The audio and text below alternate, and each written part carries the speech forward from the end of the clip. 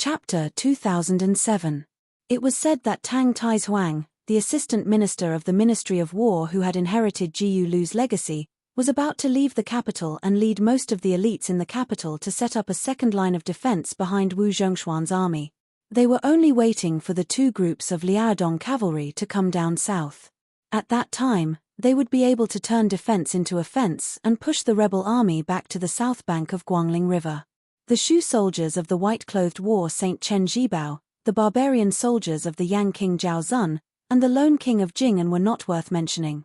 For Liang, the two Liaodong border armies that had taken 20 years and half the country's power to build were the world's top elites right next to the Zhao family of Liang. They were like family right under the nose of Greaton City. They were the cornerstone of the country, the needle that stabilized the sea. The Shu family of the northwest had their own soldiers. How could they trust them? How could the northern Liang Path, a barbaric place where there were as many schools as there were hairs on a cow and few scholars, have the right to sit at the same table as the great peace city that was the best in the world, the Guangling Path that was the richest in the Central Plains, and the Jiangnan Path that was full of literature? Outside Jexi City, it was probably the battle with the greatest disparity in military strength in history. Someone died. The deceased was the southern Tang Confucian scholar Cheng Baishuang. This old scholar who had almost reached the Confucian saint realm and was a grandmaster of the Central Plains at the back of the battlefield with the blind female zither player Xue Songguan should have died last. The old man died of exhaustion. Wei Yimiao, Chai Qingshan, Lu Huang, and Yu Groom each blocked the 5,000 Beimang cavalry. Wu Liuding of the Wu family's sword tomb, sword attendant Cui Hua, and Xu Yanbing with his spear behind him firmly blocked the advance of the 10,000-men army on the left flank of Beimang. Maro Shulang of the southern plains, Ji Liu of the Dragon Palace, and Yu Xingrui of the Wudong Mountain were already surrounded by the 10,000-men infantry on the right flank and the two reinforcements. Among them were almost 1,000 spider web warriors and Beimang Jianghu masters. In northern Mang's middle formation, the red-robed Xu Ying and Luoyang, who had withdrawn from the center of the army, joined hands. Together with Suaxie Jiyu, whose sword energy crisscrossed, providing support from the rear, they finally managed to hold back the surging tide that surged south. During this period of time, even though Luoyang had made a trip to northern Mang's crossbow base and unleashed a great slaughter, when faced with more than 2,000 catapult carts that were located in a long arc, it still seemed like the will was willing, but the strength was lacking. Moreover, if she targeted these siege weapons, with just Xu Ying and Sui Xiegu blocking the infantrymen in the middle, as well as the cavalry army that continuously charged through the two wide corridors, it was extremely likely for the two of them to completely sink into the mud. After Xu Yanbing and Yu Xingrui had to go to the left and the right flank, Hsu Fengnian had to confront Tuoba Bodhisattva, and Ng Tai had to face the celestial being to ensure that the young king could fight Beimang's god of war without any worries. Otherwise, Tuoba Bodhisattva, who was already blessed by nature, and had the celestial being constantly fanning the flames above his head, once he successfully climbed to the peak of martial arts, even if Tuoba Bodhisattva only took 30 minutes to become the first person in 500 years, Hsu Fengnian, who always had to be distracted, would have no chance of surviving. Not to mention killing Tuoba Bodhisattva, even returning to North resisting city alive was a luxury. In this way, Luo Yang had to deal with the awkward situation of being a clever housewife who could not cook without rice. She had to be restrained. Otherwise, with her cultivation realm, under the premise that Shenyuan Qingfeng had already entangled Deng Maro, Murong Baoding, and Zhong Liang did not come to stop her, it was not impossible for her to enter Beimang's army as if she was invincible. Not only could she destroy half of the catapults, but she could also retreat successfully. Previously, Xue Songguan plucked the strings with his fingers, and the old Confucian scholar with white hair on his temples used his noble spirit to block round after round of catapults, and wave after wave of arrow rain besieging the city. Whether it was the thrown boulders or the locust-like arrows, the most fatal thing was not the aggressive and overwhelming kind, but the dense and rapid way in which they were thrown. At that time, Xue Songguan, who was sitting cross-legged, saw the drops of blood on the guqin on his legs, the broken strings, and the bloody flesh on the fingers of the blind female guqin master. All of these silently told the truth that she, who was not known for her strong physique, was almost at the end of her rope. Therefore, Cheng Baishuang told Xue Songguan not to force himself and let him, an old man, carry the burden. In the old man's words, there was no reason to let a young woman like Miss Xue take on such a heavy responsibility. A young woman like her could only be considered a good thing in the world if she could take care of her husband and children. Not only that, when the old Confucian scholar noticed that his old friend Ji Luan and the other grandmasters on his right were in danger, he made a prompt decision and asked Xue Songguan to go and help. They must not let the large number of Beimang infantry reach the city walls too early. The young blind female Guqin master was hesitant. Although she could not see the old man's haggard appearance with her own eyes, how could Xue Songguan, who was ranked in the top 3 in the finger shen skill, not sense the old man's dying breath and the old man's dying breath? She knew in her heart that if she left, the old man would certainly die. She could not bear to. Although the old man and the young woman had only met for a short time and fought side by side without asking for reasons, Xue Songguan already saw this old man from the distant southern Tang kingdom as her own elder.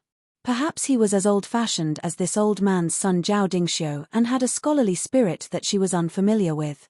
But in the end, he was a kind and benevolent old man. Miss Xue, you must not delay the war.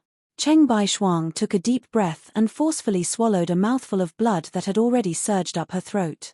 When she saw the young woman stand up with her Guqin, she tried her best to speak gently with a smile. Miss Xue, there was once a famous writer in Jiangnan who was exiled to our country.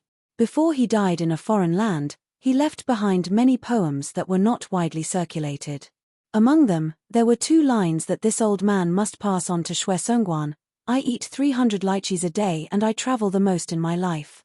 Miss Xue, if you have the chance in the future, you must go there and take a look. If you don't want to enjoy the scenery, lychees that are as expensive as gold in the north are only a few dozen copper coins a catty in our country. At this point, Cheng Baishuang suddenly stomped her foot and her strength penetrated deep into the ground. She raised her arm and waved her sleeve, like a calligraphy master splashing ink on a piece of paper. Then she seemed to have thought of something interesting and laughed loudly. After a few breaths, she slowly said, Miss Xue, if you don't have someone you like, in the future, you might as well find a scholar to grow old with. Although it's hard to avoid sour words, at least there's no need to buy vinegar at home. Xue Songguan, whose back was already to the old man, did not turn around. She only nodded vigorously. She flashed away. Cheng Baishuang retracted her gaze and sat cross-legged with her eyes closed. At this moment, the old man with a head full of frost and snow could no longer hide his exhaustion. Although every time he waved his sleeve, it would bring about a heart-wrenching turbulence in Qi, the old man was always calm. He muttered to himself, but if I feel that there are ghosts and gods in the song, how can I know that I'll starve to death to fill the ravine?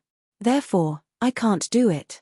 Don't think about your homeland in front of an old friend, and try a new tea with a new fire. But I can't do it. Cheng Baishuang felt the magnificent sword rain above her head. The old man who was holding his breath to prevent his dantian from drying up was too weak to turn his head and open his eyes. He could only vaguely feel that the sword rain fell in the Beimang formation on the side of Xue Songguan. The old man smiled with relief.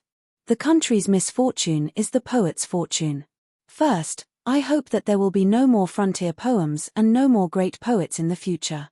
Second, I hope that the scholars in the future will be happy and forget their worries.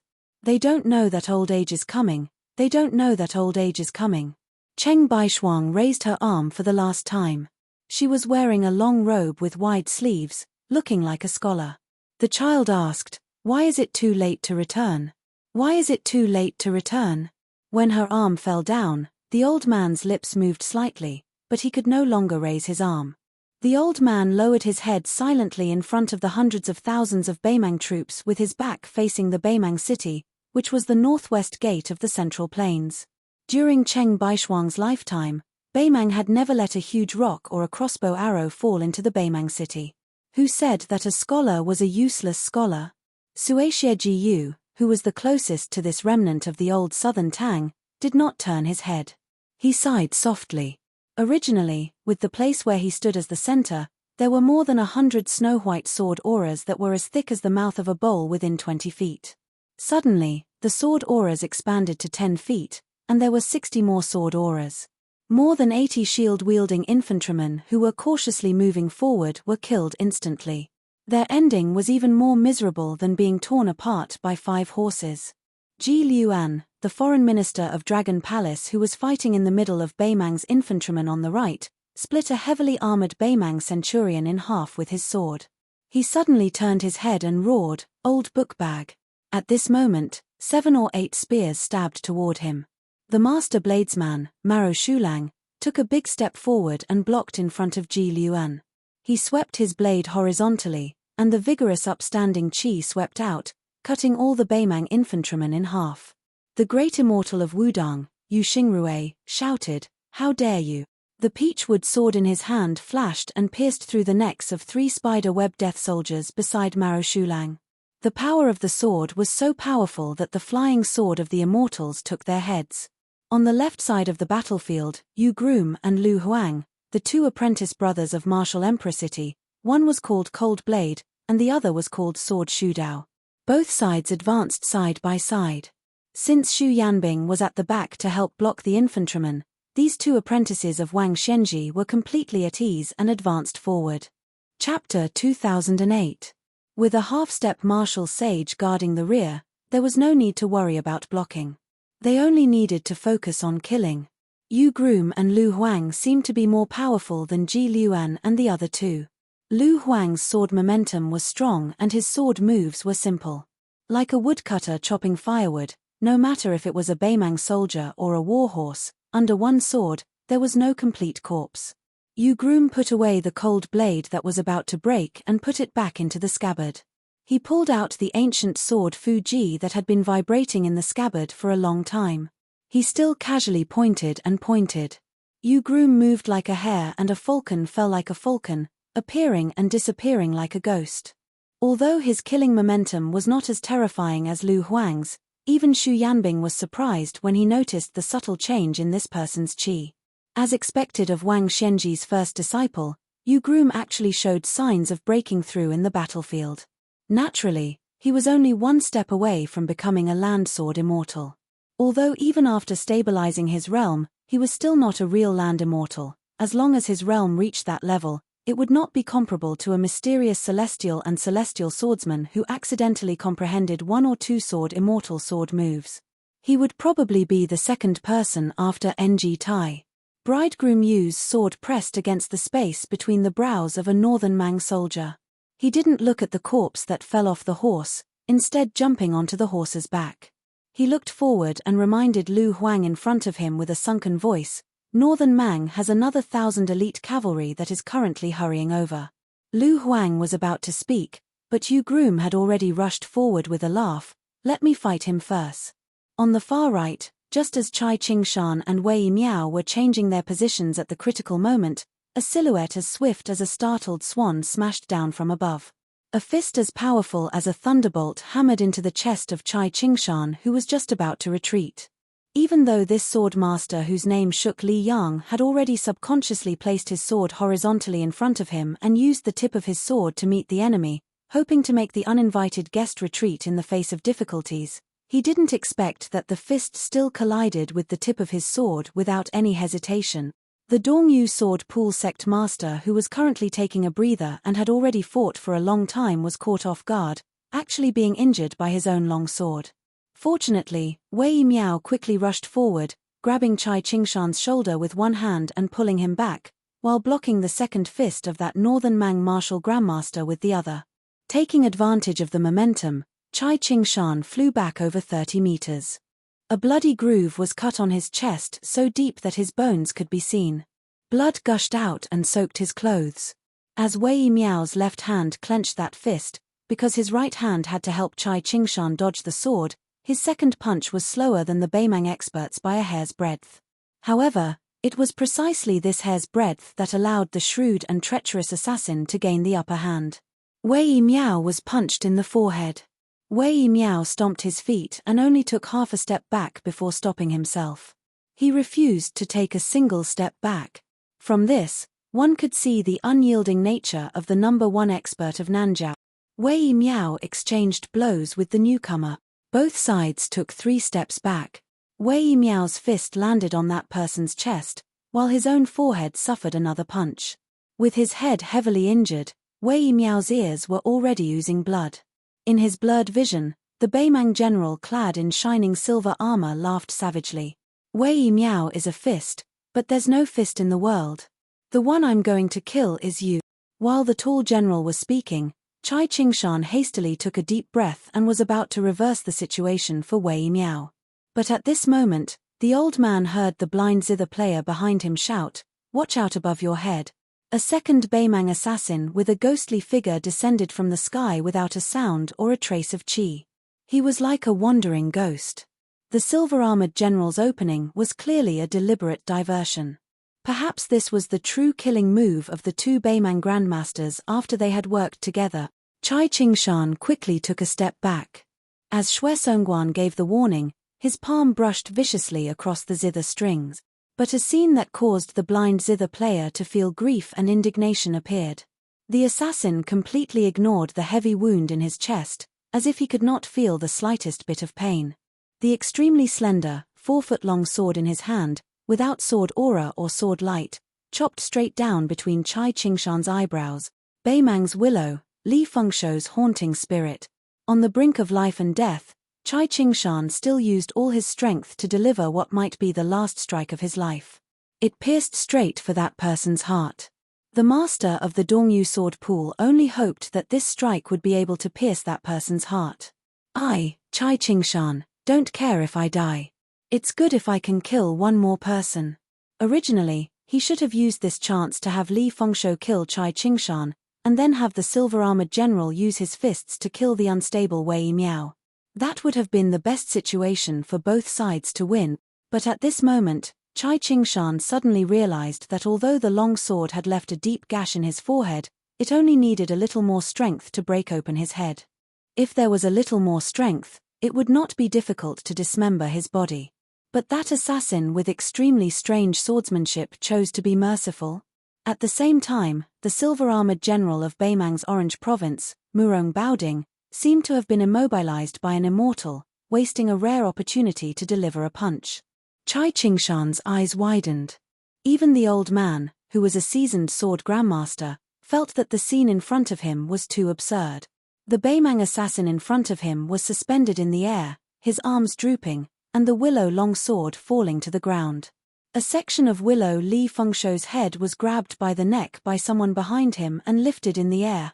Murong Baoding did not dare to move. He was unbelievably obedient. Even though he could clearly see that person's back. It was a purple-gold robe. The king of Beiliang who broke through the sea of clouds and returned to the human world, Hsu Fengnian. The young king's 5 fingers were like hooks, completely destroying the qi inside the body of this section of willow. The soft and boneless Li Fengshuo twitched the corner of his mouth and smiled gloomily. In an instant, Wei Miao wanted to punch, and Chai Qingshan wanted to use his sword, but they were too slow. The two top martial arts grandmasters believed that even if they were in their peak state, they would not be able to stop the surprise attack of the third assassin of Beimang. The young king's back suffered an unimaginable heavy blow. After a slight shift of his footsteps, his whole body bypassed Chai Qingshan and crashed into the towering wall of the North City. Wei Miao and Chai Qingshan retreated almost at the same time. Unexpectedly, that person did not have the intention to chase after them. He stood in the same place, looked at the base of the wall, and sneered, "You really want to die?" Hsu Fengnian did not obediently hide in the sea of clouds and rely on the protection of Ng Tai to completely stabilize his qi. Instead, he dared to come back to the battlefield to save others. Murong Baoding glanced at the man standing next to him with mixed feelings. Even if he knew that they were in the same camp and their status was not too different, Murong Baoding still could not help but feel as if he was facing a great enemy. He did not dare to take it lightly. Murong Baoding whispered, "What about that section of willow?" The burly man surrounded by 18 golden dragons did not speak. Murong Baoding's eyes were gloomy, but he did not continue to ask. Under the city walls of North Barricade, Xu Fengnian, who had his back to the battlefield, was still holding Li Fengshuo's neck. Li Fengshuo was pressed against the wall, and his face was a bloody mess. It would not be an exaggeration to say that his body had been smashed to pieces. Hsu Fengnian smiled and asked, You didn't die when I cut you in half last time, but you should be dead this time, right? The section of Willow of Baemang, whose real identity was hidden and prominent, opened his mouth slightly, as if he wanted to laugh happily, but he could not laugh. He said in a hoarse voice, "Me? I'd rather be dead. It's not a loss to have you, Hsu Fengnian, accompany me in death." Hsu Fengnian said, "Oh." Li Fengshuo slowly closed his eyes, as if he had been relieved of a great burden. He said intermittently, "Don't worry.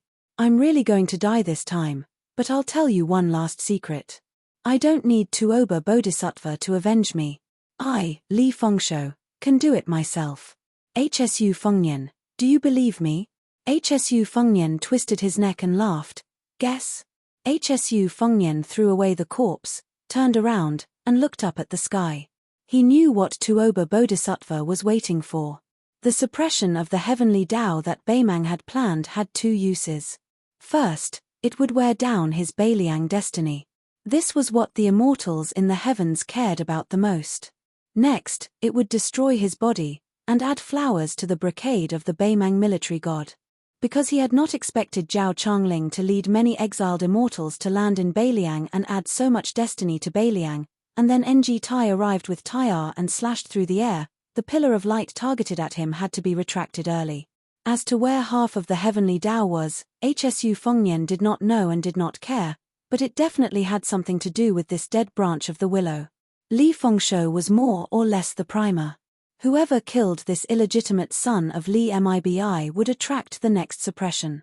Hsu Fengnian was sure that even if he did not kill Li Fengshuo, this madman would stretch out his neck for him to chop. Maybe Li Fengshuo had a deeper identity, and was a banished immortal. In his previous life, he was the ruler of a country destroyed by Xu Xiao, or traced back to before the Great Qin.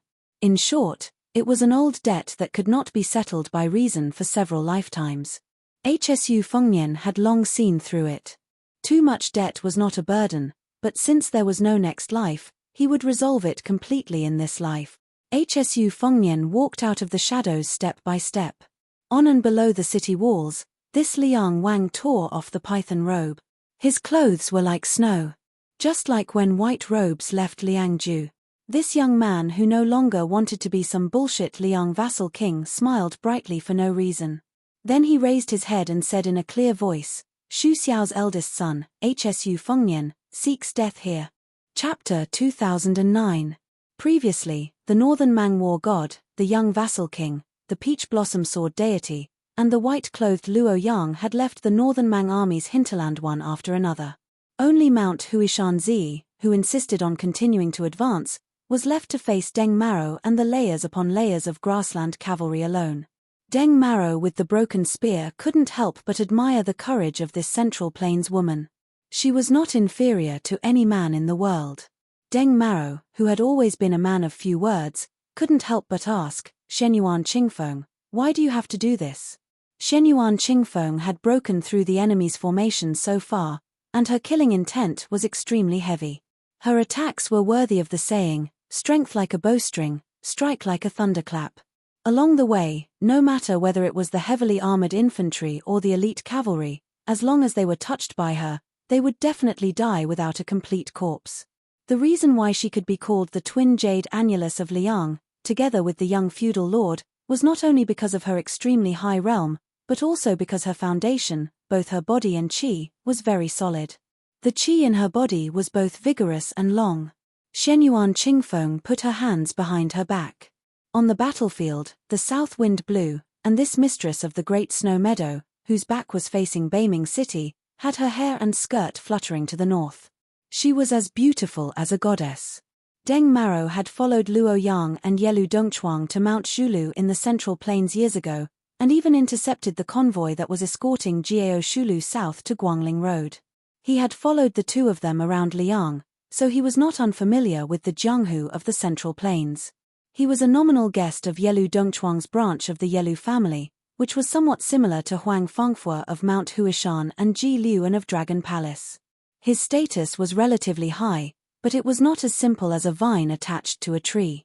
It was said that when Deng Maro was defeated in the grassland, Yelu Hongzai, who was respectfully called Old Lord by the nobles of Norland, helped him and honored him as a distinguished guest. Deng Maro was naturally grateful. If he said that he had no friendship with Luo Yang, he would be deceiving himself and others. In fact, the proud and arrogant Deng Maro respected Luo Yang very much, not only because of the affection between a man and a woman, but also because of the admiration of a kindred spirit. However, Deng Mao's ambition was to reach the peak of martial arts, so his shallow feelings for the hierarch of Mount Zhulu had always been buried deep in his heart, like a jar of old wine buried underground. He did not need to take it out to drink, nor did he want to part with it. As long as he occasionally remembered it, he seemed to be able to smell the wine lingering at the tip of his nose. At this moment, the two were confronting each other. In terms of cultivation level, Deng Maro was a grandmaster of Beimang from the same era as Zhong Liang and Murong Baoding. As a senior of Mount Huishan, Deng Maro was actually half a realm lower than Shenyuan Qingfeng. He was only an ordinary heavenly phenomenon cultivator, far from reaching the threshold of Earth Immortal. However, even someone as conceited as Shenyuan Qingfeng did not act rashly. She did not think that she could easily surpass this man and take the head of the crown prince of Beimang. From this, one could see her fear of Deng Mao. Of course, Shenyuan Qingfeng also had the intention of accumulating his qi to recover to his peak, so he didn't deliberately conceal it. Deng Mao's not stopping him might seem like he was underestimating his opponent, but it was actually a kind of trade-off. Shenyuan Qingfeng's qi was indeed steadily rising, but the momentum from before was slightly decreasing. Deng Mao actually did not want to see this legendary woman die prematurely. However, seeing Shenyuan Qingfeng's attitude, Deng Mao knew that it was useless to say more.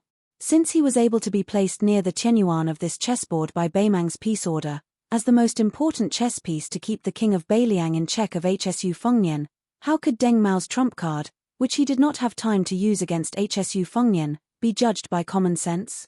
Shenyuan Qingfeng's black hair fluttered wantonly. Her heart was as calm as still water. If the peach blossom sword god Ng Tai was at the highest point of the battlefield, then she was undoubtedly at the northernmost point of the north-resisting city. Deng Mao finally laughed loudly and asked, "You really don't regret it?" Shenyuan Qingfeng's expression was indifferent. She did not say any heroic words. Shenyuan Jingqing's daughter never knew what regret was in this life. Deng Mao took a heavy step forward. Shenyuan Qingfeng, whose purple clothes were stained with blood, rushed forward almost at the same time. Both of them tacitly chose to fight in close quarters. Life and death would be decided within 10 feet. The Beimang banner fluttered in the wind, stirring up waves of ripples and flapping noises. Beimang's crown prince Yelu Hongzai, who was clad in golden armor, had a gloomy expression. The magnificent beam of light, which symbolized the majesty of the way of heaven, had descended from the sky and landed in the open space in front of the crown prince. Yelu Hongzai had not expected that under such terrifying suppression, the young king of Liang had not been reduced to powder and could still escape. This was tantamount to slapping the crown prince in the face. He did not forget to say "see you later." Yelu Hongzai had been forced to endure and lie dormant for more than 10 years due to the circumstances, and had developed a considerable shrewdness. However, at the peak of his life, when he felt that the entire Central Plains was already in his bag, the new King Liang had shouldered the way of heaven with his own strength. This caused Yelu Hongzai, who had an army of 400,000, to feel a strong sense of resentment. Every blade was carved into his heart. People in the world were most afraid of comparison. Beauties, famous generals, power, and wealth were all like this. Before Yelu Hongzai had met Hsu Fengnian, he had heard so much about the news of the butchering eldest son in recent years that calluses had formed in his ears. As for Hsu Fengnian, who had successfully ousted Chen Zhibao and eventually succeeded in inheriting the throne, Yelu Hongzai actually felt a kind of complex sympathy for each other deep in his heart. This was why he had the Beimang princess, who had assumed the pseudonym Fan Bainu, sneak into Liangju and take the initiative to convey his goodwill to the young king of Liangju. Chapter 2010. Yelu Hongzai glanced at a rider in the distance. She was gathered with 4 or 5 people from the chess and sword music school. They were probably discussing how to stop those grandmasters from the Central Plains. Yelu Hongzai looked at her without the slightest gentleness. Even though she had shared a bed with him for more than 10 years, she still maintained a respectful relationship with him. She suddenly turned her head and looked at him. Yelu Hongzai immediately squeezed out a warm smile. She nodded at him and then turned back to continue her discussion with the others. When she withdrew her gaze, Yelu Hongzai's expression quickly became ice-cold. When a timid imperial guard Shui stealthily arrived at his side, the gentle expression that appeared on Yelu Hongzai's face this time came from the bottom of his heart.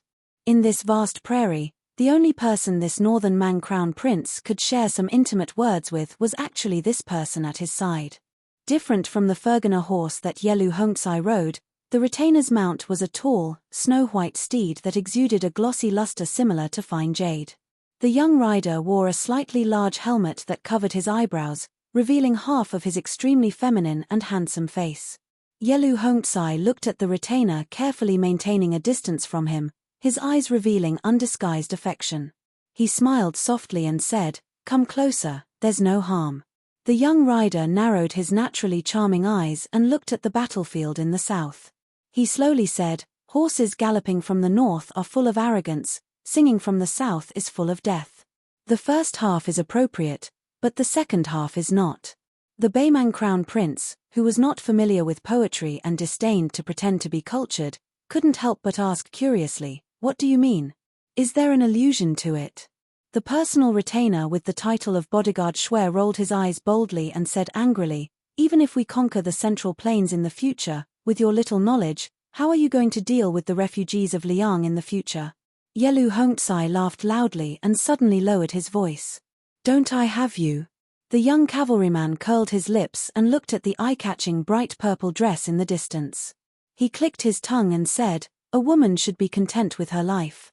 Yelu Hongzai followed his retinue's line of sight and saw Shenyuan Qingfeng fighting Deng Maro with the broken spear.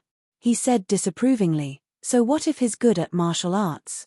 Including Hsu Fengnian, there are a total of 18 martial arts masters outside the northern city. They won't be able to escape death even if they fight against our grassland cavalry. The best ending for this alliance chief of the Great Snow Plateau was to die under Deng Mao's broken spear, or die in the charge of the cavalry. Otherwise, surviving on the battlefield would only be worse than death. With her status and appearance, once she becomes a prisoner and her cultivation is destroyed, I'm afraid that even some old tycoons in the western capital will buy her for thousands of taels of gold, not to mention the Duke of Norland. The young cavalryman's face darkened as he lamented, if that day really comes, Shenyuan Qingfeng would already be dead the moment he lost his martial arts. It's like the generals and ministers in the imperial court. As long as they lose their official status, it's the same as having their backbone pulled out. Yelu Hongzai didn't believe that Shenyuan Qingfeng could be a threat to him at all. He said calmly, "The beauties of the world are like the weeds on our grassland. There are more every year. Although Shenyuan Qingfeng's beauty is indeed rare, we can still find many peerless beauties in the grassland and the Central Plains in the future if we search hard." To be honest, the women who made it into the Rouge Review in the past all had prominent identities without exception. It's as difficult as ascending to the heavens for women of ordinary birth to make it into the rankings. So, in the end, the men who hold power in the world like women's faces, but they like the clothes they wear even more. For example, the young cavalryman glanced sideways at the Beimang Crown Princess who had met with the two officials at some point and sneered, "For example, huh?" Yelu Hongzai said half-jokingly, "Huh? She'll probably only make it into the next Rouge Review after she becomes the Empress." After a moment of silence, Yelu Hongzai turned and said seriously, "You're different. You're different from her and them." The cavalryman didn't turn to look at Yelu Hongzai after hearing this. He only raised his head slightly and said arrogantly, "Of course. There was once a prophecy that was widely spread in Zhenju at the southeastern border of Liang. However, after the dust settled at the Bull Mound, it had long since disappeared. A female brings back a male. The female is capable of toppling cities and the male is capable of toppling countries. Both of them fly into Wutong Palace." The square formation of Beimang's middle infantry was cut in half at the waist by two white and red robes. Luo Yang and Xu Ying responded to each other on the left and right. The number of infantrymen that slipped behind them each time was no more than 300. The one-armed Forefather Eater sword stood behind the two female grandmasters. Within a radius of 200 feet, streaks of sword chi flowed like rainbows. Those who trespassed were killed on the spot as if they were walking into a trap. Not only that, Sui Siegu's white robe fluttered and his eyebrows fluttered. He stroked his long eyebrows and muttered, "Set up the formation."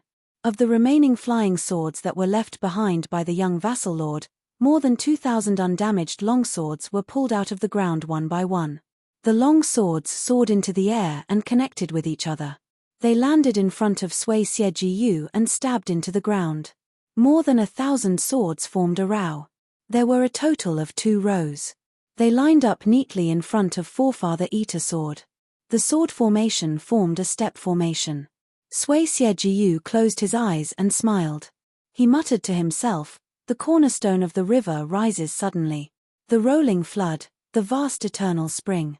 Sui Siegu suddenly took a deep breath. Another 2,000 broken flying swords landed behind the old man. However, these long swords didn't stab into the ground. Instead, they hovered in the air, forming a sword formation. Finally, Sui Siegu took another deep breath. Suddenly, the tall and sturdy old man's body emitted a dazzling white light. Sui Siegu, who had swallowed countless famous swords in the world, scattered the sword chi that he had accumulated for 100 years into the 2 great formations. Every flying sword was imbued with a strand of sharp sword chi. In a split second, it was as if they had gained spirituality. Regardless of whether it was the step formation or the crossbow formation, the 4,000 swords of the 2 great formations trembled and wailed at the same time. The old man muttered softly, "Li Chungang, you broke 2,600 swords at the Guangling River. I, Sui Siegu, am not willing to lose to you." The old man who had exchanged an arm with Li Chungang of the spring and autumn sword armor passed away with a smile. The 2 sword formations were formed in tandem. 100 years of spirit was exhausted in 3 breaths. Chapter 2011.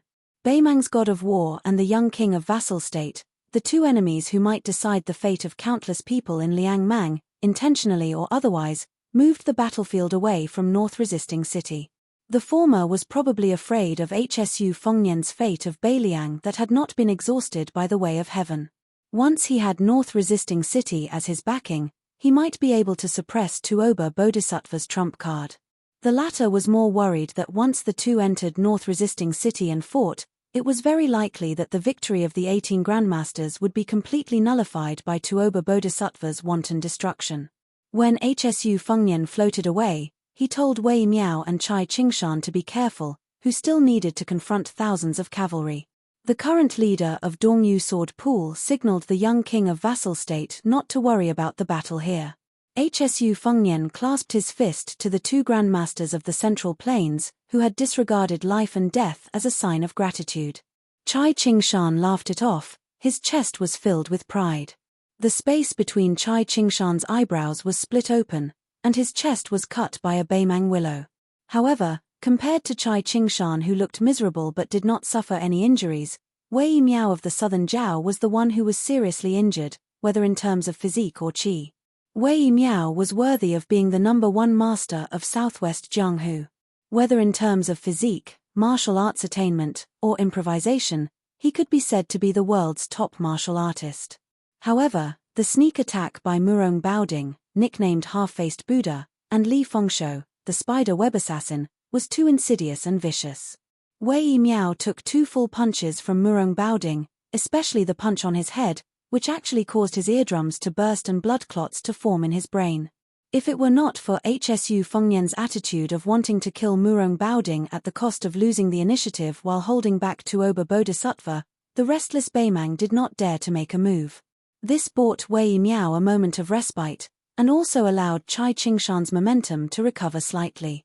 Otherwise, it would have been difficult for the 2 grandmasters to turn the situation around with the 4,000 Winter Thunder cavalry from Orange Province and Murong Baoding, who was eyeing them covetously. In fact, if Murong Baoding had the courage to gamble with his own life and decisively chose to attack Wei Miao to win the initiative for Tuoba Bodhisattva, perhaps the young king would have fallen into a difficult situation under North Resisting City. It might even have been possible to end the Second Great War of Liangmang ahead of time. However, Tuoba Bodhisattva did not bother to take the initiative to ask for help from this great war of Liang Mang. Secondly, Murong Baoding, who was ambitious and wanted to be in the Central Plains, finally obtained a great victory that shook the world outside Liangju Pass.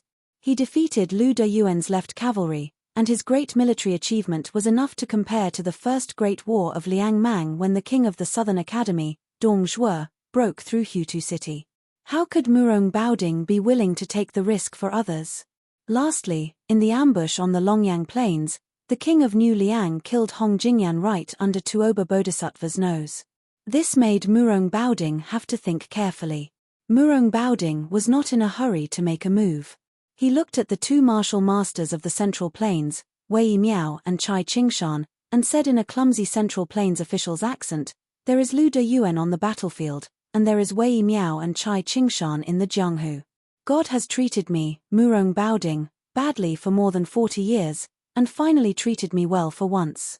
There is a saying in the Central Plains that goes, mountains and rivers repeat, but there is no way out." Very wonderful, it really sets the scene. After Tuoba Bodhisattva and the young vassal left the place, Murong Baoding, who was wearing silver armor, suddenly had an imposing manner. In the Beimang Jianghu, this member of the royal family, who was originally only known for his rough skin and thick flesh, was ranked very low even if he was on the list of previous martial arts evaluations. This was because Murong Baoding was known to be good at defense and not good at offense. Compared to Zhong Liang, who had directly entered the finger mystery realm from a second-grade master, they could be said to be the two extremes of Beimang's martial arts. However, Murong Baoding had brazenly injured Wei Miao with 2 punches. It was obvious that he had been hiding his strength for so many years. Even when he joined forces with Zhong Liang to ambush Hsu Fengnian in Qingcang City in the early years, he still deliberately hid his cultivation from beginning to end. When it came to tolerance, Murong Baoding was indeed well versed in it. Wei Miao was silent and slowly inhaled and exhaled. Since this Beimang was willing to talk loudly, Wei Miao naturally would not take the initiative to seek a quick battle. Chai Qingshan held the meter-long sword with a calm expression. The poem from Murong Baoding's mouth was very popular in the Central Plains. However, this half-baked northern Mang prince probably did not know where it came from. It was the poem banishing Liangju to die of old age written by the son of the poet family who won first place in the last years of the Great Feng dynasty. Mountains and rivers repeated, willows dark and flowers bright. Just from the words alone, it had always been the most fascinating scenery of Jiangnan. The spring sun was bright and beautiful, the grass was long and the birds were flying. The scenery was pleasant, how could it not make people forget to return? On the other hand, the northwest of the Great Wall was barren, the yellow soil was barren, and the ravines were crisscrossed. The sky was high and the clouds were low. In this part of the world, the 2 dragons' strength rushed towards one's face and directly hit one's chest. The desolate and cold atmosphere seemed to make the foreigners take a few steps back before they were willing to give up. Chai Qingshan walked to Wei Miao's side and smiled. "There is Wei Miao in the fist, there is no fist in the world. You deserve it." Wei Miao grinned slightly but did not make a sound. Xu Fengnian had once joked that he had seen countless experts and grandmasters in his life. Among them, the red-robed Mankat Han Shengxian, the #1 swordsman in the capital, Qi Jiajie, and the purple-robed Shenyuan Qingfeng of Mount Hui were the most impressive. Li Chenggang, Jian Zhouhuang, and Wei Miao were the least like masters. Chai Qingshan continued with a smile, "Since the world cannot be without Wei Miao, there are countless young talents in the sword forest of the Central Plains. If 1 or 2 old guys die, there will always be a few rising stars to replace them. Just the Dongyu sword pool alone has my 2 disciples, Shan Yi and Song Tinglu. They are destined to rise in the future. Therefore, Wei Miao, I will fight this battle first." What Chai Qingshan meant was, "I will die first." Wei Miao, who urgently needed to recuperate, did not reject the kindness of this sword master. He said in a low voice, "I, Wei Miao, will not boast in my life. I can only promise that I will not let Brother Chai leave alone." Chai Qingshan hesitated and sighed, "Brother Wei, don't die if you can. You are different from me. There are still people waiting for you in North Rejecting City." Unexpectedly, Wei Miao, who was short and had a white cloth tied around his calves, smiled and clenched his fists. He squinted his eyes and said softly, "After she married me, we traveled Jianghu for so many years. Because my appearance is too ordinary and I do not like to be in the limelight, I will not fight if I can avoid trouble. She, who has a lively personality, is so beautiful as a flower. It seems that she has never felt that she married a good family and always laughed at the man she married for not having enough heroic spirit. Therefore, today, as her man, I, Wei Miao, will do one thing for her." Wei Miao did not speak anymore. Murong Baoding smiled proudly. "Do you two have any last words? In the future, when I, Murong Baoding, enter the Central Plains, I will reminisce about the past with the officials of the Central Plains. It will also be something to talk about." Chai Qingshan held his sword in front of him, shook his head and laughed loudly. "A Beimang dog's head is not worth much. It is really an insult to my newly forged sword Green Water." Murong Bading's face was gloomy. He clicked his tongue and said, "It is said that there are 2 sword schools in the world. Since someone has taken care of the withered sword of the Wu family's sword tomb, let me experience the new sword of the Dongyu sword pool." Chai Qingshan tapped the ground with the tip of his foot and his body swept forward. A bright green rainbow swept across Murong Bading's chest.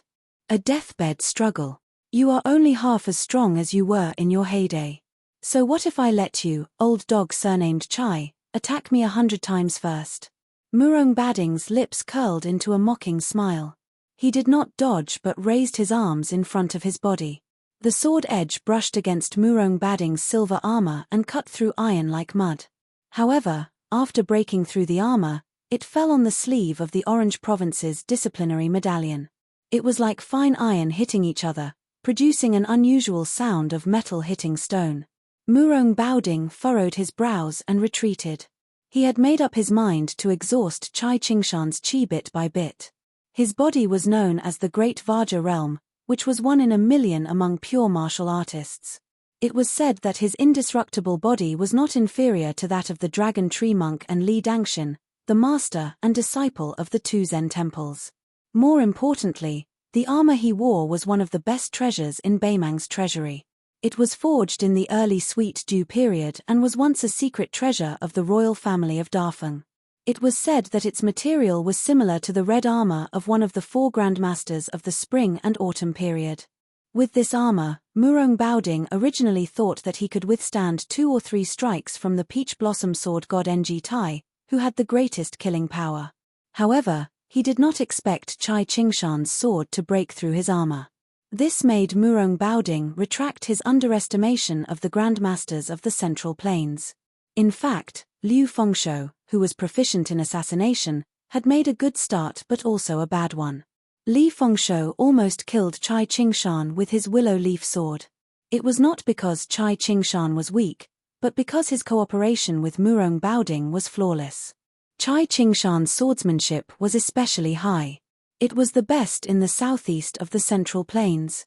If there were grandmasters of fist techniques in the world, other than Wei Miao, only the woman from the martial emperor city, Lin Ya, could hold her own. Then the sword forest of the Central Plains was just as Chai Qingshan had said. It was continuous and unbroken. What a magnificent sight it was. It was not that there were no swordsmen other than Ng Tai, and it was not that there were no sword moves other than Li Chuangang's 2 sleeves green snake. Since Murong Baoding was arrogant, Chai Qingshan did not spare him. He chopped down with his sword like a waterfall. The sword aura in front of Murong Baoding was overflowing like a waterfall. Chapter 2012. Murong Baoding took a deep breath. Finally, he no longer hoped to rely on his priceless armor and Vajra physique to resist. His fists were as quick as lightning. His fists landed on the waterfall formed by the abundant sword chi, causing loud bangs to ring out. His fists shattered the sword chi, creating a scene of drifting clouds and scattering snow. Chai Qingshan did not mind. He quickly stepped forward and thrust his sword forward. Although the 3-foot-long sword in his hand was aimed at Murong Baoding's forehead, at the same time, no less than 40 sword chi appeared around the green water sword between the two. The sword chi surged forward, but the sword intent was of the same origin. Chai Qingshan had comprehended this sword when he was 30 years old. He had seen a spring in the old Dongyu kingdom. It was the third best spring in the world. The middle path was blocked by a protruding rock, causing the water to stagnate. Hundreds of thin streams of water flowed into the spring.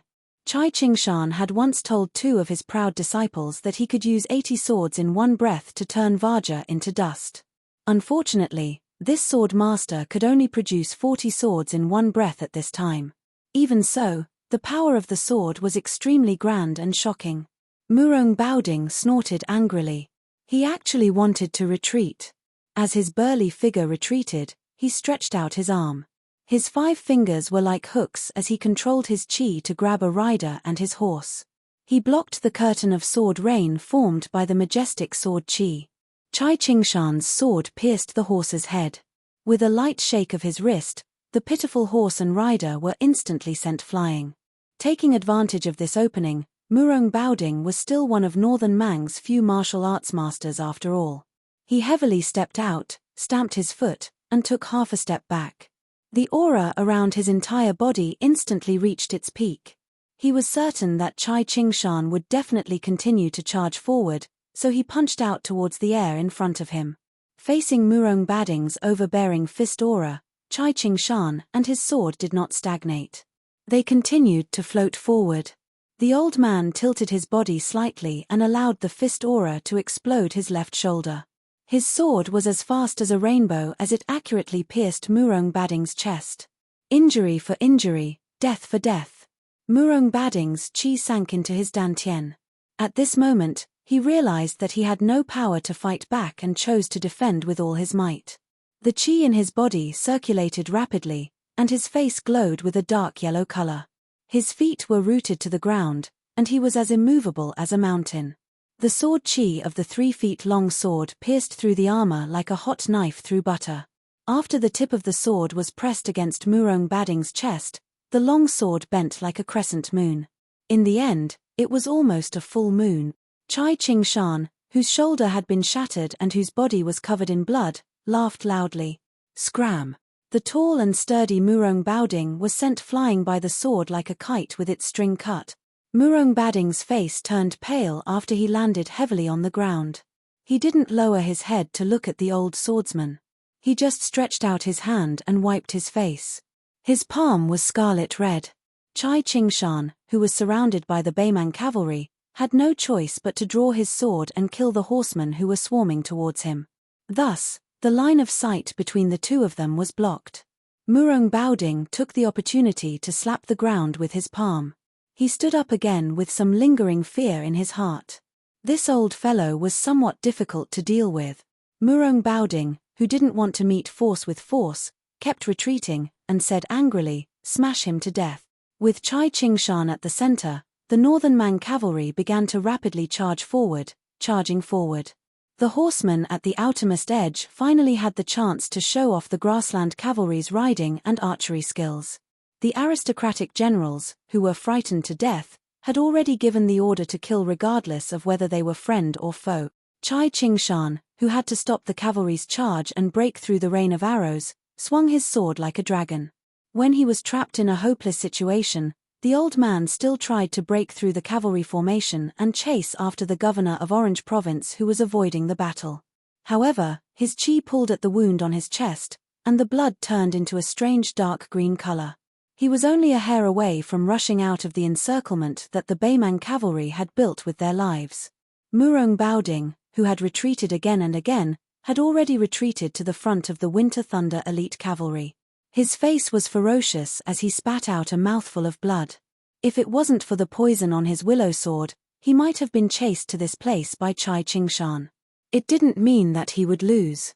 Murong Baoding still had the confidence to slowly exhaust this old man to death. However, how could Chai Qingshan's life be compared to his own? He paid more attention to Wei Miao. If that guy wanted to abandon Chai Qingshan and retreat to North Resisting City, with Murong Baoding's injury, he was confident that he could stop him. If one looked towards the north from North Resisting City's city walls, or if one looked towards the south from the Winter Thunder elite cavalry on horseback, they would see that the Great Circle the Elder was in had layers upon layers of Northern Mang cavalry continuously charging towards the center of the circle. Chai Qingshan stood alone with his sword. There were corpses all around him and piles of bones. Murong Baoding suddenly raised his head. There was a sudden explosion, and then a figure fell from the sky. Murong Baoding could only tilt his head and cross his arms to block above his head. Half of Murong Baoding's body was smashed into the ground by this punch. It turned out that Wei Miao had directly jumped over the heads of the Beimang cavalry and found Murong Baoding. There was no way to retreat. Murong Baoding instinctively protected his head with his arms. Sure enough, Wei Miao pressed down on his head with one hand and sent out a knee strike. Murong Baoding was knocked back and a deep ditch several zhonglong was plowed out. Dust flew up. In the yellow sand, Wei Miao's punch was so fast that people could only see a blur. The silver-armored Murong Baoding retreated again and again. Wei Miao's punch rose up and landed hard. The force was like a broken bow, and it was like a thunderclap. He forcefully opened Murong Baoding's door and burst out again and again. Finally, Wei Miao's punch was like holding a baby. The name of the move did not sound fierce, but in fact, it was the fiercest. The older generation of Jianghu fistmasters had already concluded that after practicing this move for tens of thousands of times, the foundation could be seen, and the strength could reach the hair. Wei Miao was obsessed with fist practice. He never slacked off because of his outstanding talent. Since he learned this move when he was young, he practiced it diligently every day. When he entered the mountains, he destroyed huge trees. When he entered the water, he hammered the rivers. Perhaps he had already punched 1,000,000 times. His punch was like smashing a big bell, causing a loud bang. After Murong Baoding was flicked out by Chai Qingshan's sword, he had the advantage of time, place, and people. Once again, he was sent flying by Wei Miao's punch. Dozens of Winter Thunder elite cavalrymen who could not dodge in time were killed on the spot. This southern Jiao Martial Dao Grandmaster, who should have displayed extraordinary brilliance in the Central Plains Jianghu, on the battlefield outside northern Barricade City, under the gaze of several thousand northern Mang cavalry, beat Murong Baoding until he was in an extremely sorry state, his aura swaying. He had beaten Murong Baoding's armor until it was full of holes and almost completely destroyed. Murong Baoding, who was on the verge of collapsing, roared again. Wei Miao followed him like a shadow. He stretched out his left arm and circled it to Murong Baoding's ear. He placed his palm on Murong Baoding's temple and patted it casually. Murong Baoding, who was much taller than Wei Miao, was lifted off the ground. Wei Miao's right fist smashed into Murong Baoding's abdomen like a thunderclap. Murong Baoding's body, who was originally flying backward, was pulled back by Wei Miao's left hand and punched his abdomen again. It was a comical and tragic scene. Murong Baoding's body, which was hanging sideways in the air, did not fall to the ground. Wei Miao walked forward step by step and punched his abdomen repeatedly. Wei Miao's last punch, which was also the last punch of his life, landed heavily on Murong Baoding's abdomen. Murong Baoding finally fell to the ground. He was thrown 70 to 80 feet away, bleeding from his 7 orifices. The so-called invincible body, even with the protection of the armor, was still a big joke. Wei Miao stood proudly in the same place and gently turned his head to look back. He looked at the cavalry circle but could not see Chai Qingshan, who had fought side by side until now. He raised his gaze slightly and looked at North Jebei City. It was destined that he could not see that graceful figure. Wei Miao's vision was gradually blurred by the blood that flowed out of his eyes. After Murong Baoding fell to the ground, he tried to get up but it was futile. He kept vomiting blood. He knew that Wei Miao was only a few punches away from taking his life. If both sides fought fair and square, Murong Baoding would not be able to contend against Wei Miao. At this moment, Murong Baoding no longer had the slightest thought about dominating the Jianghu of the Central Plains.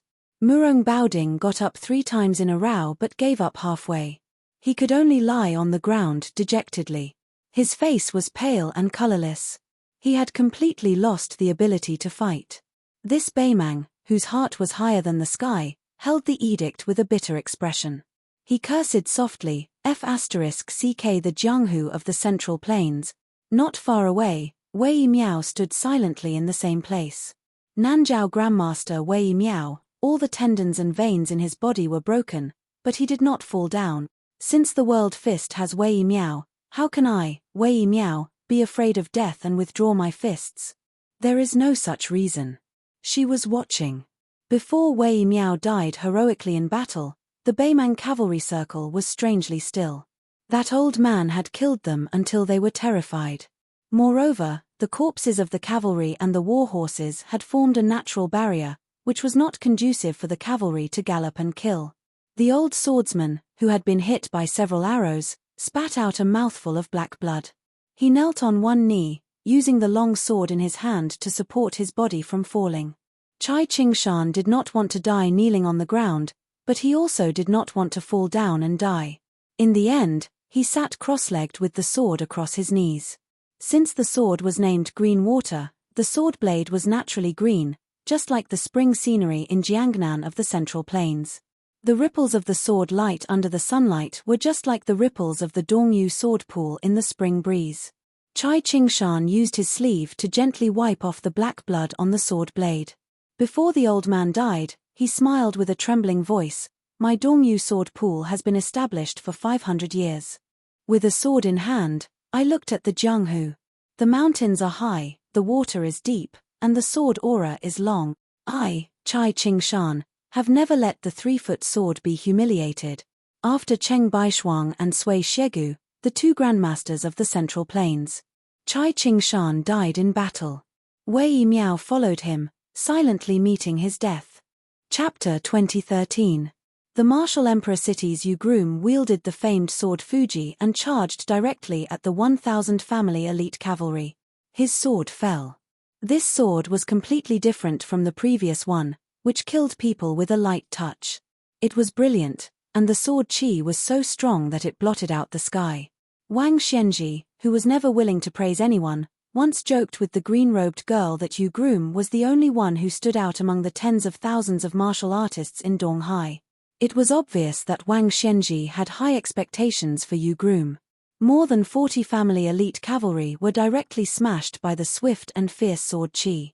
Blood and flesh splattered everywhere, and the scene was extremely bloody.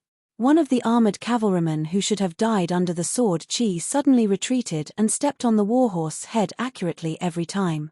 He leaped like a rabbit and swooped down like a falcon on flat ground. In an instant, he pulled a large distance away from the unstoppable Yu and finally fell between 2 warhorses that continued to charge forward. He casually raised his arm and snatched a fine iron spear from the Zhong family disciple. With a smile on his face, he looked up at the young swordsman who was rapidly approaching him. The middle-aged man in the armor of an ordinary cavalryman thrust his spear out. The spear was like a giant dragon leaping out of the water, aiming at the Central Plains swordsman's heart. Spear immortal Wang Xiu, one of the 4 grandmasters of the spring and autumn period, had left the big arm manual that had been handed down for generations. It said, "When the spear pierces a line, it will go straight. On the line, ghosts and gods will retreat." Every time Yu stepped on the warhorse head, he would break the warhorse front leg, raising a cloud of dust and completely disrupting the cavalry's formation. In the face of the middle-aged cavalryman's powerful spear, he suddenly lowered his body a little. He lowered his head and bent his waist, barely dodging the incomparably sharp tip of the spear. Then, he thrust out his sword, which also went straight. The cavalryman lurking among the Zhong family's private cavalry was Zhong Liang, known as the second person of the Devil Path in Beimang. In the face of Yu evasive sword, he was still calm and collected. He pulled out his spear and retreated without hesitation. Zhong Liang didn't choose to confront Wang Xianji's first disciple head-on. Instead, he adopted a defensive stance, blocking and circling. The circle was less than a chu wide, and his defense was extremely methodical. Thus, even when faced with Yu consecutive sword attacks, the sword aura alone strangled the riders charging from both sides of Zhong Liang. However, Zhong Liang still retreated calmly, showing the elegant demeanor of a great spear master. Although Yu swordsmanship was profound and vaguely had the charm of a land sword immortal, and could be said to be aggressive, once an opponent of Zhong Liang's level chose to retreat shamelessly, it would be difficult for Yu to seize the opportunity and succeed. Moreover, Zhong Liang was originally recognized as a master of various schools in Beimang, and finally achieved a killing power that did not lose to the celestial state with the finger mystery realm. But in the end, Zhong Liang, who did not have the Vajra physique, did not continue to blindly pursue killing power to reach the celestial state. Instead, he opened up a new path in spear arts, only taking the defensive position and not the offensive, striving to keep the enemy away from the tip of the spear. It should be known that besides being a prominent family of generals in Beimang, the Zhong family was also the only family of spear arts in the world. The Zhong family's disciples were brave and valiant.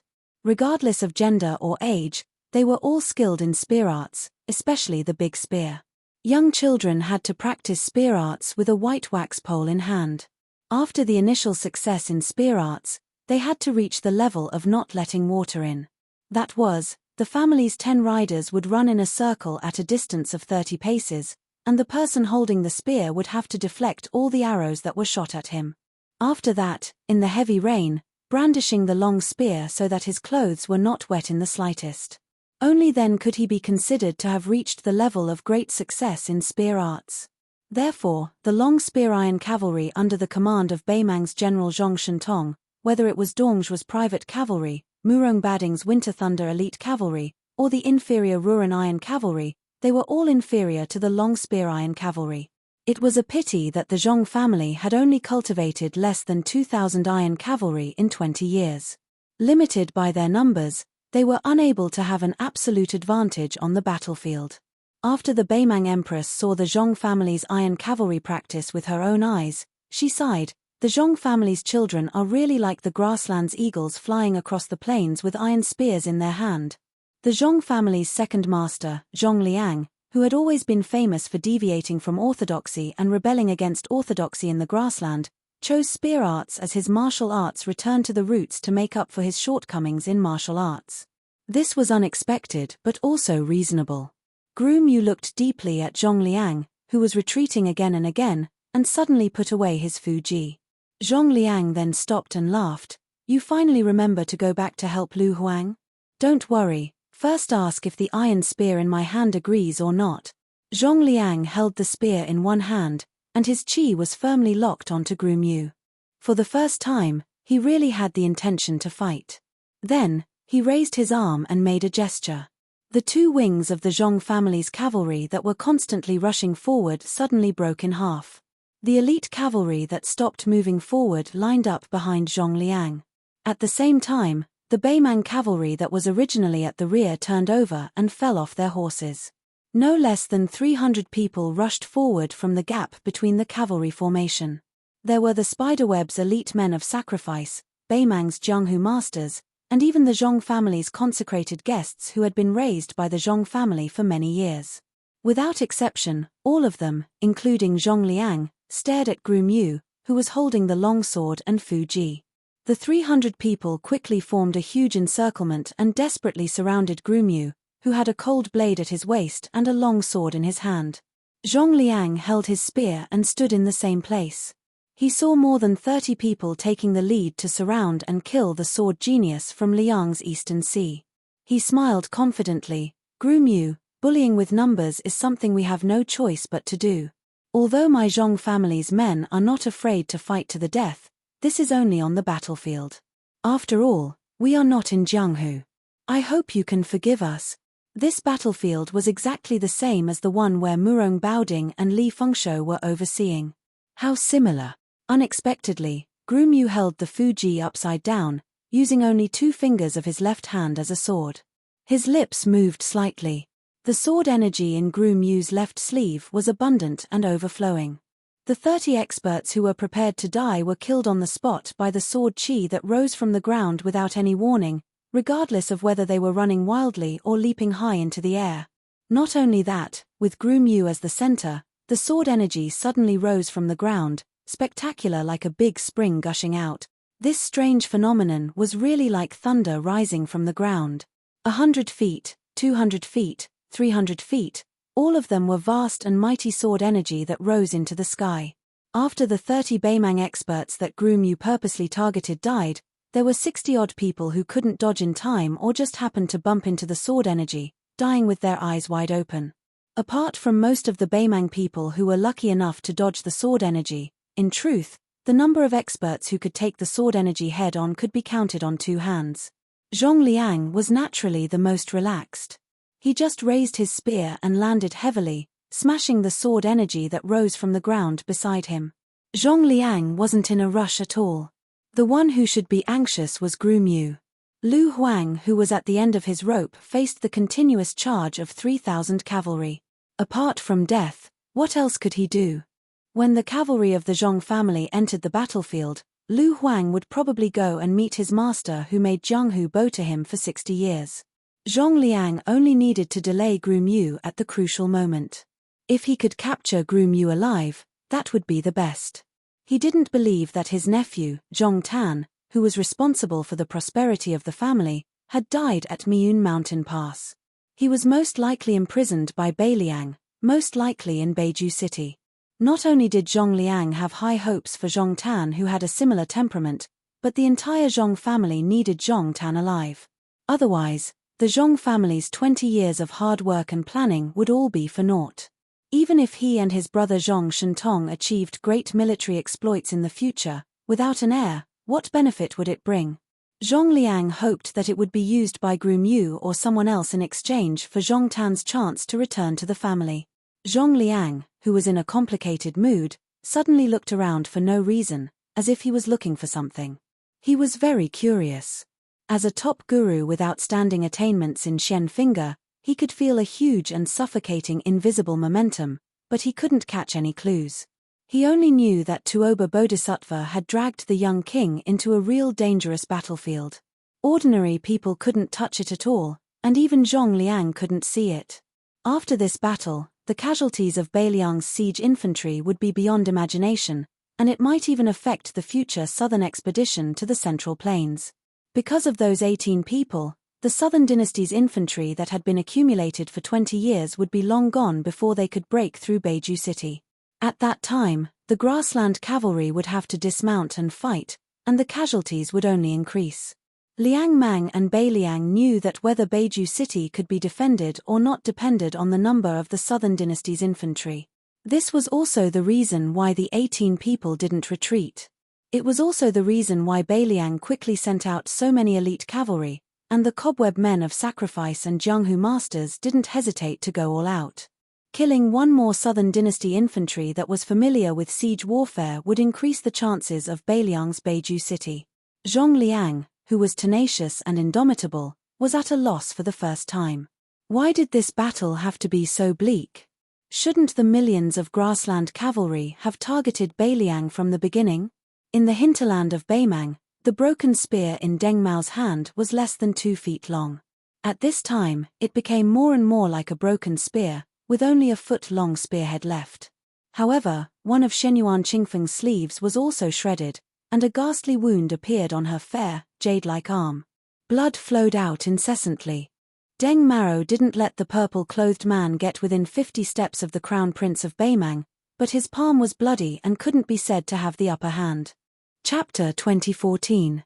However, Beimang Shihe Province's preceptor Helian Wuwei, Aquarius Province's preceptor Wang Yong, and the Crown Princess had all come to Yelu Hongzai's side as if they were facing a great enemy.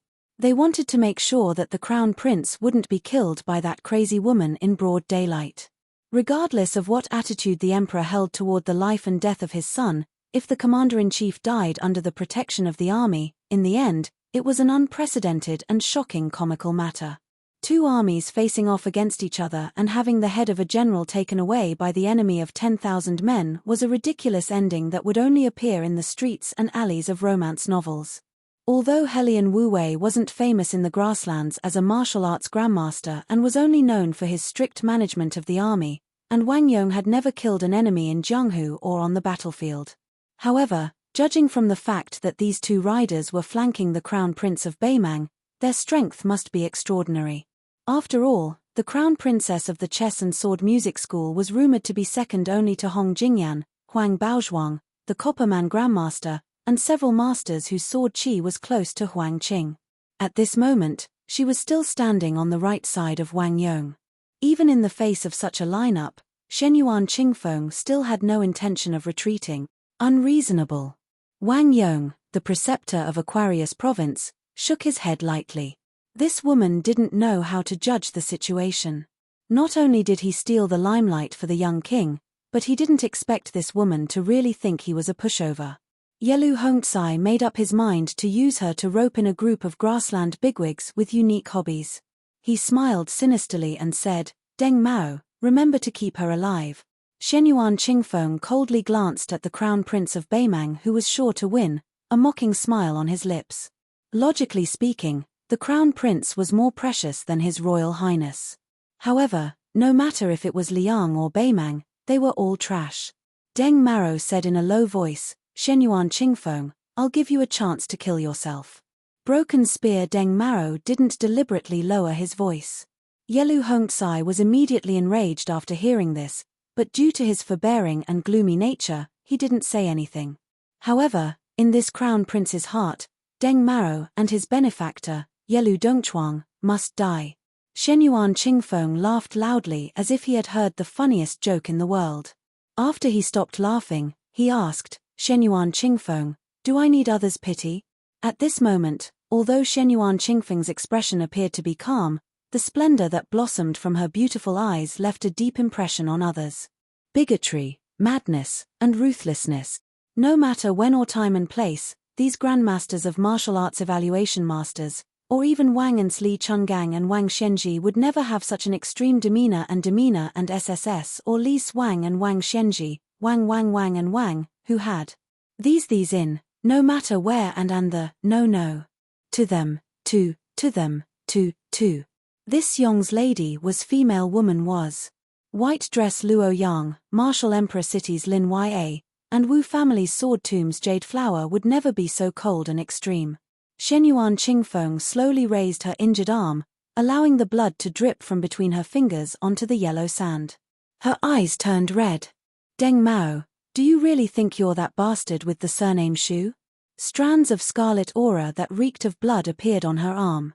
It was so thick that it was almost tangible, and it formed a sharp contrast with her smooth and translucent snow-white arm. The aura that flowed out lingered around her arm like numerous small scarlet snakes that were sticking out their tips. If one were to talk about the most unreasonable heavenly phenomenon killing heavenly phenomenon in the world, it would be Cat Man Han Shengxian. At this moment, the strange phenomenon of Shenyuan Qingfeng's arm coiling around the red snake was exactly the same as the famous technique of the Liang chief eunuch in the past. Not only that, compared to Han Shengxian, Shenyuan Qingfeng was even more ruthless. She went one step further and didn't hesitate to use her blood to nourish this thing. This kind of crazy behavior that no one had ever done before was no different from raising a flood dragon in one's body, using the acupoints in one's body as a cage, first turning the snake into a flood dragon, and then using the meridians as the river water. She achieved the ultimate goal of a great flood dragon transforming into a dragon. Compared to the other Beimang people who didn't know the inside story and didn't know the severity of the situation, Deng Mao, who had experienced the Jianghu of the Central Plains, could clearly see the inside story. He couldn't help but sigh. What a lunatic. Deng Mao lowered his head and looked at the broken spear in his hand. He sighed with a strange expression, a little regretful and a little helpless. When he raised his head again, his eyes were resolute as he said in a deep voice, "You didn't have enough momentum to kill all the way here. You still dare to stubbornly persist in going all out and seek death. Then don't blame me for not caring that you'll become the plaything of the grassland nobles in the future." Shenyuan Qingfeng closed his eyes, his aura unusually restrained to the extreme. It was like a snowball that was constantly being clenched and compacted during a snowstorm. Deng Mao also returned to his original state, his vigorous aura disappearing without a trace. Obviously, the two of them were going to choose to fight to the death in one move. Behind Deng Mao, the corners of Wang Yong's mouth curled up. Seeing that Shenyuan Qingfeng was actually so conceited as to think that he could kill Deng Mao in one move, this Aquarius Prefecture's disciplinary magistrate was completely relieved. This Liang Jianghu female alliance chief really doesn't know the immensity of heaven and earth. What a pity for that profound fortune. Could it be that she forgot what Luo Yang reminded the king of Beiliang? Wang Yong and Deng Mao couldn't be considered close friends, but they had once exchanged pointers. Of course, Wang Yong was definitely not Deng Mao's opponent. However, Wang Yong had always been secretly communicating with that branch of the Yelu clan, so he understood Deng Maro very well. This unconventional grandmaster of Beimang, in terms of battle prowess, was perhaps inferior to Hong Jingyan, inferior to white dress Luo Yang. His defense might even be inferior to Murong Bading's, and his lethality was inferior to Demon Zhong Liang's. It was as if he had a cultivation of celestial phenomenon, but he didn't have any outstanding points. It was really hard for ordinary people to imagine why when Hong Jingyan entered the martial ranking for the first time, there was a strange comment of ashamed to be behind Murong Baoding, ashamed to be ahead of Deng Mao. However, Wang Yong was well aware that Deng Maro had nurtured his qi with that broken spear for 20 years. When he abandoned the spear, he was able to kill an earth immortal with a cultivation of celestial phenomenon, and Shenyuan Qingfeng was only a fine line away from becoming an earth immortal. Deng Maro killing her was just right. As expected. On the battlefield, after the magnificent scene of wind, clouds, and thunder, the two of them stopped confronting each other. Deng Mao's broken spear had pierced Mount Huishan Zi's abdomen. Although it didn't come out of her body, it was clearly a fatal wound. Deng Maro allowed Shenyuan Qingfeng's fingers to press on his forehead. Her fingertips had also pierced deeply into Deng Mao's scalp. Deng Mao's hands hung by his side. Blood seeped out of the corner of his mouth. He smiled with difficulty, as if asking the two words, "What's the matter?" Shenyuan Qingfeng forcefully swallowed the blood in her throat and asked, "What's the matter?" Deng Maro was already powerless to speak, but Mount Huishan Zi could still speak. It was obvious who was superior. However, on this battlefield, there was only a single figure in purple clothes. She was only 80 steps away from the Beimang banner. Victory and defeat had been decided, but it wasn't necessarily a matter of life and death. Helian Wu-wei didn't make any moves. However, two riders beside the Beimang Crown Prince had already charged forward. One of them was Wang Yong, the abbot of Aquarius State, who held an iron spear. The other was the Beimang Crown Prince Consort, who had drawn a long sword and was known as Han Jiyu. Both of them wanted to quickly kill Shenyuan Qingfeng to prevent future trouble. It was obvious that neither of them took Yelu Hongzai's decree seriously. In fact, after seeing this scene, the Beimang Crown Prince no longer had any thoughts of sparing Mount Huishan Zi's life. This Central Plains woman was too terrifying. Shenyuan Qingfeng withdrew her fingers, and Deng Maro fell to the ground at her feet. Just like the countless men of the Central Plains, they all fell to her feet. She closed her eyes and listened to the rapid, drum-like sound of horse hooves. The wind blew, and her sleeves fluttered. She was still as graceful as an immortal. At that moment, Shenyuan Qingfeng recalled a certain someone holding up an oil paper umbrella in the heavy rain at the Great Ox Hill. He recalled how they looked at the snowmen piled up in the courtyard together at the Demaway post station in the capital. A certain someone spoke with an inexplicable sadness about their dreams. She slowly fell backwards. She was a bit tired. Something strange happened.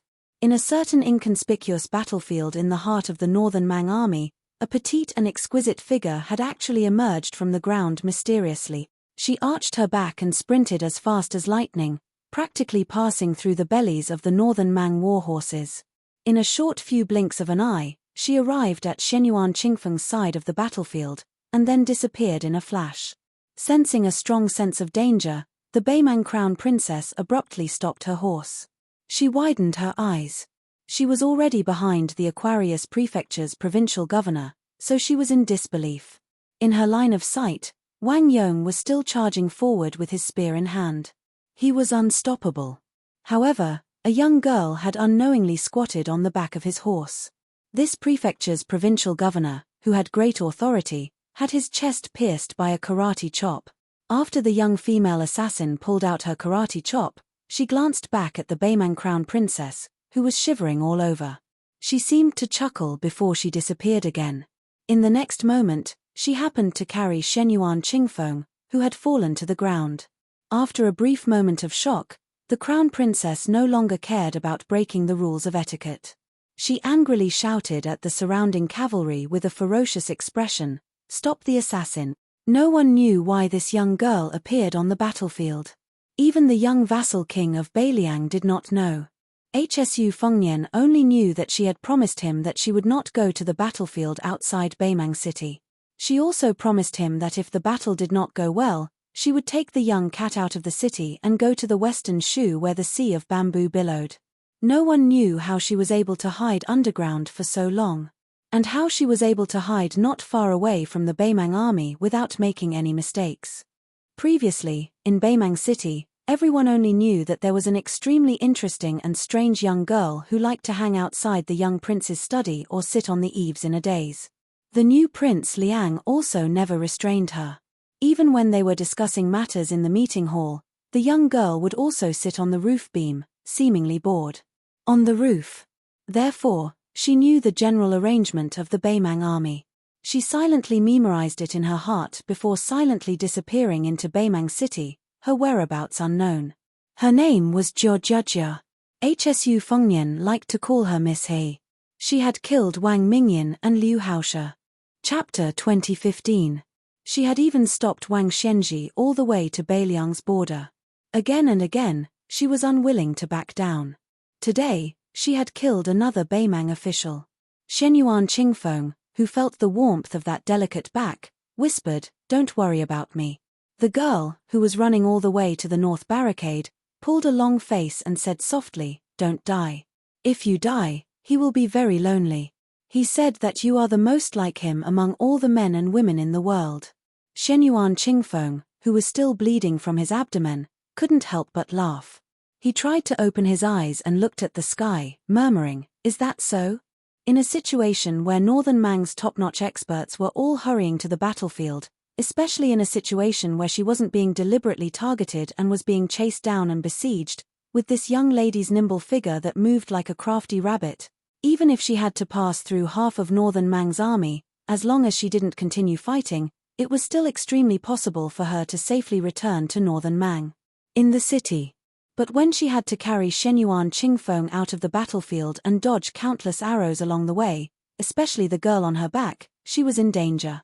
Therefore, even if Luo Yang and Xu Ying were in the middle of the army to support them, the girl still staggered and almost fell. Then, she continued running. It turned out that an arrow had directly pierced her calf. Blood soaked it. The girl didn't feel it at all. In the end, she carefully placed Shenyuan Qingfeng at the foot of the north barricade wall. Then, she returned to the Beimang army and carried Suaxia Valley and Cheng Baishuang back. Under the escort of the blind female zither player Xue Songguan, she carried back Wei Miao and Chai Qingshan. She carried back 4 corpses. In the chaos, she carried back the 2 corpses that Maro Shulang had risked his life to protect. Ji Liuan of Nanjiang and Yu Xingrui of Wudong Mountain. These 2 grandmasters died back to back. When the girl left, Maro Shulang, who was covered in blood and had lost an arm, laughed and said, "Little girl, you don't have to care about this old man's corpse anymore." The last corpse was the swordsman of Martial Emperor City, Lu Huang. Not a single person was left alive within 100 feet of the bridegroom. The first disciple of the Martial Emperor City sat cross-legged on the tragic battlefield and helped his junior brother who was lying in a pool of blood retrieve the famous sword, Shu Dao. Lu Huang, who was hit in the chest by Beimang, hugged the long sword. Before he died, he laughed and said, "I don't kill as many people as you do. I still can't make you call me senior brother." Yu Groom, who had been shot by Zhong Liang and his arm had been slashed several times by Beimang's men of sacrifice, forced a smile, lowered his head and shouted, "Senior brother." When Lu Huang died, he seemed to have heard the title and nodded gently. When the limping young girl came to his side, Groom Yu raised his head with tears in his eyes and said softly, "Sorry to trouble you." The girl shook her head. After the groom left the ancient sword of Shu Dao hanging on his waist, she carried the corpse back to the North Jebei city. To the right of her and the groom, Xu Yanbing was forcefully dragging Wu Liuding and sword attendant Kui Hua out of the battlefield and throwing them towards the city walls of North Jebei city. Then, Xu Yanbing finally turned around and walked towards the iron spear inserted into the ground. With his back to the girl, Groom Yu pulled out the Shu Dao sword that had just been sheathed. At this time, he was holding the sword with both hands. He looked into the distance. Zhong Liang, whose hand had been cut off, was desperately rescued by his family's men of sacrifice. He was escaping towards the center of Baimang's army. Groom Yu, with 2 swords, slowly moved forward. In the center of Baimang's front line, Luo Yang, whose white clothes had long been dyed scarlet by blood, finally stood there alone after persuading Xu Ying to return to North Jebei City. One-armed Maro Shulang, who had been leading the charge, also died after killing 700 people in a spurt of energy. He died without an intact corpse. He died without a burial place. Under the city walls, the corpses that Jiao Jia carried away from the battlefield were placed into hanging baskets and returned to North Jebei City. Outside North Jebei City, there were 18 grandmasters. Cheng Baishuang, Sui Xiegu, Wei Miao, Chai Qingshan, Yu Xingrui, Ji Liuan, Lu Huang, Maro Shulang. All 8 of them were dead. The 10,000 infantrymen of Baimang's 3 divisions had long been wiped out. The 10,000 cavalry on the 2 wings had suffered heavy casualties. More than 2,000 of the cobweb men of sacrifice and various Jianghu experts had died in battle. The 1,000-man elite cavalry that had intercepted and killed the grandmasters of the Central Plains added up together with the elite infantrymen of the grassland, the total number of casualties had reached 10,000. More than 2,000 catapults and the large crossbow formation had become mere decorations.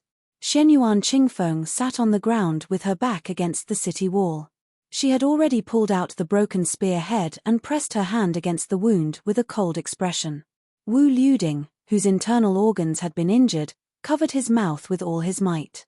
Blood seeped through the gaps between his fingers. He couldn't help but cry. In order to save him, swordswoman Tsuehua had been slashed in the face by a saber. However, when she looked at him now, her expression was still as gentle as ever. Xue Songguan, whose face was as pale as snow, hugged his guqin. His fingers were a mess of flesh and blood, and the strings of his guqin were all broken. There was no trace of qi left in his body. Xu Ying, who was wearing a red robe, had a deep cut on his back. He crouched down and gently helped He bandage her wound. The stubborn girl raised her arm, bit her lip, and wiped her tears with all her might. She couldn't see him. Because she knew that the battle between the 2 that no one could see was an even more tragic one. Outside North Jebei City, Groom Yu continued forward. Xu Yanbing and Luo Yang continued to block the advance of the 2 large infantry formations of Baimang. In an instant, the clouds in the sky above North Jebei City, or more accurately, the entire northwestern border disappeared at the same time. Chapter 2016. As long as everyone raised their heads, they could see a vast and boundless ripple above their heads, surging and spreading in all directions. The Northern Liang Border Army inside North Barricade City and the Northern Mang Great Army outside North Barricade City were like fish swimming at the bottom of a lake, all of them raising their heads to look at the layer of ripples on the mirror-like surface of the lake. There were no clouds for thousands of miles.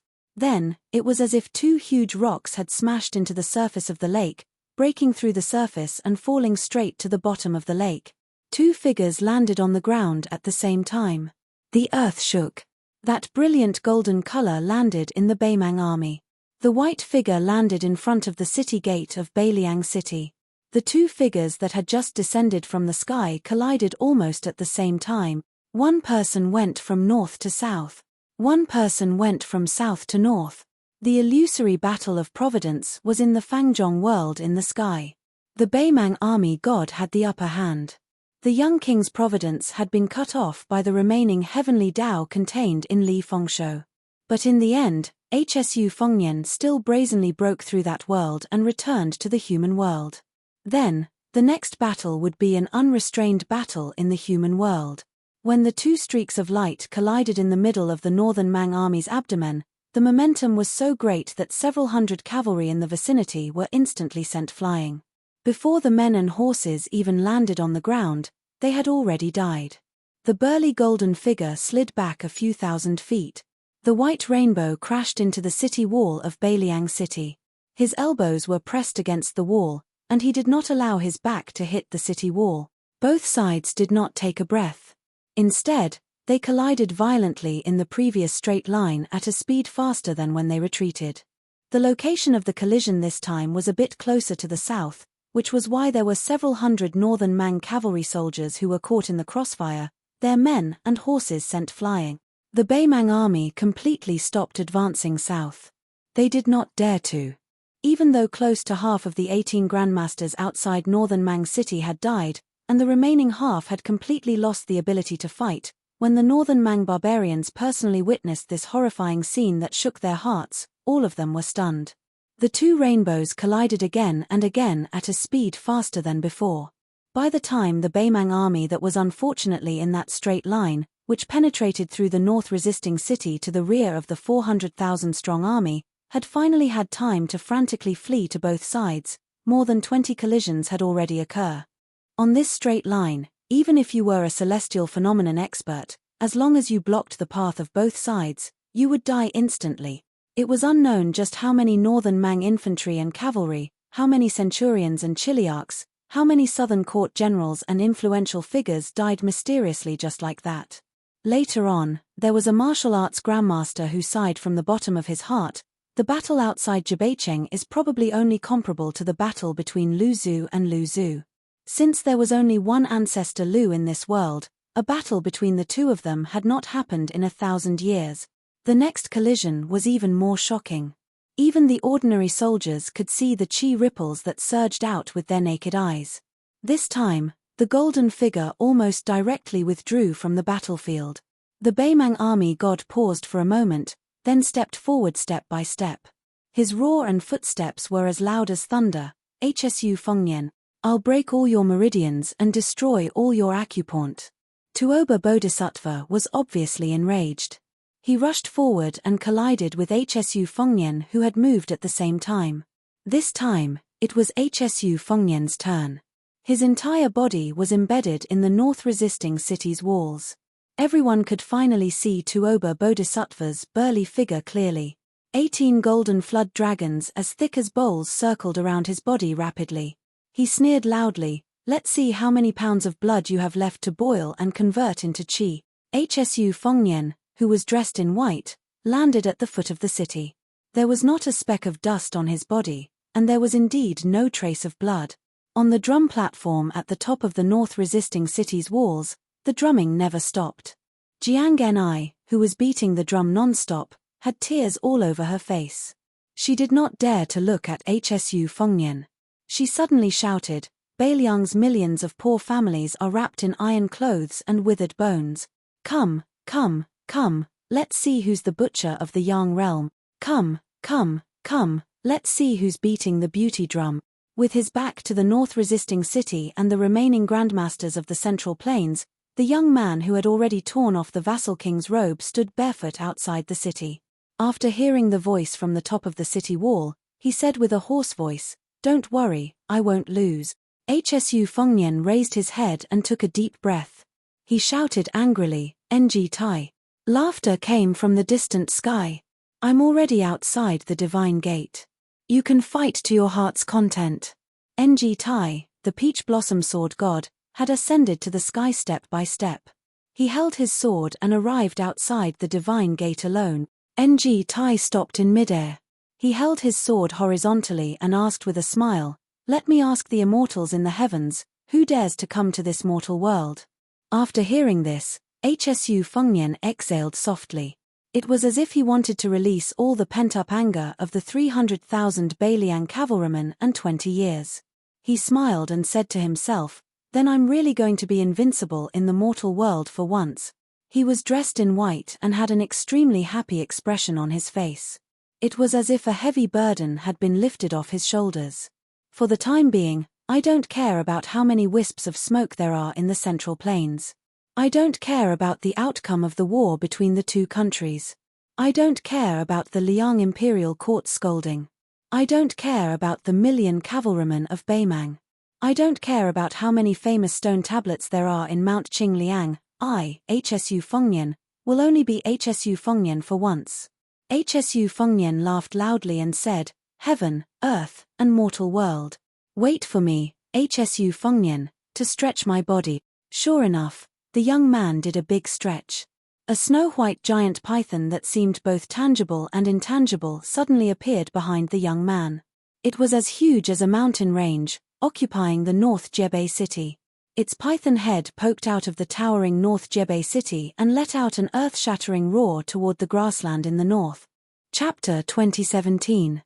The Great Python entrenched itself in the human world. On the battlefield of Baimang, Tuoba Bodhisattva shouted angrily, "Hsu Fengnian, how dare you steal the fate of heaven and earth and use it for yourself?" On Mount Qingliang in Liangzhu, Tantai Pingjing stood outside Tide Listening Pavilion and saw a young lady with a pale face walking out of Tide Listening Pavilion. Tantai Pingjing had seen everything in the human world.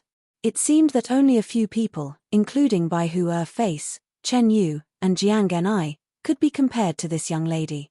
However, this young lady with a bit of childishness was naturally far from those women with obscure backgrounds and rough experiences.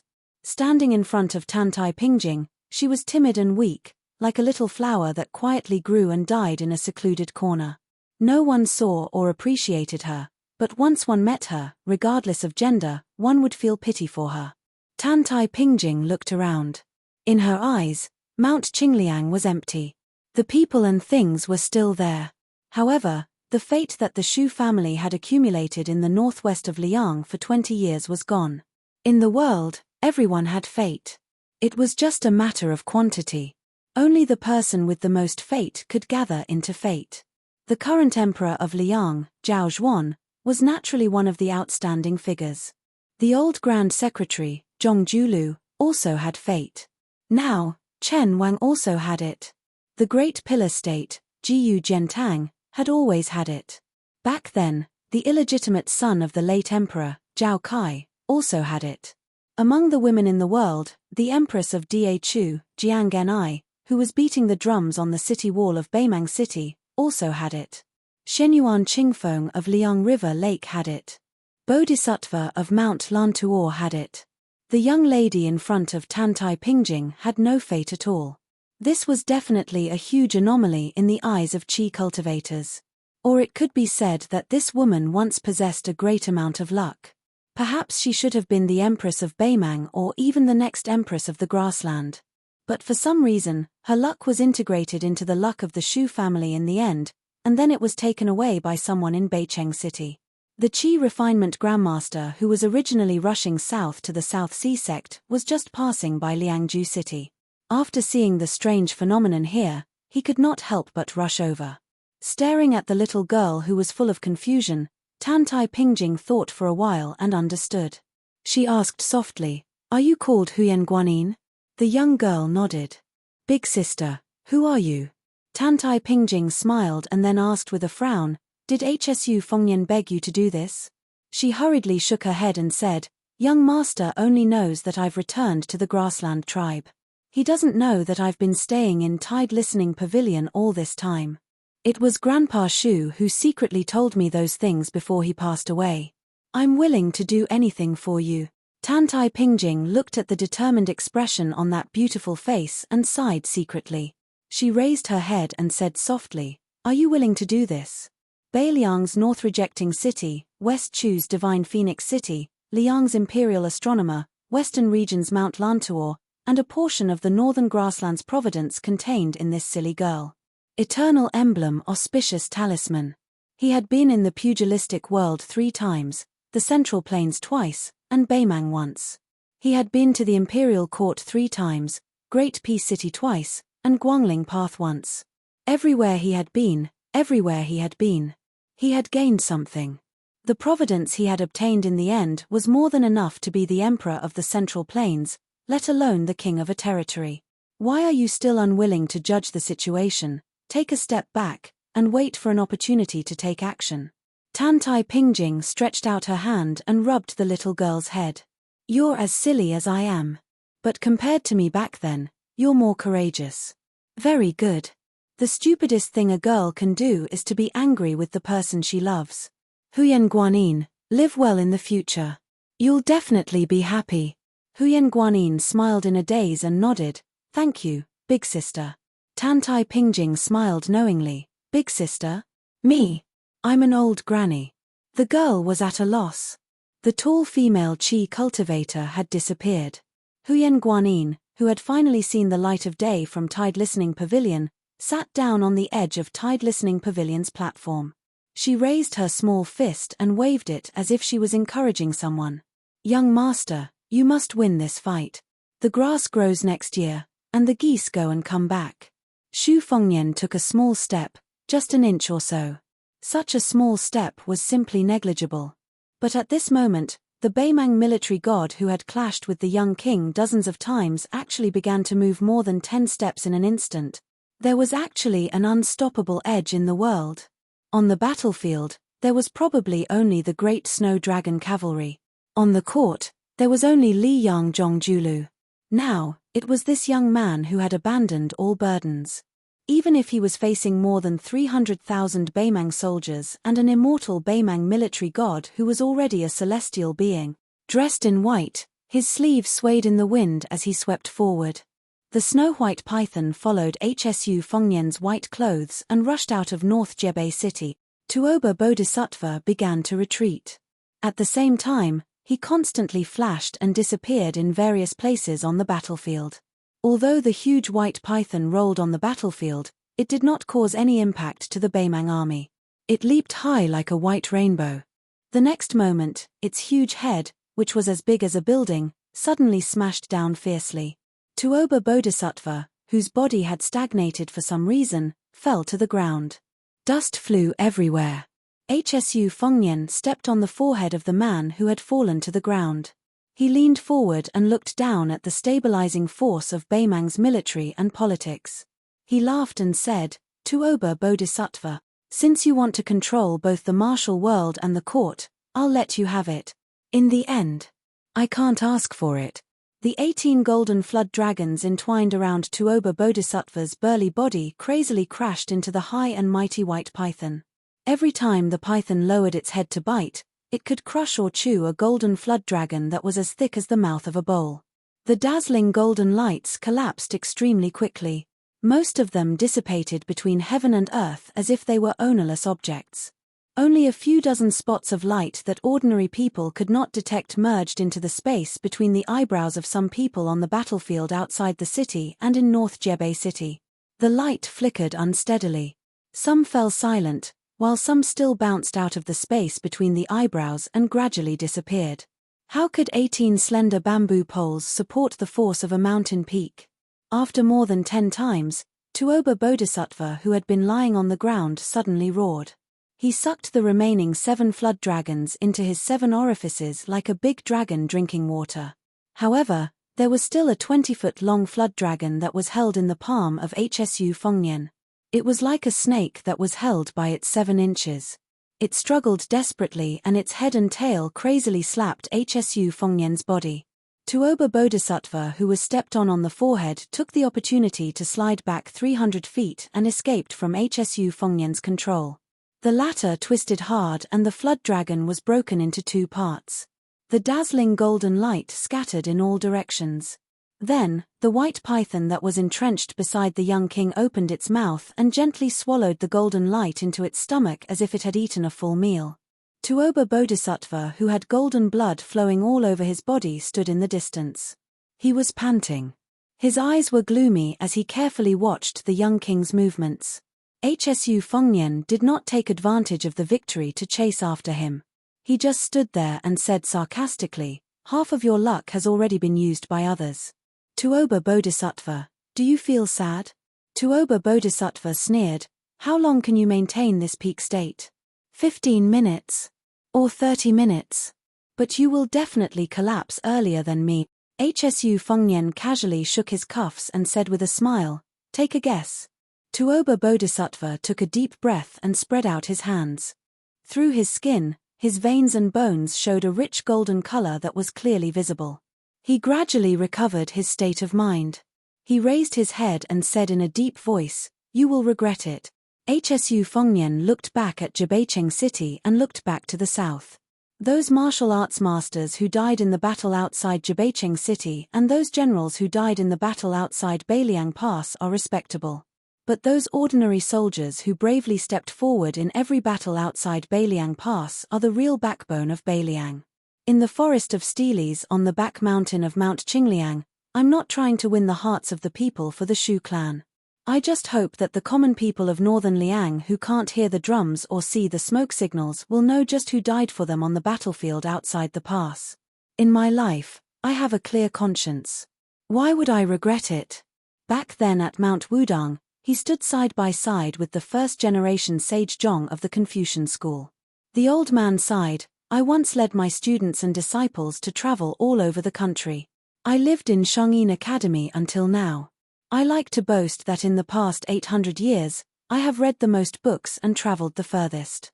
But now, you, HSU Fengnian, have traveled the furthest. Before that, HSU Fengnian really didn't think about how far he had traveled in Beiliang, Liang, and Beimang. If there was a tombstone on Mount Qingliang in the future with the name HSU Fengnian engraved on it, he wouldn't be lonely. Left, right, front, and back, they are the heroes of Beiliang.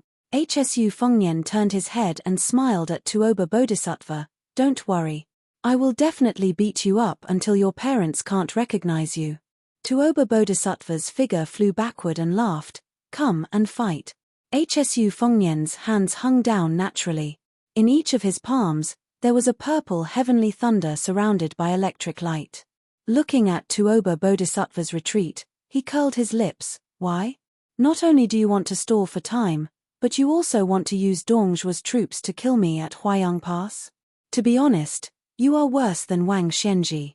After HSU Fengnian disappeared in a flash, he only left a sentence that lingered on the battlefield, 108,000 miles. The rumbling of thunder continuously resounded in the vast area outside of the Northern Mang Army's northern borders, continuing without end. At this moment, the north gate of Beiliang city opened wide. Beiliang cavalry rushed out and crashed into Beimang's infantry formation. The east and west gates opened as well. 5,000 men of sacrifice rushed out from each gate. About an hour later, a burly figure fell into the heart of Beimang's army like a meteorite. He was thrown here from afar. In the big pit, Tuoba Bodhisattva was badly mutilated. No one knew if he was dead or alive. Above the mortal world, outside the gate of heaven, there was a total of 81 immortals, and after walking out of the heavenly gate as immortals, they were all reduced to banished immortals without exception. The Peach Blossom Sword Deity. Chapter 2018. How was his swordsmanship? His swordsmanship was heavenly. Previously, he had been forced back 30,000 feet by the 12 immortals, including 4 sword immortals in the sky. However, in the end, only the Peach Blossom Sword God returned with his sword. Ng Tai held the Tai'er sword in one hand and raised his other hand to knock on the door. He smiled and asked, the guest has arrived. What should we do? Finally, there was no movement from within the glorious gate of heaven. At this time, Groom Yu had already returned to Beimang city with the head of Zhong Liang from Beimang. Xu Yanbing asked for a horse from the Beiliang frontier army and left the city with his spear. Sword attendant Tsuehua left behind the young Wu family sword crown with heavy internal injuries. She wore armor and carried the ancient sword Su of Gojosian on her back. She opened the path for the right-wing cavalry of Beimang city. Red Robe Shu Ying and Lady He rode on the same horse and hid in the left-wing cavalry. The grand battle of North Jebei city's defense had finally begun. # ending Chapter 1. There is no Central Plains. The third year of Xiangfu, the end of autumn. The King's Tent Army that participated in the annual autumn hunt did not go south to Liangju Pass. Instead, they went north and returned to the capital of Beiting. During the autumn hunt, His Majesty did not show up except for one night during a meeting in Painted Ash. Taiping Ling and Yelu Chucai accompanied him all the way. In the night, there were many palaces. In a small room that was far from being luxurious, the candlelight swayed gently. Not only did it not illuminate the room as bright as day, it added a bit of gloominess. This was probably the so-called "the forest is too quiet." An old woman with a serene expression was lying quietly on her sickbed. She seemed to be reminiscing about the past and her youthful days. Beside the bed, Taiping Ling, who was the teacher of Beimang, sat on a small stool.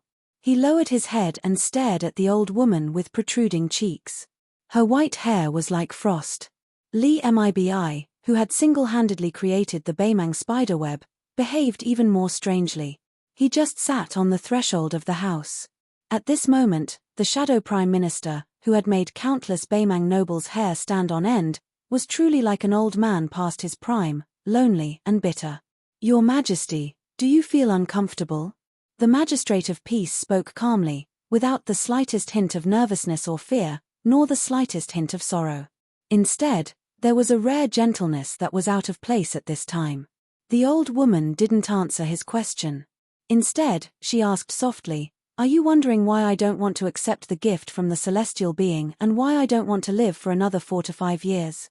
Tai Ping-ling nodded, then quickly shook his head and said gently, "It doesn't matter."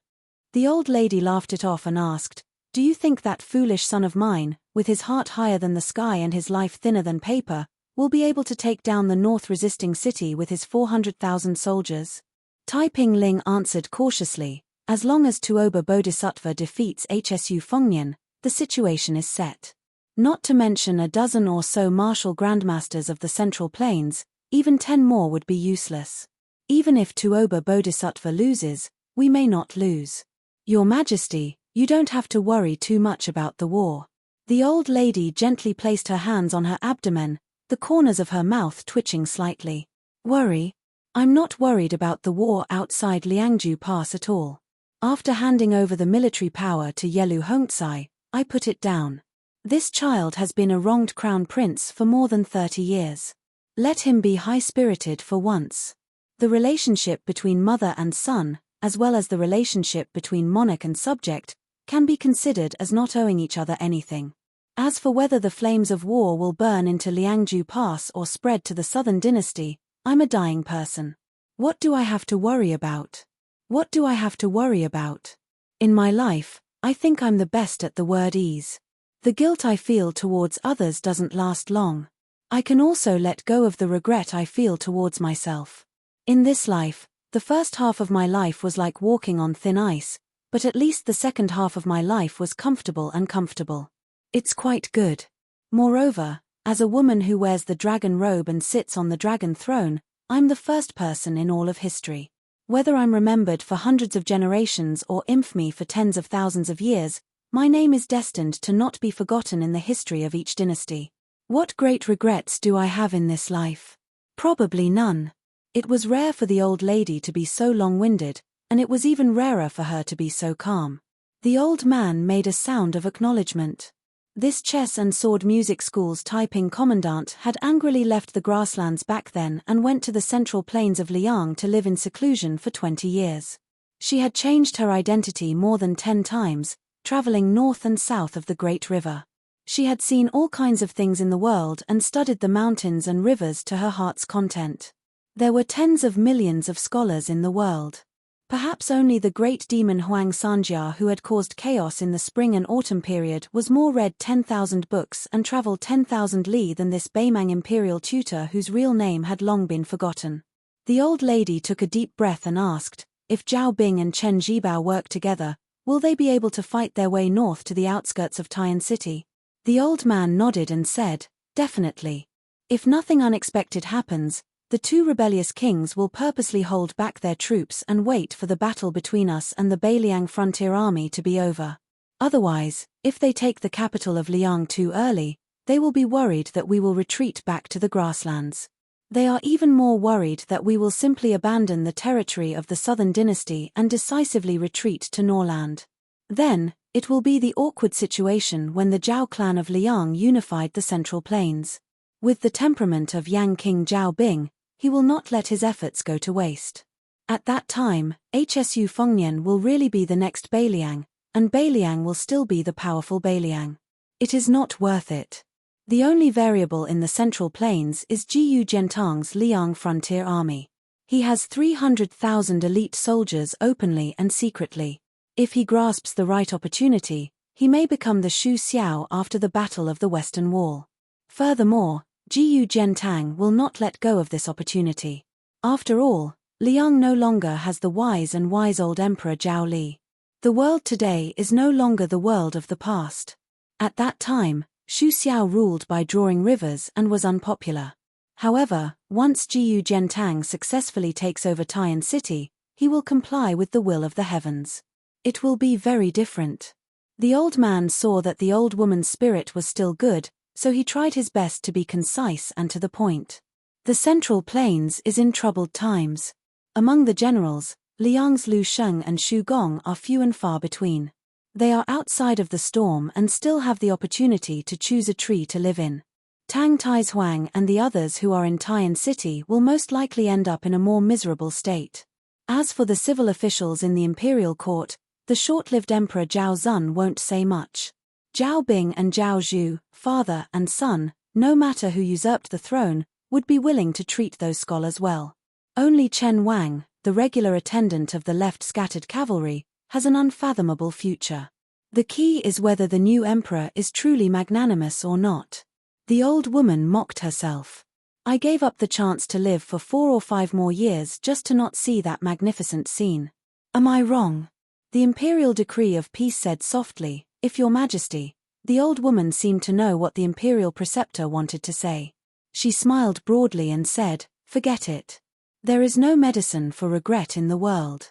I don't care for it." The imperial decree of peace smiled. "Your majesty is a true hero." The old woman suddenly said something off-topic. "Li Mibi, that woman can live, but she must not see the light of day again." Li Mibi, who was sitting on the threshold, was startled. He then said in a voice just loud enough for the emperor to hear, "I understand." The old woman seemed to have remembered something. "That Wang Du of the southern court who likes to plant plum blossoms, is he really a chess piece?" Li Mibi raised his voice slightly. "Although there is no conclusive evidence, I can still conclude that Wang Du is a hidden chess piece of Beiliang." The old woman sighed. Tide Listening Pavilion's Li Yishan is truly formidable. The imperial decree of peace revealed an expression of heartfelt admiration. He nodded. "Indeed." Li Mibi asked, "How should we deal with that Dongju Bo King, Jing Chong?" The imperial decree of peace replied, "His 10,000 private cavalry must have already joined up with the Yuju light cavalry of Yuluan Saber Division. Presently, the southern court's military strength is weak. It's like a house with holes on all sides. Unless we send assassins in secret, we can't do anything to him. But this time, we'll borrow a knife to kill someone. With this Dongju bow, it'll only make the knife a bit faster. It's not a big deal." Li Mibi said indifferently, "If your majesty really wants him dead, I can personally take action." The old woman smiled. "Forget it. The southern court is such a big place. Even if I offer it up with both hands, Beiliang's small cavalry would have to be able to swallow it up. Just let them make trouble." The old woman was clearly somewhat tired when it came to such a major military matter that involved the direction of Liang Mang's war. She also had some unconcealable vexation. She slowly closed her eyes. It was as if she wanted to live a life where the eye doesn't see, the heart doesn't grieve over. She didn't want to be unable to break away from those schemes when she reached the end of the path in the world of the living. The old woman forced herself to take a breath. Her tone suddenly became firm. Her wizened face no longer had the casual expression from before. "I only have 3 things to tell you. Dongzhuo must take Huayang Pass. Yelu Hongcai must die before me. The Murong clan must leave behind their bloodline, regardless of gender." When she said the last sentence, the old woman laughed out loud for no reason. She was extremely happy. Superfluous. Then there are only 2 things left. The old woman turned her head for the first time tonight. She looked at the imperial decree of peace, who worked diligently and wholeheartedly for the country's court. She smiled and asked, "You can be considered a scholar. Then tell me, is it that man proposes but God disposes, or God disposes but man disposes?" The imperial decree of peace said calmly, "It varies from time to time, from place to place, and from person to person. Man proposes but God disposes. In the end, there's no fixed number." The old woman withdrew her gaze. She didn't comment. She muttered to herself, a muddled account. There was a long silence. The candlelight in the room was still dim. The old woman murmured in a small voice, "It's getting cold. You should all leave. I want to have a good rest." The autumn air was refreshing. If he didn't die now, when would he? The imperial decree of peace stood up gently and then bowed. The old man refused to straighten his back for a long time. He turned and walked out of the room. Li Emebi stood on the steps of the small courtyard as if he was waiting for the imperial decree of peace. After the imperial decree of peace closed the door, the two old men stood side by side. Li Mibi sighed softly. There are still too many things that haven't been explained clearly. The imperial decree of peace didn't comment. Li Mibi suddenly sneered. If you leave too much blank, your authority as the imperial preceptor will grow. In the end, His Majesty didn't even leave a name list for the imperial preceptor. This is indeed what you want. Chapter 2019. As for the Beimang Empress's funeral, it was destined to be kept a secret. When the old woman refused to add oil to the celestial, she knew that she did not have much time left. Thus, she had informed the Taiping magistrate and Li Mibi that if she could not survive the Battle of North Jebei, she would use the excuse of being exposed to the autumn cold to let the Taiping magistrate handle all government affairs. She had already changed the people in charge of the big and small seals to the Taiping magistrate's trusted aides. When the Taiping magistrate said that she was a true hero, he was speaking from the bottom of his heart. Yelu Hongzai, an old official who had followed the orders of 3 dynasties, was bound to die. If it were not for Li Mibi, who could barely hold back the first master of the chess and sword music school, no one in the grassland could challenge her. It was very likely that the next ruler of the grassland would be in her hands. After all, the Empress did not mention who she wanted to inherit the throne. In her last words, she was still very cold to her son, Yelu Hongzai. My descendants are not like me. This sentence had been widely spread in the grassland. Fortunately, the word xiao was not replaced with filial piety. Otherwise, Yelu Hongzai would not be able to eat or sleep. After all, the mediocre descendants were not like the heroic ancestors. Each generation was worse than the last. This could be explained by the will of the heavens. To a certain extent, the reason why Yelu Hongzai could live until today and even control 400,000 soldiers was because of the weak crown prince is not like the iron-blooded empress. Otherwise, how could the cub survive when the 2 tigers fought?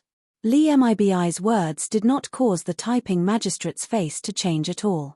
This old man who had once said that he would use black and white to buy peace was now thinking about the weight of some chess pieces. Crown Prince Yelu Hongzai was naturally not as mediocre and useless as people thought.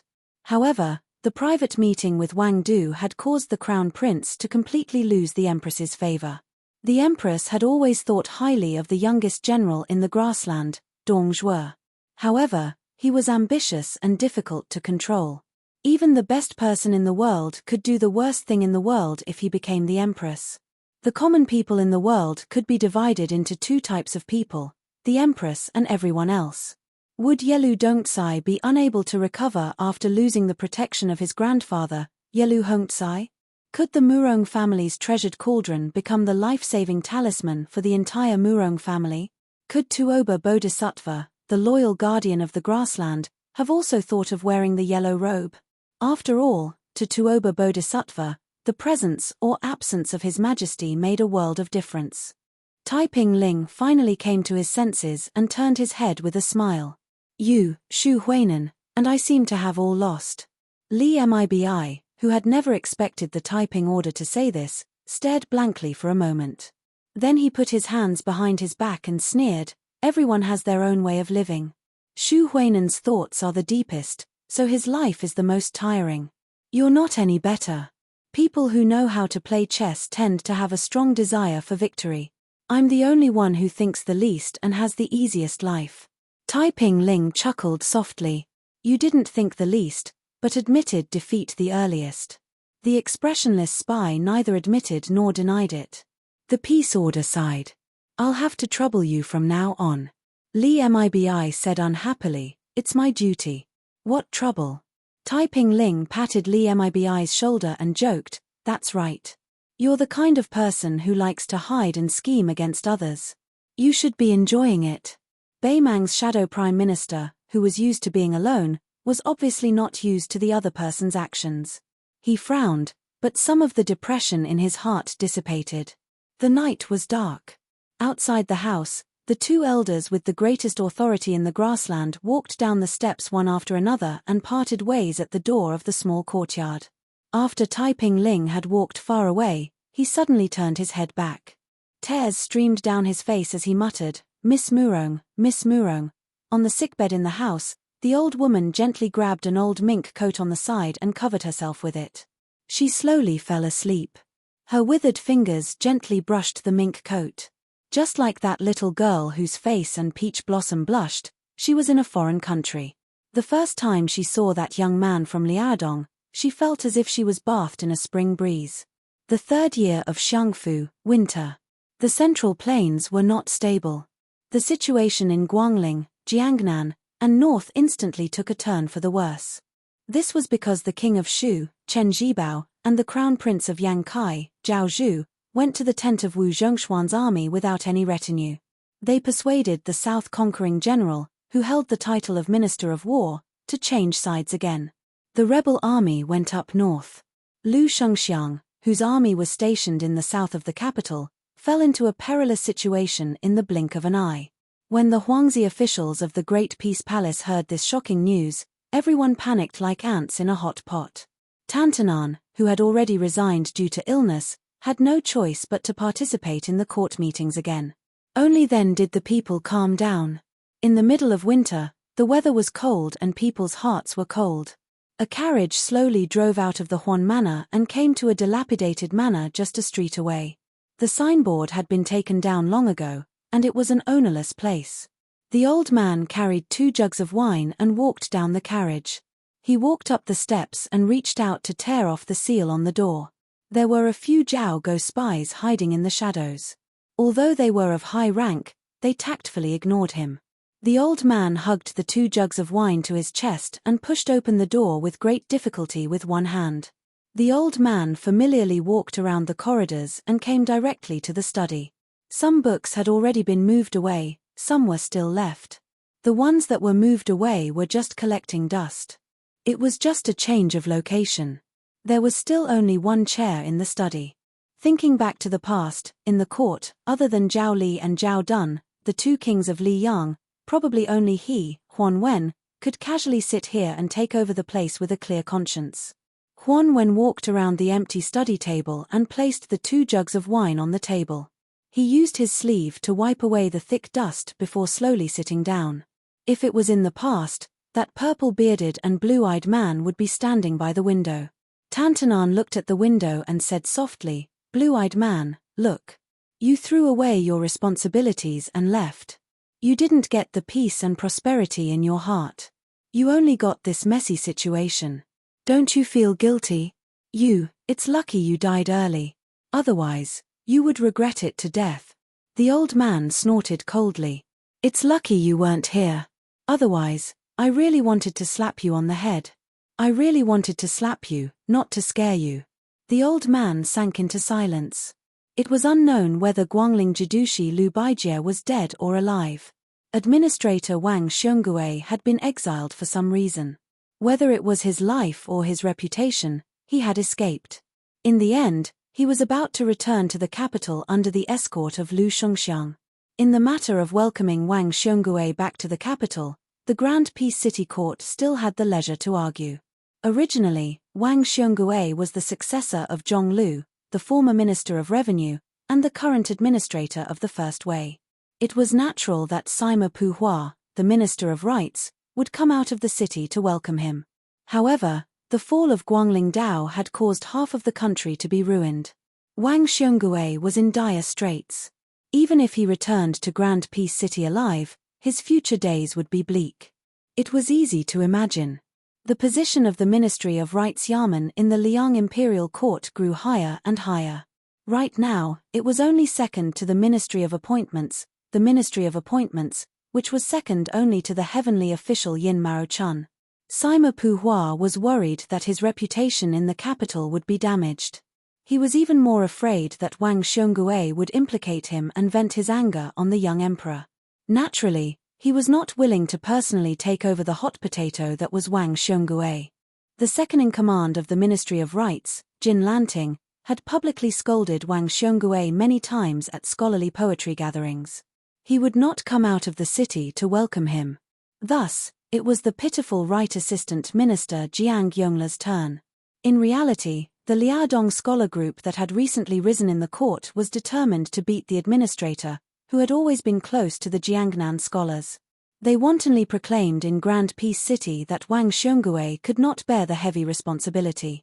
If Qi Yanglong hadn't made the final decision and stopped the increasingly fierce crusade, Wang Xiongui probably wouldn't have been greeted by the right assistant minister of the Ministry of Rights, but by the officials of the Ministry of Justice with shackles. Huan Wen was used to the ebb and flow of the officialdom, so he didn't feel much about it. He just felt a little discouraged. In times of peace and prosperity, the civil officials' words were too extreme, just like the comments they made about the butcher Xu Xiao during Yonghui's reign. It was harmless, and lame Xu, who was far away in the northwest, didn't bother to make a fuss about it. But now was not the same as back then. They couldn't be mentioned in the same breath. Huan Wen couldn't help but think of that young man, the youngest son of the blue-eyed man, Zhong Bianguan. He was said to be the son of the most distinguished official in the capital but had no rank. He was said to be a good-for-nothing who didn't even dare to bully men and seize women. He was neither high nor low. The young man didn't rely on either side, so he didn't like to talk to anyone. Of the children of the blue-eyed man, only Zhong Bianguan was the one he liked the most. He wasn't afraid to see him and dared to make any jokes. Huan Wen heard that after Zhong Bianguan left the Zhongfu, he married a woman from a small family. He lived an ordinary life in the streets. What he liked to do the most was to wander around and watch those pigeons fly in the sky of Great Peace City. Day after day, year after year. Unfortunately, in the end, this young man who stood aloof from worldly affairs had died.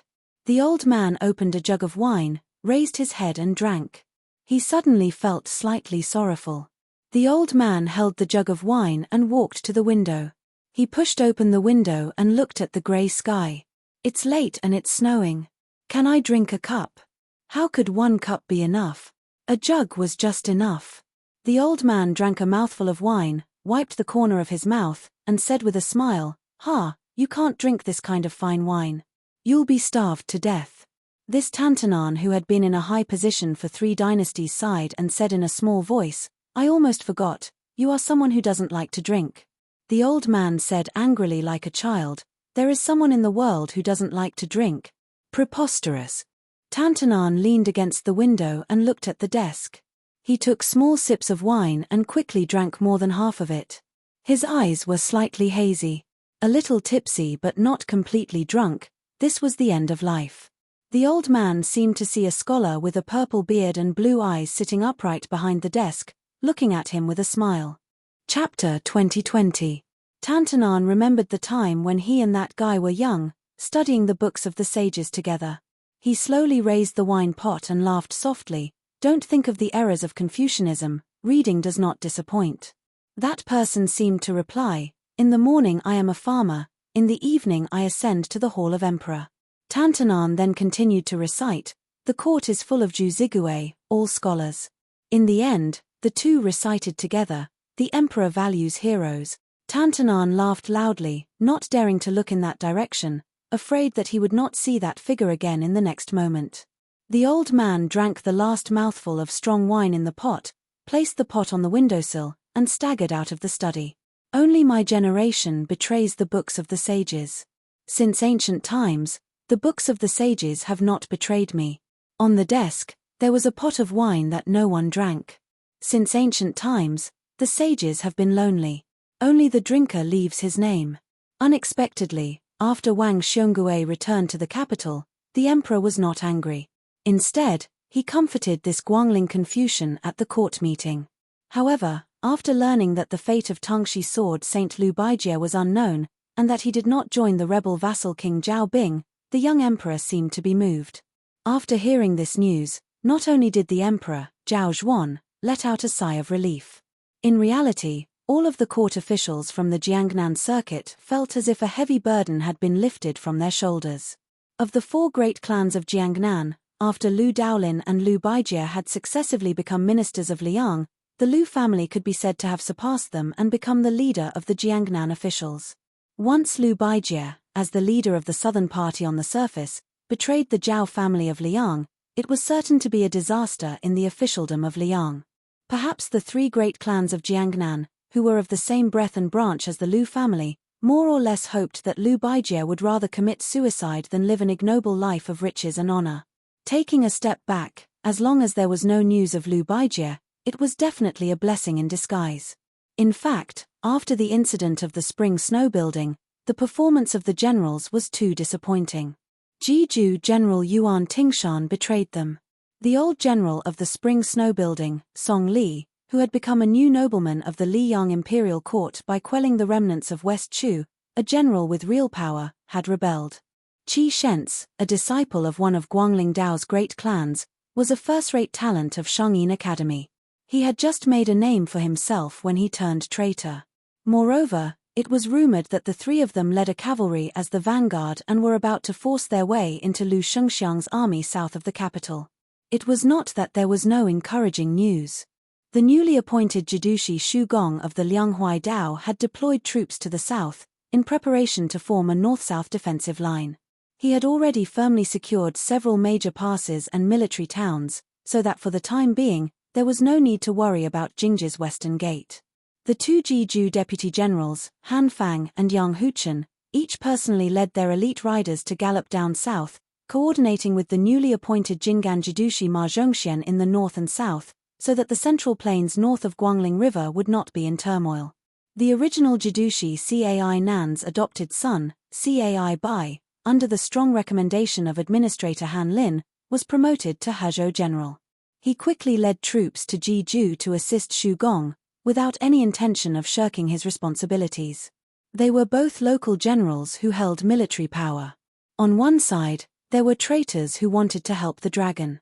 On the other side, the wind knew the strong grass, and the board knew the loyal officials. After Wang Xiongui, who was temporarily still the Guangling Jidushi administrator, safely returned to his mansion, he did not accept his wife's suggestion to immediately wash away his bad luck. Instead, he summoned two of his housekeepers and separately invited two people who had not interacted with him for many years.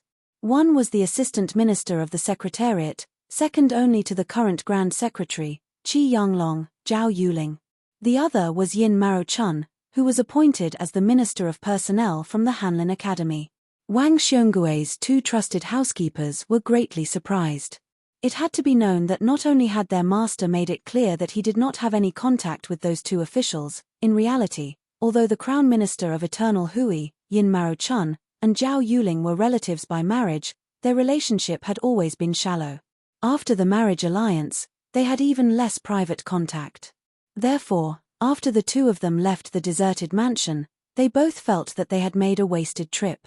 However, the two of them did not expect that one person would come to visit right after they left, and his identity was prominent. Yuan Guo. They both came from the spring of Eternal Hui. They were both officials who had a bright future in Zhonglu. Furthermore, Yuan Guo's talent in his early years was even greater than the top three in the imperial examinations, Zhao Yuling and Yin Marochun. He had always been the junior that Tantanan favored the most. However, because Yuan Guo's personality was too lax, his knowledge too high, and his talent too great, he was quickly surpassed by Zhao Yuling and Yin Marochun in the officialdom. In the end, even Wang Xiongui and Han Lin left him far behind. He finally made a comeback after the Eternal Hui auspicious talisman and became the minister of two ministries. Immediately after, because he did not agree with the emperor, he quickly left Grayton City and was demoted to the Tu Liao roads to be the deputy provincial governor. He did not accomplish much. Regardless of whether it was Jiyu Zhentang or the Prince of Jiaodong, Zhao Sui, neither of them paid much attention to Yuan Guo. Even the Tu Liao scholars did not like this Mr. Nice Guy, who became less and less opinionated as he got older. Thus, Yuan Guo's arrival in the capital did not cause any waves. However, the juniors who had been tricked into drinking by Yuan Guo, this unscrupulous elder, since they were young, had a good gathering in Yuan Guo's manor. Wang Xionggui's youngest son, Wang Yuanran, the most famous young master in the capital, had been abducted by Yuan Guo when he first drank with prostitutes. For such trivial matters, the former assistant minister of the Ministry of Justice, Han Lin, who had always been gentle, courteous, and thrifty, had completely broken off relations with Yuan Guo, this old and disrespectful fellow. However, after so many years, whether it was Wang Yuanran, this group of idle hedonistic sons, or Yin Maochuan's eldest legitimate son, Yin Changgang, these ambitious young people, they all got along well with Yuan Guo, who did not have the airs of an elder. When Zhao Yuling and Yin Maochun, these two important figures of the central government, came to Wang Xionggui's study one after the other, the 5 most outstanding young people of Zhonglu, other than Han Lin, who was far away in the northwest, were all gathered. After the 4 of them sat down, they were all speechless for a moment.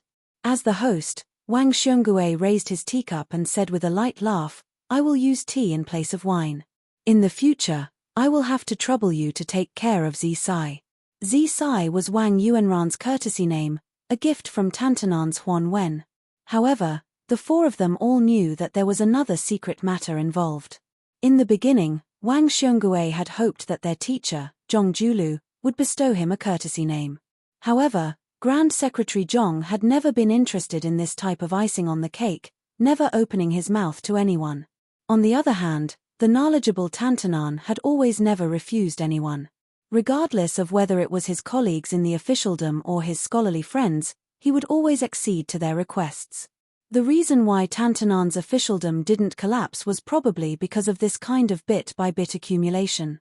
In reality, back then, Wang Xiongui had only casually mentioned it. How could he have the extravagant hope that the Grand Secretary would make an exception for him? After all, back then, the young Wang Yuanran's reputation among the children of aristocratic families was something he, as his father, was well aware of. Perhaps not even the Grand Secretary would be willing to treat Wang Yuanran properly. Every year, during the first month of the new year, when Wang Yuanran and his older brothers followed Wang Xiongui to visit the Grand Secretary's residence, each time, they would be like mice entering a cat's nest, definitely not daring to say a single extra word. No wonder Wang Yuanran's courage was so small. Just think about it, when the Grand Secretary's sons saw Zhong Julu, it was as if they were facing a great enemy, not even daring to breathe loudly. How could Wang Yuanran dare act rashly? Only, for some reason, Wang Yuanran's courtesy name Zi Sai really did come from Zhong Julu's writing. It was just that he found an opportunity to pass it on to Huan Wen, not willing to make it public. Wang Xiongui was overjoyed at this turn of events. It really wasn't an exaggeration to say that he cried tears of joy. However, the Minister of Revenue, who was well versed in the rules of officialdom, didn't dare make it public at all. Even when it came to his wife and son, he still didn't reveal the truth. Yuan Guo was the first to speak. "What problem is there? Zi Sai has turned over a new leaf and is no longer muddle-headed like before. This is a good thing. As an elder, of course, I have no reason to refuse." Then, Yuan Guo turned his head with a smile toward Zhao Yuling and purposely asked, "Sir Zhao, is that right?" Zhao Yuling glared at this fellow, but when faced with Wang Xionggui's almost pitiful gaze, he nodded and smiled. No problem. Only Yin Maochun didn't speak. During the spring of Eternal Hui, Yin Maochun was extremely outstanding. Otherwise, he wouldn't have been raised as a prime minister by Li Yang's previous dynasty's imperial teacher, Yuan Bengxi. He was even more valued than the other person, Song Dongming. Yin Maochun, who had been in charge of the Hanlin Academy for more than a decade, was also the most famous official in the world who deserved the reputation of having students all over the world. In a sense, Yin Maochun had more potential than Zhao Yuling, who was, for the time being, slightly higher in rank and more powerful than himself. Wang Xiongui saw that Yin Maochun didn't speak, so he didn't force it. He didn't dare to force it. Unexpectedly, after Yin Maochun put down his teacup, he said sparingly, "Very well." Wang Xiongui suddenly said, "My teacher once said that scholars are duty-bound to rule the country. Scholars save the country are within their power, but scholars must not cause chaos." Yuan Guo made a sound of agreement. If I remember correctly, he did say that. Wang Xiongui was silent for a moment. At that time, the rebellion in West Chu was quelled. The 3 of you didn't see the chaos in the Jiang Temple in Guangling Path with your own eyes. You probably don't know that scholars are only willing to show the various states of the human world at the critical moment of life and death. Wang Xiongui laughed self-deprecatingly. After my dynasty quelled the spring and autumn period and unified the Central Plains, I revised the history books of the previous dynasty and always saw some jokes. Some said that the water was too cold and the well was too small. Some said that my house had 4 walls, no beams, no white silk. I didn't want to believe it before, but this time, I had to believe it after seeing it with my own eyes and hearing it with my own ears. Wang Xiongui stood up and went to the window seat where the heavy snow was swirling. During the celebration banquet of the spring snow building, Chen Zhibao, Zhao Bing, and Nailan Yusi came together aggressively. There were thousands of rebel soldiers downstairs. Only Mr. Tang she stood up and questioned Zhao Bing on the spot. And I, Wang Xiongui, am a second-rank official like Liu Baijie. Although I was angry, I didn't dare to say anything. Wang Xiongui turned his head and asked with a smile, I've been thinking, if my teacher was present at that time, what would he say and do? Yin Maro Chun was lost in thought. Zhao Yuling smiled but didn't say anything. Chapter 2021. Yuan Guo stroked his beard and said, I think that Mr., who has never fought anyone in his life, will give Zhao Bing a good beating. Yin Maro Chun laughed for the first time without any fear. Zhao Yuling, who was also a grandmaster in the officialdom, also laughed. Wang Xiongui straightened his robes, turned to look out the window and bowed solemnly. Yuan Guo sighed and slowly stood up. He also straightened his robes and bowed. Zhao Yuling and Yin Maro Chun looked at each other and smiled. They stood up at the same time and bowed as well. This was the matter of scholars. No matter what other scholars in the world think or do, I, Scholar Zhonglu, cultivate my body, the Qi family, rule the country, pacify the world. At the border of the imperial city of Great Peace City, the door to a small courtyard was half closed. A blind young man and a maid who depended on each other were cooking wine in the snowy night. The maid called Xinghua said worriedly, Young master, it seems that the outside world is becoming more and more chaotic. When I went to buy food, I heard that the 3 rebel kings fought their way here and almost ran into Assistant Minister Lu's army. The price of rice in the capital has risen a lot. If we don't stock up, it will be troublesome. The young man, who was dressed in white and smiled proudly at the nobles, said gently, Don't worry, we won't starve. However, as long as one has food at home, one's heart won't panic. She wanted to speak but stopped. In the end, she couldn't help but ask in a small voice, Young master, can we defend? If the 2 border armies of Jiyu Dajo come down south to help, will we be able to quell the rebellion? But even I know that the king of Shu, Chen Zhibao, is very good at using troops. He is helping the king of Yang and the others. What should we do? Lu Shu, who was in charge of Liang, said softly, the white-robed war saint chose to take in Wu Zhongshuan's army not just because he wants to end the battle quickly. It also means that the scenery in the distance is not in Great Peace City, but Jiyu Jiantang's border towns. Xinghua was confused. Ah! What is he thinking? Lu Xuan joked, only God knows. She carefully handed a cup of hot wine to Lu Shu. Over the past few years, the 2 of them had a tacit understanding. Although she was blind, she naturally took the cup. When Lu Shu lowered his head to drink, she sighed, Sigh, it's only been 20 years of peace and there's going to be turmoil and chaos again. The corners of Lu Shu's mouth curled up. The 2 of us can be considered lucky to have just lived for 20 years. In the early years of Yonghui and this year's 3rd year of Xiangfu, the people of the Central Plains, the old people from the past, and the children now will all have to live in fear. She smiled. You're right, young master. Lu Shu turned his head and looked at the half-opened door. He pursed his lips and looked calm. She looked at the side of young master's face, her eyes dazed. She didn't have any extravagant hopes. She only hoped that she could stay by his side until she saw her young master's hair slowly turn white, and her young master would never see her unbearably old appearance with white hair. Lu Shu slowly turned his head and broke the silence. I've already dismissed Spy Jiao today. You can say anything. Xinghua hesitated. Young master, do you occasionally feel lonely? The blind young man smiled and shook his head. I'm a virgin, happy and content. Xinghua stuck out her tongue. Young master, you're so calm and indifferent. You're really amazing. He mocked himself.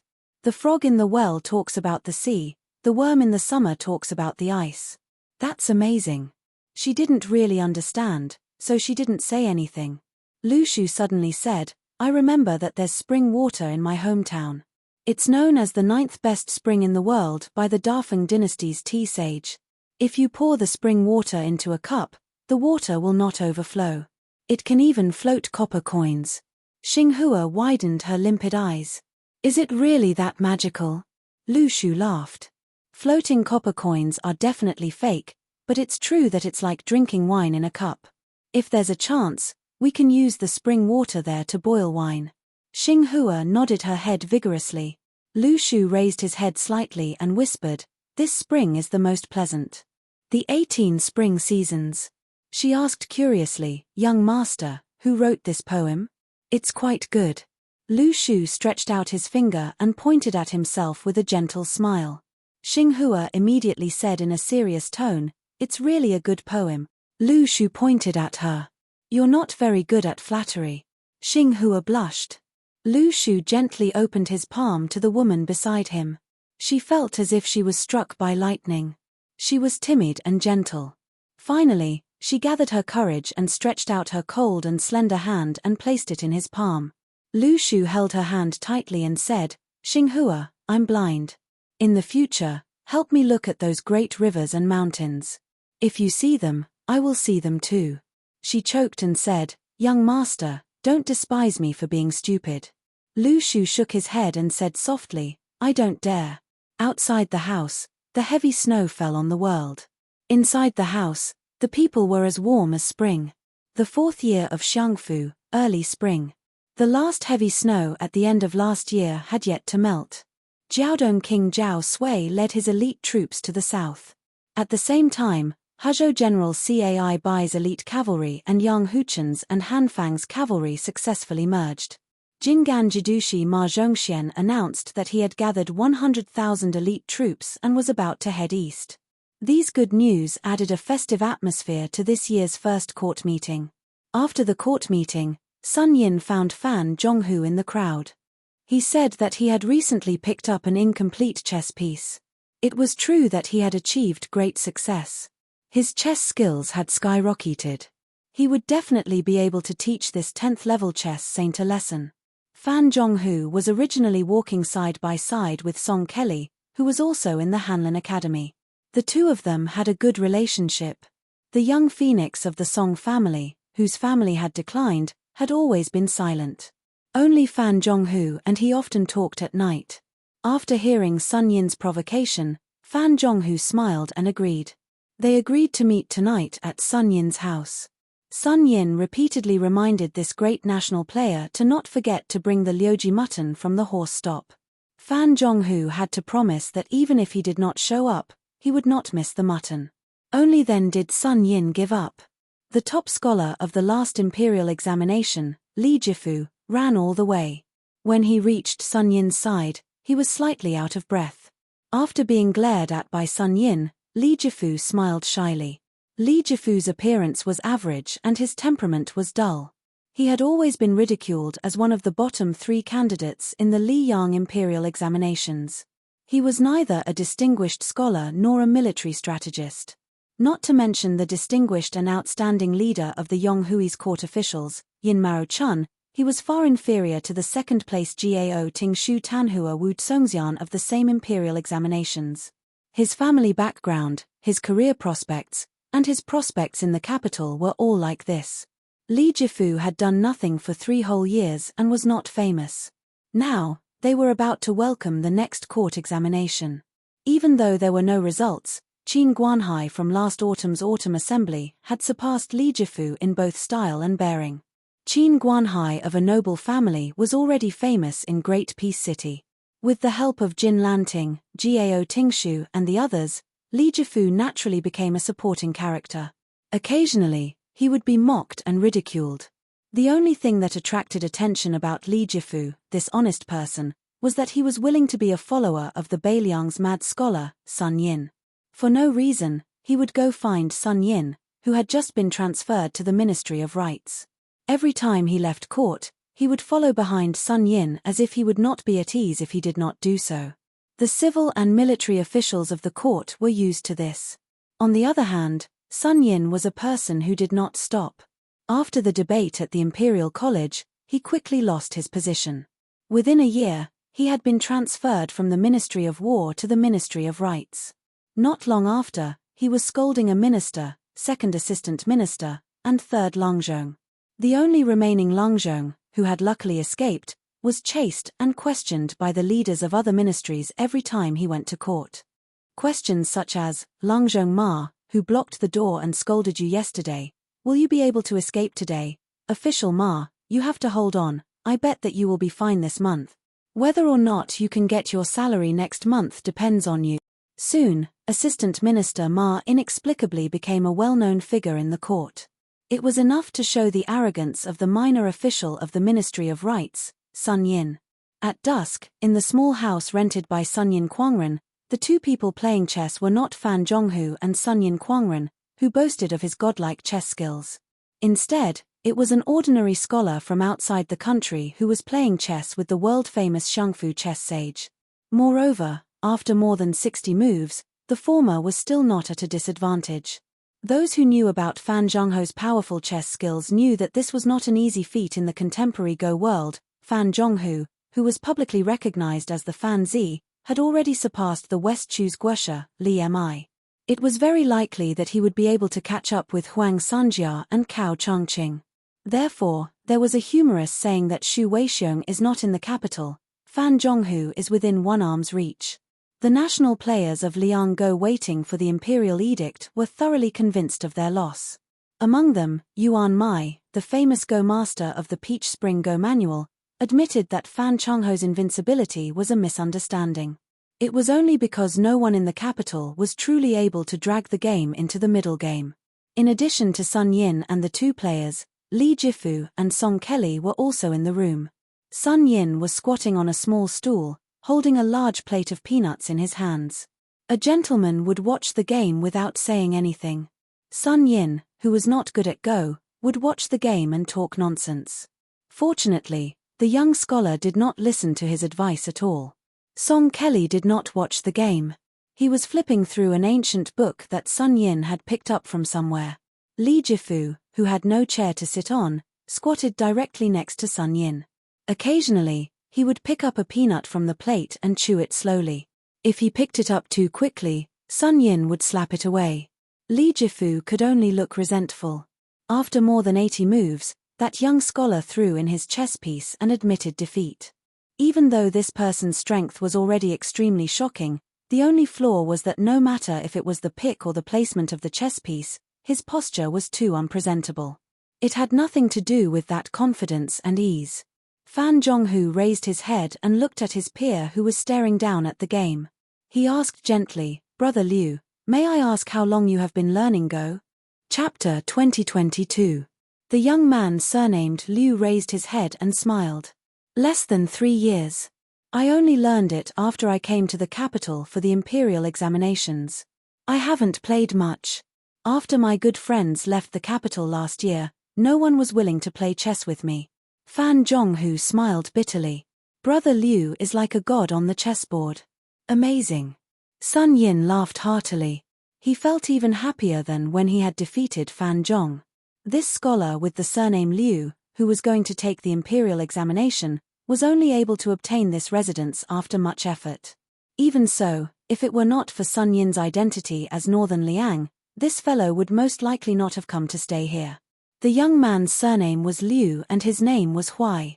He was also from Beiliang and was the only scholar to participate in the autumn exam last year. However, his ranking was very low and he could barely participate in the court exam. If it were based on the results of the exam, he would definitely be a jinsha.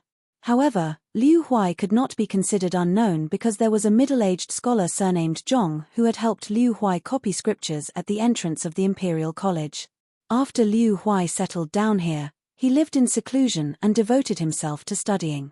When Sun Yin was studying in his hometown of Beiliang, he was already known for his outstanding writing skills. At that time, even Yarrow Baifeng, who was the left chancellor of the Imperial College, this kind of leading literary figure, was willing to make a name for himself. Later on, Tantanan Huan Wen, who sat firmly on the top seat of the secretariat, had also personally verified this matter. He had no choice but to teach Sun Yin to be low-key while pinching his nose and saying angrily, "This child won the imperial examinations, it was easy for him to win." Liu Huai was preparing for this spring's court examinations, so he naturally benefited greatly. In addition, even though Liu Huai's personality was strict, he wasn't arrogant. He spared no effort in seeking advice. There were several times when he burned the midnight oil to read something that he couldn't understand, so he would remember it one by one. Then, he would wait until early in the morning, when Sun Yin, who had to attend the morning court, woke up and opened the door, and then he would ask questions one by one. However, even though Sun Yin would answer all of his questions, the rather grumpy Sun Yin would still scold Liu Huai a few times. "You're more diligent than Li Jifu, but your aptitude is a bit lacking, you can't even compare to that idiot Li Jifu," and so on. If he wasn't so grumpy when he woke up, he would also pat Liu Huai's shoulder and say a few words of encouragement. "It's fine, your writing is on par with Li Jifu's, so it's not too embarrassing. After all, you guys aren't me, Sun Yin. Liu Huai and Li Jifu, the likes of which only appear once every 10 years, but I, Sun Yin, only once in 100 years. Brother Liu Huai, the ability of a scholar doesn't depend on the court examinations. Yin Mao Chun was the Zhuang Yuan, right? But what rank did his esteemed teacher, our Grand Secretary Zhong, get in the court examinations? Look at Li Jifu, didn't he also become the top scholar? How can he be compared to someone like me who didn't even participate in the court examinations?" Li Jifu, who often stayed here, would always smile and not say anything. Mother **K, although Li Jifu's career wasn't smooth, his essays for the imperial examinations were truly flawless. 3 years ago, a certain senior top scholar admitted defeat in public and said, "How lucky am I to not participate in the court examinations in the same year as Li Jifu? How unlucky am I to be the second in the imperial examinations?" Luckily, Li Jifu didn't refute him. At first, Liu Huai thought that the gentle brother Li only had the same name as the top scholar in the first year of Xiangfu. When he found out the truth, he had no choice but to persuade Sun Yin not to laugh at brother Li in front of him. However, Sun Yin waved his sleeves and said, "There are countless people who have been scolded and humiliated by me, Sun Yin. However, there are only a few people who I, Sun Yin, reluctantly acknowledge. Li Jifu is happy, why would he be angry?" Liu Huai, who got along well with Li Jifu after meeting him, was so angry that he almost moved out of the house. However, Li Jifu stopped him. After a heart-to-heart talk, Liu Huai returned to the house. After half a day, Sun Yin finally managed to suppress his impulse. However, it was obvious that he was holding back a lot. In the end, Li Jifu forced Sun Yin to swallow back the words he was about to say. He scratched his head and smiled, "Brother Sun, I'll say it if I want to. If you're uncomfortable, I'm even more uncomfortable." Sun Yin pointed at Li Jifu and looked at the helpless Liu Huai. He said proudly, "Did you hear that?" After interacting with Sun Yin for a long time, Liu Huai, who had learned a lot of unconventional catchphrases, couldn't help but mutter, "There's no justice in this world. There's no law in this world." Therefore, the three of them got along harmoniously. Liu Huai also knew that Li Jifu was truly talented. Most importantly, he had an even rarer neutral and peaceful temperament. He had no arrogance and was proud to the bone. He was definitely not the kind of person who appeared to be loyal but was actually treacherous. Today, Liu Huai only knew that Sun Yin had a chess friend who came to his house to play chess. When the two guests arrived, Sun Yin didn't introduce himself. He only said that if he won, he would bring him and Li Jifu to the restaurant at the end of the street. They would eat a lot of fish and meat. With Sun Yin's salary in hand, he would be able to compete with Kong Fang brothers. If it wasn't enough, he could even put it on credit. How could the name Sun Yin not be worth tens of thousands of taels of gold? Therefore, Liu Huai only knew that one of them was surnamed Song and the other was surnamed Fan. At this time, when he heard the young man with the surname Fan praise him as divine and amazing, Liu Huai's expression became a bit strange. He was just a layman who had unintentionally learned how to play chess. Wasn't it inappropriate for him to praise him like this? Noticing Liu Huai's gaze, Fan Zhonghu felt helpless. He wasn't Sun Yin and didn't have the face to announce his name. Sun Yin was even more delighted. He grabbed the last handful of peanuts on the plate and gave half of them to Li Jifu. After getting up, he shook his robe and said with a smirk, "Liu Huai, do you know who this guy is? Fan Zi of the chess world, the 10th Dan chess saint, the #1 national player of our dynasty, second to Cao Guanzi, the famous Huang Men of the Hanlin Academy, Fan Duanxian." Fan Duanxian? Pouring beans out of a bamboo tube, such a big nickname being shouted out by Sun Yin. Even Song Kelly, who was reading a book in the distance, couldn't help but shake his head slightly. Fan Zhonghu put his hand to his forehead. Liu Huai wasn't stupid and quickly understood. He got up and bowed. "Liu Huai thanks Mr. Fan for the guidance." Fan Zhonghu quickly got up and bowed back. "It's just a friendly match. I don't dare to give you any advice." Sun Yin rolled his eyes and turned to Li Jifu, saying, "See, sour scholar." 2. Before Li Jifu could speak, Sun Yin sighed and said, "Including you." 3. But before Sun Yin could continue, Song Kelly said, "Brother Sun, you don't have to praise me. Including me." 4. Sun Yin said bluntly, "Song Kelly, it's not that I want to criticize you, but since you're close to Yang Chiji, you can be considered as a friend of a gentleman. Why do you care about those gossips? Sigh, in the end, it's young Mistress Fan who has taken advantage of you too." Song Kelly, who was holding the book, took a deep breath and didn't say anything. Sun Yin was still unwilling to let the matter rest. He nagged, "Song Kelly, you must know that the more you know, the lighter you become. What a beautiful couple. Don't waste the Moon Elder's red string because of you." Liu Huai and Li Jifu looked at each other. Was there really something going on here? Fan Zhonghu, who knew what was going on, tried hard not to laugh. Song Kelly raised the rare engraved ancient book in his hand, 300 taels of silver. "Don't let it get burned, it's not even worth 30 taels.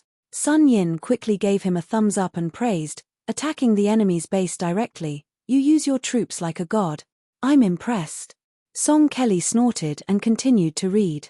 Liu Huai asked tentatively, "Mr. Fan, can we play another round?" Fan Zhonghu nodded with a smile, "Just call me by my name." The two sat back down and continued to play. Sun Yin, who was bored to death, lost interest in watching the game and could only stare blankly.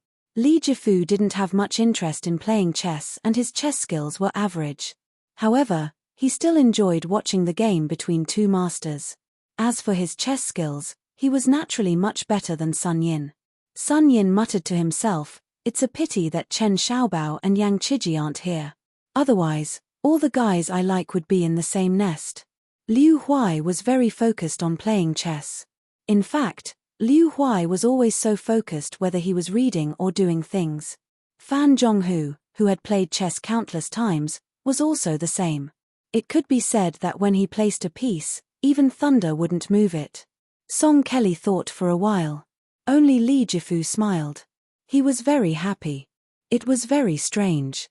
Although he had known Sun Yin for a long time, there had never been any heartfelt words between the two of them. Sun Yin always liked to be lost in thought, and his mind would often wander. Li Jifu also rarely took the initiative to talk when he was beside Sun Yin. He usually just quietly read and thought about the big and small things in the officialdom and the high and low people in the yamen. Sun Yin said to himself, "Actually, Fan Zhonghu is very competitive and can let go of things easily. He's really suitable to be an official. He's not suitable to play chess. First, he should wander around places like the Imperial Academy and Imperial College. He's not afraid of being slow, but he's afraid of being fast. Young Chicken Song. Oh, that's not right, Young Chicken Song. What about Young Chicken Song? She is courageous and diligent. She will be an assistant minister for 3 years, a minister for 5 years, and a grand secretary for 10 years. Oh, that's not right. I, Sun Yin, will be the grand secretary for 10 years. Song Kelly, you should just be a minister obediently. As for Liu Huai, don't be stuck in a pile of books. Being a teacher won't be a big deal. At most, you'll be given an average posthumous title. What Wenjie, Weni, Wenda? How is that a posthumous title? It's just cursing people. As for Li Jifu, you'll have to make do with cultivating in the government. Remember to burn incense and pray to Buddha when you're free. If you're lucky, you'll be able to get a third-rank assistant minister or a provincial governor. If you're unlucky, sigh, you'll have to borrow money from me. I don't think you'll be able to marry a decent wife. Li Jifu nodded solemnly. Well, it seemed that this top scholar took it seriously. Song Kelly shook his head again. Before the night ban in the capital, Fan Zhonghu said goodbye to Song Kelly. Liu Huai got up and walked him out. Li Jifu left the house later. Liu Huai helped him carry the lantern to the corner of the alley before handing it to him. Chapter 2023. Liu Huai clearly saw this scholar holding a lantern in one hand and blocking his view with the other as his shoulders trembled slightly. Before leaving, Sun Yin picked up the book that Song Kelly had placed on the table and threw it to Li Jifu, who was about to leave. He said angrily, "I'll lend you the book. Friendship is friendship, but you have to return it. The shortest is 3 years, the latest is 5 years. I'll count the days with my fingers. If you don't return it, I'll carry a bucket of dung to your door and pour it. It's up to you to believe it or not. Don't be so wishy-washy. Get out of here." In the night, Li Jifu walked further and further away. Then he walked faster and faster as he strode forward. In reality, for some reason, this scholar had been borrowing money from his colleagues recently. However, he gritted his teeth and did not ask for Sun Yin's help. It was said that his family had sent a letter to the capital and urgently needed a large sum of money to get through this difficult time. However, most of Li Jifu's family naively thought that Li Jifu, who had brought honor to his ancestors, was fated to have a meteoric rise in Jing. They did not know that it was not easy to climb up the ranks of Great Peace City's officialdom. If Li Jifu had not been the number one in the first rank and had only been a slightly higher ranking Jinsha, perhaps his days would be much better than now. At the very least, he would have more money and more friends. Taking a step back, even if it was a second-class Grand Scholar who was sent out to other places, or a fellow Grand Scholar who was lucky enough to fill the vacancy immediately, the good ones would be the officials who ruled over a region. As for the bad ones, it would be difficult for them to remain uncorrupted. However, Li Jifu was the top scholar and had no family background. Moreover, there were no seniors in the bureaucracy to help him. How could Li Jifu become a dragon in a storm? He should have been suppressed by the seniors in the capital. Therefore, Sun Yin's unintentional words of suffering hit the nail on the head. However, no matter how difficult it was, Li Jifu was still the top scholar.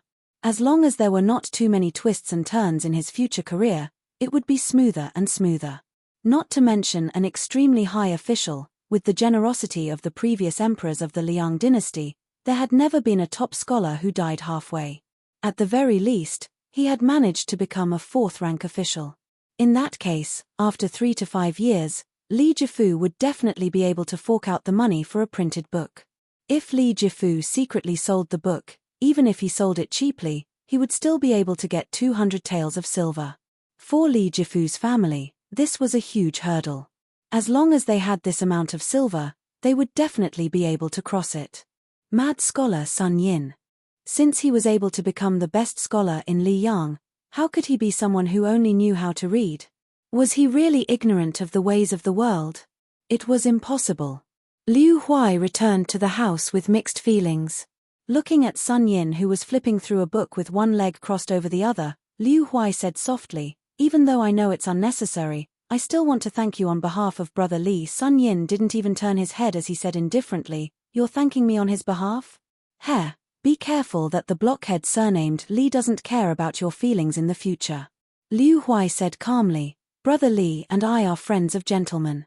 Although the taste is not as good as wine, wine can quench one's cravings and water can quench one's thirst. I don't wish to have any dealings with Brother Li." Since that's the case. Sun Yin interrupted Liu Huai's words, "Wrong, very wrong. Do you know why in history, it seems that in the fierce political struggles of the past dynasties, the true gentlemen always lose miserably, while the hypocrites can win again and again?" Liu Huai was about to speak when he was interrupted by Sun Yin again. This mad scholar stared at the oil lamp and said tirelessly, "You don't know. Even if you think you know now, it's still wrong. Gentlemen like to call themselves friends and not party. The true gentlemen foolishly take it as a standard and really do so. You have to know that on the way to the top, the biggest taboo is to appear to be full of friends, but in reality, be alone and without help. When in trouble, especially when the emperor is annoyed, the assistance of the gentleman beside you will often backfire. Why? Because they don't know who the biggest donkey in the world is. It's actually the hypocrites who are willing to throw away their face and the true villains who have the guts to bet all their belongings on the gambling table to win big with a small amount that can help turn danger into safety. Speaking of which, don't think that the hypocrites and the true villains are empty scholars.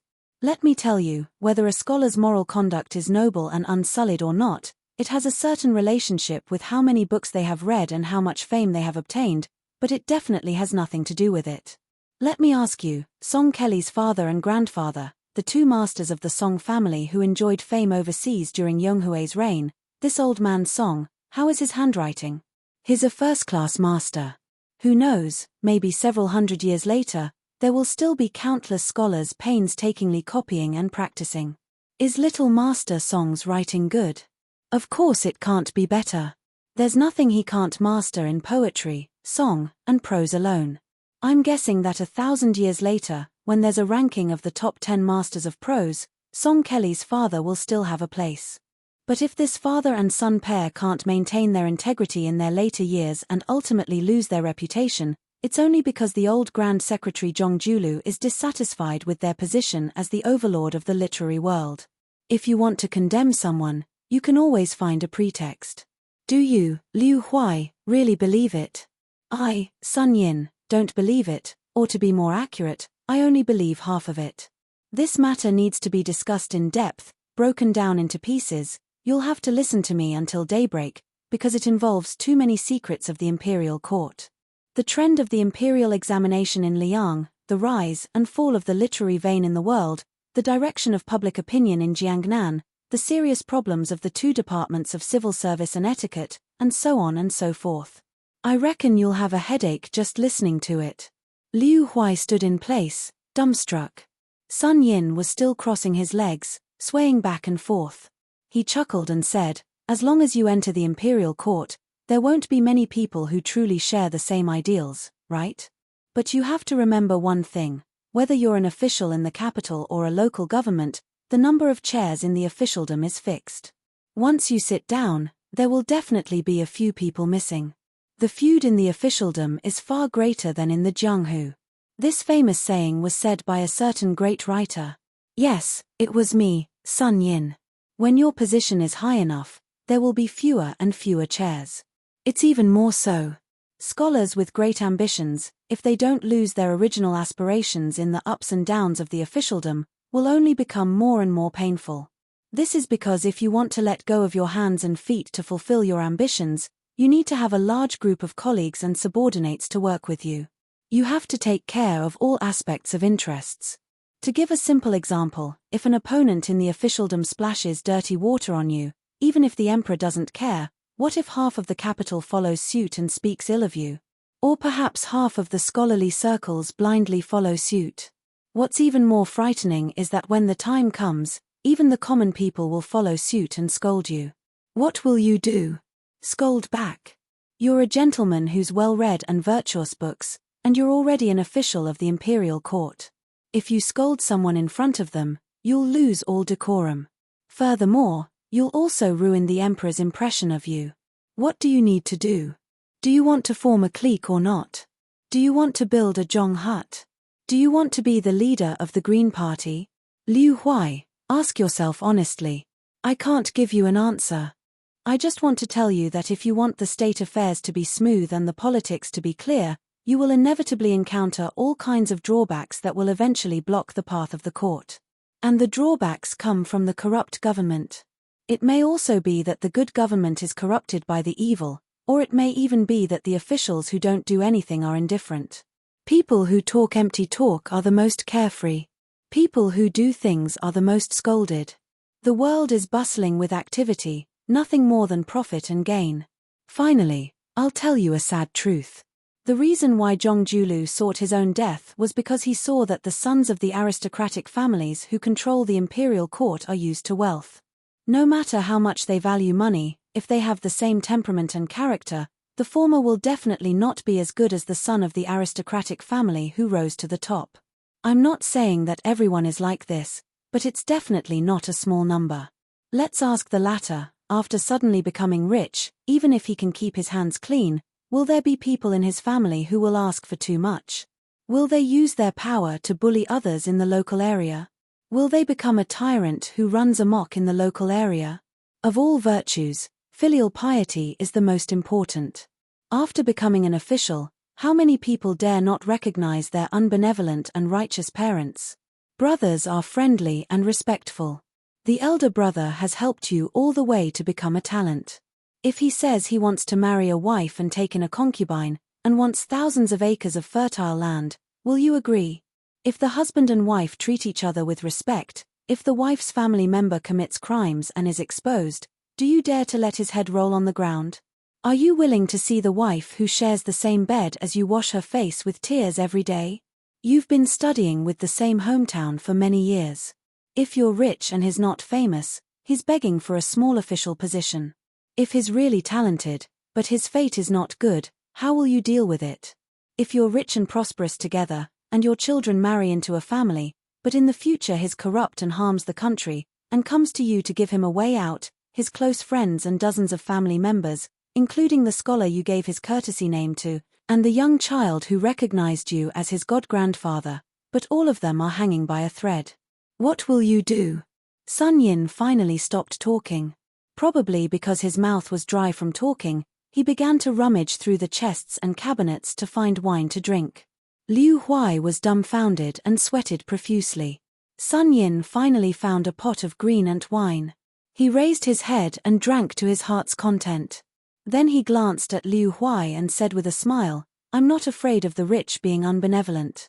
If those guys die, so be it. If the tall building collapses, so be it. I, Sun Yin, may even take the initiative to find trouble with them. But the words poor and evil, poor people have low aspirations. Are you afraid? I, Sun Yin, am afraid. He, Zhong Julu, is even more afraid." Liu Huai did not move or say a word. Sun Yin walked up to him and waved his arm in front of Liu Huai's eyes. "What's wrong? Scared silly?" Liu Huai's eyes were red and there were faint tears. Sun Yin passed the wine pot to the Beiliang scholar and joked, "Don't be afraid. Drink to calm your nerves."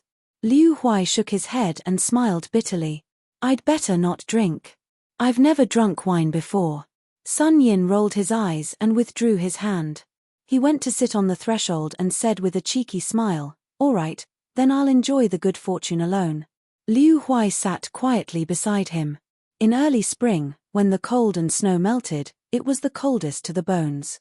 Sun Yin said to himself, "Let's take 10,000 steps back and say that a person who has no relatives or friends, who has no ties, and who finally has a high position one day, is he willing to do small good things, and is he afraid of doing small evil things?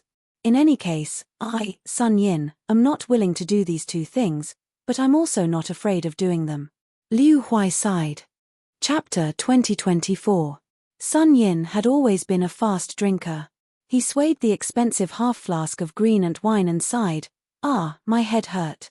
My ambition is too high, I see too clearly, I think too clearly. So I, Sun Yin, am even lonelier than you idiots. In the future, I won't waste my green ant wine with a fellow Beiliang like you." Liu Huai said softly, "I've thought it through. I still want to be an official."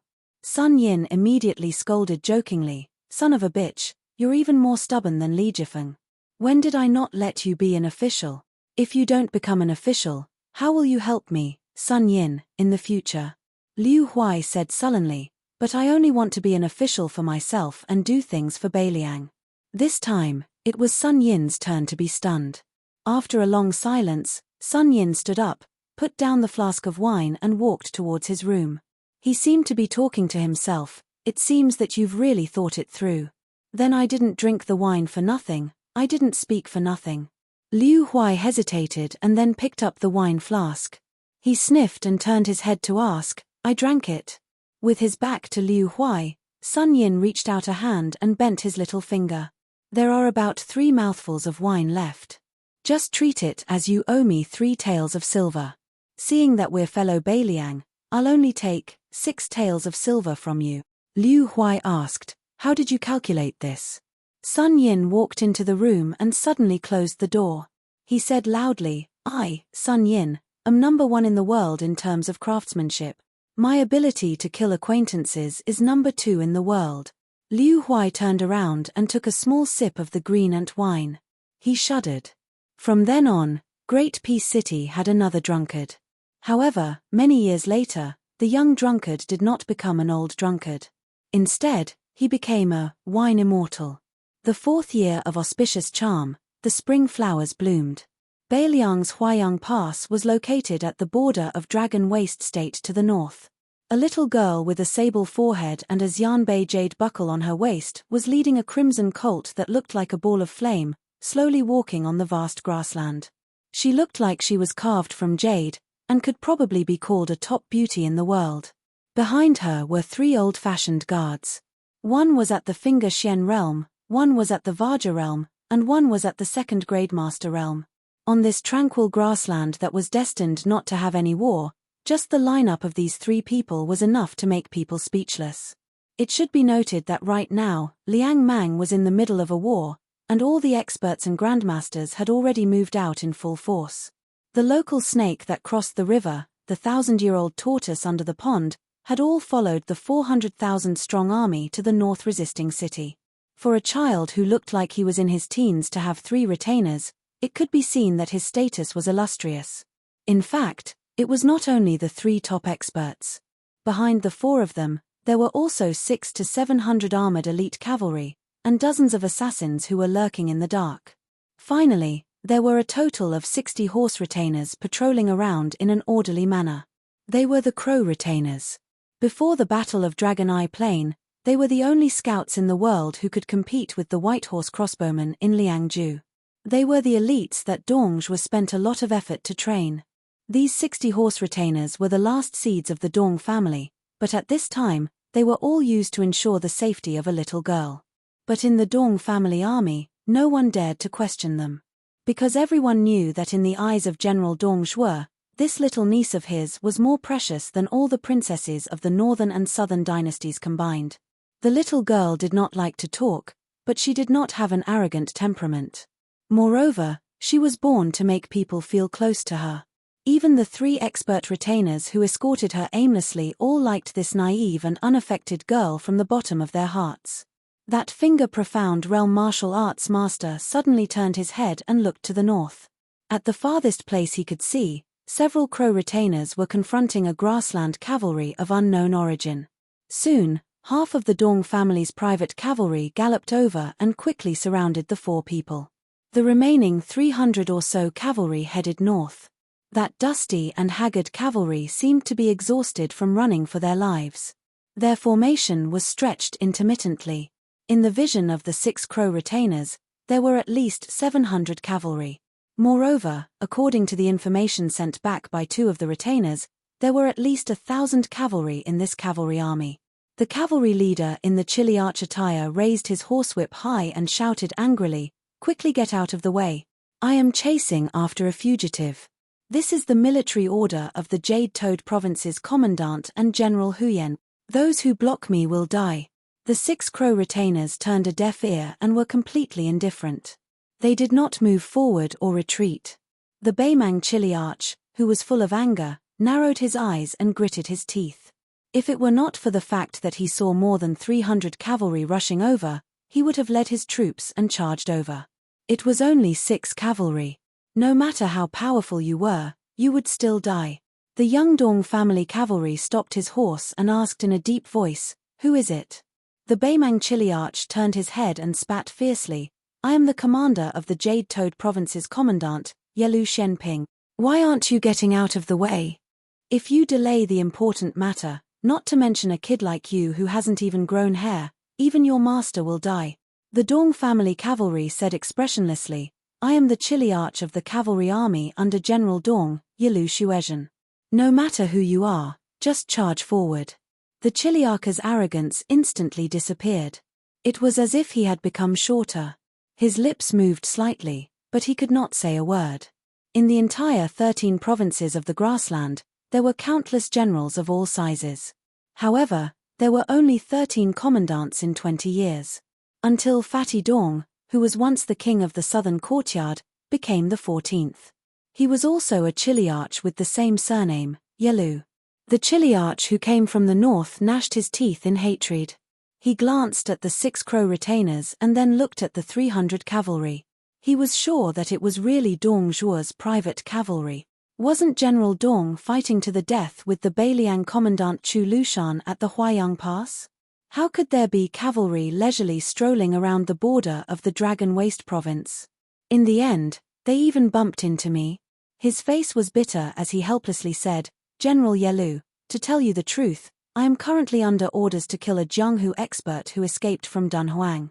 Not only me, but there are also 3 other cavalry armies heading south. Not to mention our casualties, even the spider web spies have lost dozens of people along the way. The Dong family cavalry frowned. After thinking for a while, he said, My young master is behind us. If you go south, you can go around 1 li away. That Chiliarch said with a sullen face, General Yelu, on this trip to the south, we really wish we could flip up every inch of the land to take a look, afraid that we would miss that expert. Now that that person is heavily injured, he definitely can't run far. At most, he is 10 li away from us. My cavalry army has people who are good at hunting. If you are worried that we will disturb your noble, then I will only bring 100 cavalry to follow you. How about it? General Yelu, you are a magnanimous person. Don't make things difficult for me, okay? Just take it as I, Yelu Shenping, am begging you. The Dong family cavalry was hesitant. The Chiliarch put away his flattering expression and said in a low voice, I, Yelu Shenping, have lost 223 brothers. They can't die in vain. The Dong family's cavalry general raised his head and looked over. Behind this person, there was a large cavalry force. There were 7 or 8 small cavalry groups, each with a dozen or so cavalry groups. Most of them were led by a knight who wasn't wearing iron armor. Like a large net, they galloped towards the south in an orderly manner. He finally nodded and said slowly, I can make the decision and allow you to bring a small amount of cavalry to follow me south. 100 cavalry. If there is one more, I will kill one. Although the Jade-Toed provincial cavalry general felt a little regretful, he was more than happy. This person was also a decisive person. He raised his arm and waved his hand. Only 90 or so cavalry followed him south. The rest of the cavalry were 1 li away on the 2 sides, continuing forward. Unknowingly, the encirclement of the 300 horsemen around the little girl had expanded by 50 paces. 3 of her personal retainers were standing side by side behind the girl. Seeing this scene, the Dong family cavalry general, Yelu Shezhen, narrowed his eyes and didn't make a sound. In the group of 100 people chasing the cavalry army, the 3 riders who seemed to be randomly galloping would occasionally dismount and carefully observe the grassland. They would even pull up a blade of grass and sniff it. They would follow the edge of the circular formation and gradually head south. Finally, they mounted their horses. After the 3 people's gazes met, one of them shook his head at the cavalry general. Yelu Xuanping's expression was complicated. It was unknown whether he was disappointed or relieved. After carefully sizing up the little girl several times from the corner of his eyes, he cupped his fists and said gratefully to the Dong family cavalry general not far away, no matter what, this general thanks General Yelu. The 2 cavalry generals had the same surname and the same official position. However, the one who called himself this general knew that he couldn't do anything with the other party. Yelu Shezhen said calmly, You have worked hard. The cavalry army that was like an autumn hunt on the grassland continued south to pursue prey. After the cavalry army disappeared from sight, Yelu Shezhen rode his horse to the little girl's side. He had long since reached out and pressed down on the hilt of his blade, staring at the grassland not far to the south. At the same time, the 3 martial masters all turned around. The finger-profound realm retainer completely blocked the little girl's figure. The other 2 were separated by a dozen or so steps. It was Dao Manwu. The little girl poked her head out and softly shouted, You can come out. There was no movement at all. She raised her voice and kindly reminded, "It's useless even if you continue to hide." Finally, the grassland loosened slightly and then exploded with a bang. An abnormally tall and sturdy figure quickly and violently charged towards Dao Manwu. Two thick chains pulled out a rainbow light, respectively stabbing towards the chests of the two retainers on the left and right of the little girl. The little girl hurriedly shouted, "Don't kill." If it had been a moment later, that assassin's neck would have been broken by the finger-profound realm retainer. This retainer had already arrived in front of the assassin. The 5 fingers of his left hand grasped the man's neck. His right hand clenched into a fist, only an inch away from the assassin's heart. Chapter 2025.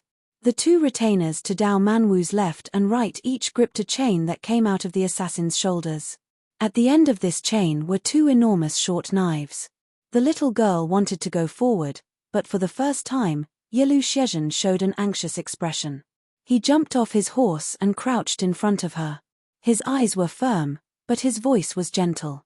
"Little princess, don't come near." Dao Manwu grunted, then shouted to the old man. "White-haired grandpa, my name is Dao Manwu. I won't hurt you, and you're about to die." The white-haired old man's eyes shone. "Little girl, what did you say you were called?" "Say it again." Dao Manwu shouted loudly, "My name is Dao Manwu." Then she said something that no one, including Yelu Shezhen, could understand. "I know that person." The old man laughed hoarsely, without the slightest bit of sorrow of someone about to die, only an indescribable pleasure. "Good, good, good. What a good heaven never bars one's way. Heavens, just take it that I, surnamed Chu, owe you once."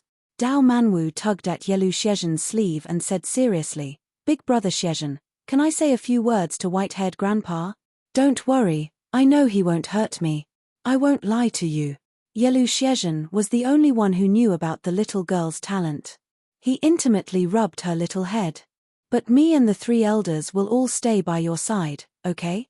The innocent little girl nodded her head vigorously like a chick pecking at rice. It was very lovable. She quickly walked forward. Yelu Shezhen and the 2 retainers followed closely behind. When Dao Manwu was 5 or 6 steps away from the tall and sturdy old man and the finger-profound realm retainer, she suddenly sat down cross-legged on the ground. Then she raised her head and said, "What's the matter, old grandpa? If I can help, I'll definitely help you." Yelu Shezhen didn't know whether to laugh or cry. He used his eyes to signal the Grandmaster to loosen his fingers. The latter wanted to say something but hesitated. In the end, he still loosened his grip and pulled back his fist. He moved 3 steps to give the little master enough vision. Even though he knew that this assassin was like a lamp that had run out of oil and dried up energy, the finger-profound realm expert still didn't dare to lower his guard. The old man with disheveled hair also followed the little girl and sat cross-legged. He glanced at the finger-profound realm expert with slanted eyes, and said with a cold snort, "If it were any other time, I'd kill you with one hand." In fact, the old man had already given up on the idea of escaping. The reason why he used the last of his energy to hide here was to leave himself a relatively dignified death. The world was so big, but he just had to meet this little girl called Dao Manwu. Perhaps this could only be explained by the will of heaven. The old man lowered his head and panted heavily.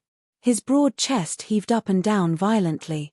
After his breathing calmed down slightly, he looked at the little girl and slowly said, "Little girl, I've heard that person mention you before. But what I'm curious about is how you recognize me." Dao Manwu didn't hide anything and said in a clear voice, "Previously, I only knew that I should go this way, but actually, I didn't know what I would encounter. I only know that you won't hurt me, and I can see things that others can't." The little girl thought for a moment and quickly stretched out her hands, drawing circles in the air in a seemingly random manner. It was very messy. The old man clicked his tongue in amazement and said, "This kind of talent is really unheard of. Before I parted ways with him, I heard him mention you unintentionally. I know that there's a little girl called Dao Manwu in Beimang." Dao Manwu blinked her eyes that were full of spirit. They were overflowing with light and color. In the depths of her eyes, there was some happiness and some sadness. The old man coughed and put his hands on his knees. He said in a low voice, I originally had a big idea in mind. Forget it, let's not talk about these things anymore. In short, before I left Beiliang, I wanted to go to the Central Plains Jianghu. But I received a secret letter from another old man, saying that there's a mystery in Dunhuang City. He hoped that I could do one last thing, but unfortunately, I only did half of it. Dao Manwu, remember, let that person know as soon as possible, the sooner the better. Let him know that he doesn't only have a woman in the north, but more importantly, that woman gave birth to a child for him. Dao Manwu opened her mouth slightly. She was clearly at a loss. The old man smiled bitterly and said, I don't care whether you'll help or not. To be honest, it's reasonable if you don't help. Anyway, I can die with peace of mind. After saying this, the old man put his hand into his sleeve with difficulty. This action scared Yelu Shezhen and the 3 retainers as if they were facing a great enemy. However, the old man only took out a thin yellowed book and gently threw it to the little girl. He said self-deprecatingly, he gave me a knife manual. Later, he added some moves himself. I can roughly understand it, but unfortunately, I can't learn it. Little girl, I'll give it to you. Dao Manwu took the knife manual with both hands and held it in her arms. Her eyes were moist. She knew that the old man was really going to leave. The old man pointed his thumb at himself and said with a smile, Little girl, remember, I'm a white-haired old man called Chu Kuangnu. I'm the first peerless master that person has seen in his life. The old man pulled the corners of his mouth and closed his eyes. He said to himself, that chicken leg soaked in lake water, damn it, it's actually delicious. Dao Manwu wiped his tears and promised loudly to the dead old man, I promise you, I'll definitely tell him. After Tantanan, Huan Wen, and the Confucian scholar Yarrow Baifeng, Liu Huai served as the Imperial College's left chancellor at the age of 40. For the next 30 years, an entire 30 years, he didn't transfer to another office. In the end, he died as the Imperial College's left chancellor. During this time, the youngest left chancellor in the history of Liang refused the invitations of the new emperor of Liang time and time again. He didn't want to be the Minister of Rites or the Chancellor of the Hanlin Academy. The last time the old man taught at the Imperial College, he unreasonably gave a lecture to a hall full of Beiliang scholars. The old man held a jug of green ant wine in his hand. Before he started the lecture for the scholars in formal attire who were sitting upright and still, he raised his arm and gently shook the jug. He said with a smile, Do you know how much this jug of wine sold for in the 4th year of Xiangfu? You definitely won't be able to guess. Today, even if this jug of wine is the best green ant wine, it's only 60 copper coins. I remember on the first spring night of the 4th year of auspicious charm, the first time I drank wine, it was our northern Liang Path's green ant wine. It was so expensive. Someone only left me with a small pot of wine for 3 mouthfuls, yet he charged me a total of 6 silver taels. At that time, I really didn't think it tasted good. I only felt that my throat was burning. If it wasn't for the fact that I was penniless at the time and that I drank the wine on credit, I would have spat out that mouthful of green ant wine. And this person even shamelessly boasted that he sold a jug of 3 taels of silver to me for 6 taels of silver on account of us being from Beiliang. Don't you think this guy is black-hearted? The young scholars who were studying at the Imperial College immediately roared with laughter. The old man smiled and said, He's indeed black-hearted, isn't he? Ian, you're actually not unfamiliar with this guy. He was once the right chancellor of our Imperial College for a short period of time. Fortunately, he quickly packed up his things and left. His surname is Sun and his name is Yin. You guessed right, he is that old 5th son of our great peace city, Lord Sun Yin, who has been the Minister of War in the 6 departments of the Minister Province. The scholars of Beiliang first subconsciously kept quiet out of fear. However, they quickly roared with laughter. If it was other officials, not to mention a second-rank minister of the central government, even an assistant minister wouldn't dare to laugh so openly. However, old Minister Sun was different. In his words, You juniors, as long as you don't bully me and beat me up on the spot, then it's fine. It's fine even if you scold me in secret. Ever since I, Sun Yin, became a high official, I've never scolded anyone with a lower rank than me. Why? If I don't like them, I'll just tell them to leave. What's the point of scolding them? Only those with a higher rank and a louder voice than me can I only scold them to satisfy my cravings. Sun Yin's temper wasn't good. On the contrary, it was extremely bad. However, this guy either hated and feared him to the extreme or admired him to the point of prostrating himself on all fours. There were very few neutral people. It had to be known that even the emperor once said with a smile, "Every time old man Sun scolds people in court, no matter if I feel that it's reasonable or not, I'm not in a hurry to make a conclusion. Every time, I'll first listen to it. When I've completely thought it over, I'll decide whether to scold him back or give him a few pots of good wine." Sun Yin, who had moved through the 5 yamans of the Minister of Administration province and become a minister, seemed very similar to the important official of the previous dynasty, Tantanan, but also very different. Probably the only person in the world who could scold people better than Sun Yin was the Beiliang Daoist administrator who had only entered the capital 3 times in his life. He was the administrator who had held the position of administrator for the longest time in the world, Chen Shiliang. He was the only one. The administrator for half his life, the left chancellor for 30 years. Today, the Liang Imperial Court used this term to describe a certain person in the officialdom who hadn't moved for a long time. The former referred to Chen Shiliang, the latter to Liu Huai. The old man waited until everyone calmed down and said in a low voice, "The scholars of your generation in Beiliang probably can't imagine the scene of the past. My memory is still fresh. The year I left for the imperial examination was the last year of Yonghui. When I entered the capital, it was the first year of Xiangfu. At that time, I was in Taiyan City and met a group of scholars from other places. They were wearing bright clothes and holding fans. You seem to be about the same now. At that time, after 2 people knew I was from Beiliang, they asked and answered questions in a strange way. One asked Li Yonke lifts the classics and light poems. Logically speaking, the poor scholars of Beiliang had a great advantage. Why did they still have no harvest at the end of the year? How strange. One answered loudly, "Because those Beiliang barbarians don't even know how to write poems, let alone the classics and essays." The old man looked at the young faces. Most of them had angry expressions, but there were also calm and sarcastic expressions. Naturally, there were also some who were completely indifferent. The old man had seen a lot of ups and downs, so he didn't find it strange. Chapter 2026. The old man only said indifferently, "At that time, I didn't blurt out 'fuck your mother.' How strange, not because I didn't dare, but because I was afraid of solidifying the impression that we Beiliang scholars are vulgar in the eyes of outsiders. Now, you probably don't have such a chance. If it were you who ridiculed scholars from other places, such as the scholars from Nanjiang Path who have been hated by everyone for many years." The old man didn't speak frankly about the fate of the scholars from Nanjiang Path. The old man had long understood that justice was only in the heart and never in the mouth of others. Liu Huai only returned to the main topic and said slowly, "I, Liu Huai, consider myself number 1 in drinking, number 2 in teaching, number 3 in chess, number 4 in writing, number 5 in shamelessness, number 6 in quarreling, and last in being an official." The world laughs and scolds the Imperial College's old man Liu for having ulterior motives, for wanting to be the overlord of the literary world, for holding the authority of the nation's literature in his hands, and for the imperial court to be filled with yellow and purple. How could he not be my disciple?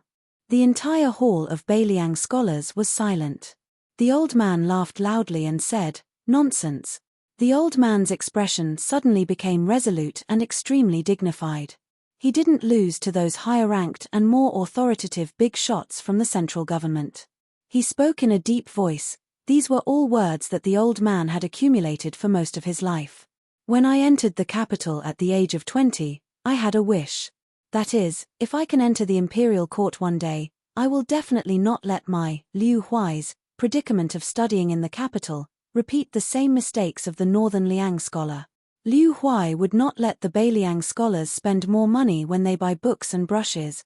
Liu Huai would not let the Beiliang scholars be looked down upon by others because of their local accent when they speak with others. Liu Huai would not let the Beiliang scholars in the imperial court speak up for the nation and plead for the people." The imperial college's left chancellor's face turned red. He paused for a long time and laughed coldly. "Today, The world fears the Cold Party and scolds the Cold Party for being domineering. They especially hate the Cold Party for having the hardest bones. In the Liang imperial court, the saying of the Cool Party could only be understood and not spoken of. No one dared to directly bring it up. No one would have thought that Liu Huai, who was regarded as one of the core leaders of the Cool Party, would personally bring it up today. In my heart, I, Liu Huai, have a Cold Party. Among the older generation, those who are about the same age as me have already passed away, while others are still alive. For example, the old Grand Secretary Chen Wang, the old Minister Sun Yin, and the old Hanlin Yang Chiji are all of them. Outside the capital, Ku Jianghuai, Xie Shibian, Chen Shiliang, Cao Wei, Yu Luandao, Li Hanlin, Lu Chengqing, Huang Fuqian, Song Yang, Chang Sui, Hong Xinjia, Cao Xiaojiao, Wang Ji, Hong Shuwen, Hong Yu, and so on. The old man laughed heartily and answered his own question. So many great figures who will be recorded in history in the future are all members of our Cold Party. Are you afraid? Even I'm scared of it. The old man raised his eyebrows and said with disdain, "What? Are you saying that I seem to have forgotten about that person? That old assistant minister and old scholar who hid in Gangnam-do a long time ago? Because he's not a good person at all. Of course, I've been scolding him for many years. However, there's one thing that you might not know. In his later years, this old thing also tried to consider himself as a Beiliang citizen. Unfortunately, Jin Lanting only wanted to acknowledge his ancestors, but we, the old ancestors, were not willing to acknowledge this grandson at all. The old chancellor claimed to be the sixth in quarreling before he became an official. He had only heard these curses without using any obscenities. This so-called sixth was full of weight. The old man suddenly raised his voice and said, "Liang Ministry of War, 3 times minister and 7 assistant minister, Ku Jianghua, Cao Wei, Yu Luandao." The other 7 third-rank assistant ministers were all from the Beiliang Frontier Army back then. 40 years, beautiful generals, half of them from Beiliang. How magnificent! Beiliang! How magnificent! Don't forget, the clothes you wear today, the jade and jewels on your waists, and the eloquence you have today, were exchanged for 4 years in the beginning of Shangfu. The Beiliang cavalry sacrificed 320,000 men in battle. It was the former Beiliang Palace, which is now the administrator's mansion, that used the 320,000 stone tablets with names from Mount Qingliang in exchange for today's status. Don't worry about what scholars think, I don't care, and I don't care. However, you scholars who were born in Beiliang, as long as I, Liu Huai, am alive, I hope that you will remember this day. Finally, I'll say one last thing. Remember that person. His surname is Shu. The old man, who was extremely outspoken, didn't drink a mouthful of greenant wine until the end of the day. He also didn't say the last sentence. This sentence was too taboo and too heavy. There would be no other central plains. The end of spring in the 4th year of Shangfu. The rain was as smooth as butter. In the Grand Secretary's mansion, there was a small pavilion by the lake. Exquisite items hung from the eaves. 2 people of the same age stood side by side. One was the young uncle of the emperor, Yang Chiji, and the other was Kong Zhenrong, who worked in the Ministry of War. They were friends in the past, and today they were still best friends. Kong Zhenrong said solemnly, "The Ministry of War just received news that the Beimang army suffered heavy losses outside of Jebei City. However, the grain and troops reinforcements from Longyaro State have not stopped. Jebei City is in a bad state, and Huayang Pass is even worse. Liang Mang's battle will drag on for at least 2 to 3 months." Yang Chiji leaned on the window and smiled, "We can't even take care of ourselves. You're probably the only one who cares about this news." Kong Zhenrong crossed his arms over his chest, grinning as he said, "This Li Hanlin fellow is truly extraordinary. The more he fights, the more valiant he becomes." After becoming the only remaining White Horse commandant outside northern Liang Pass, especially after the Battle of Old Woman Mountain last year, he, Yu Luandao, Cao Wei, and Wang Jingchong's 3 divisions of cavalry, along with Ku Jianghuai and Xie Shi's 2 Liuju generals, beat the Southern Dynasty's soldiers inside northern Mang's Gusai prefecture until they cried for their fathers and mothers. I heard that they came and went like ghosts, completely tying down northern Mang's last 2 main field forces. In this way, the entire northern Mang southern dynasty, other than the front line to the north of Dragon Waste State, has been beaten into a sieve that leaks air from all sides. Yang Chiji subconsciously rubbed the stubble on his chin. It seemed to be getting pricklier. Thinking back, among the four of them, Kong Wuchi was the most mature. He was the first to have a beard. Li Hanlin often laughed at Yang Chiji for being a pretty boy. It was a pity that he was a bit ugly. He was worlds apart from Li Hanlin, so even if he sold his butt, he wouldn't be able to get much money. Yang Chiji asked, "What do you think will happen if we stay in Beiliang?" Kong Zhenrong had obviously thought about this question. Without hesitation, he said, "It's hard to say. You'll either be a military officer under Song Dongming at Mount Qingliang, or you'll be a military advisor with the identity of Bai Yi at Jebei City. But I'm different. At the very least, I can be a white horse lieutenant like Li Hanlin." Yang Chiji laughed and scolded, "What a moral character. It's only because those two aren't here that you can be so arrogant.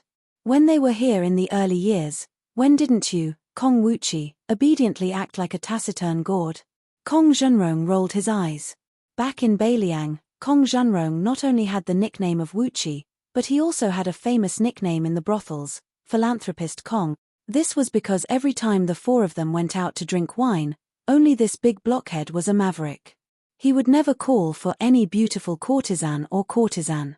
He would go straight to the point and say to the brothel keeper, "Call out the girl who hasn't received any guests for the longest time to accompany us." The great philanthropist Kong not only asked for women who were more beautiful and cunning, but also rewarded them handsomely. He also called them over to sit next to him. Although he didn't take liberties with them, and it was likely that he really couldn't bring himself to do so, he didn't neglect them either.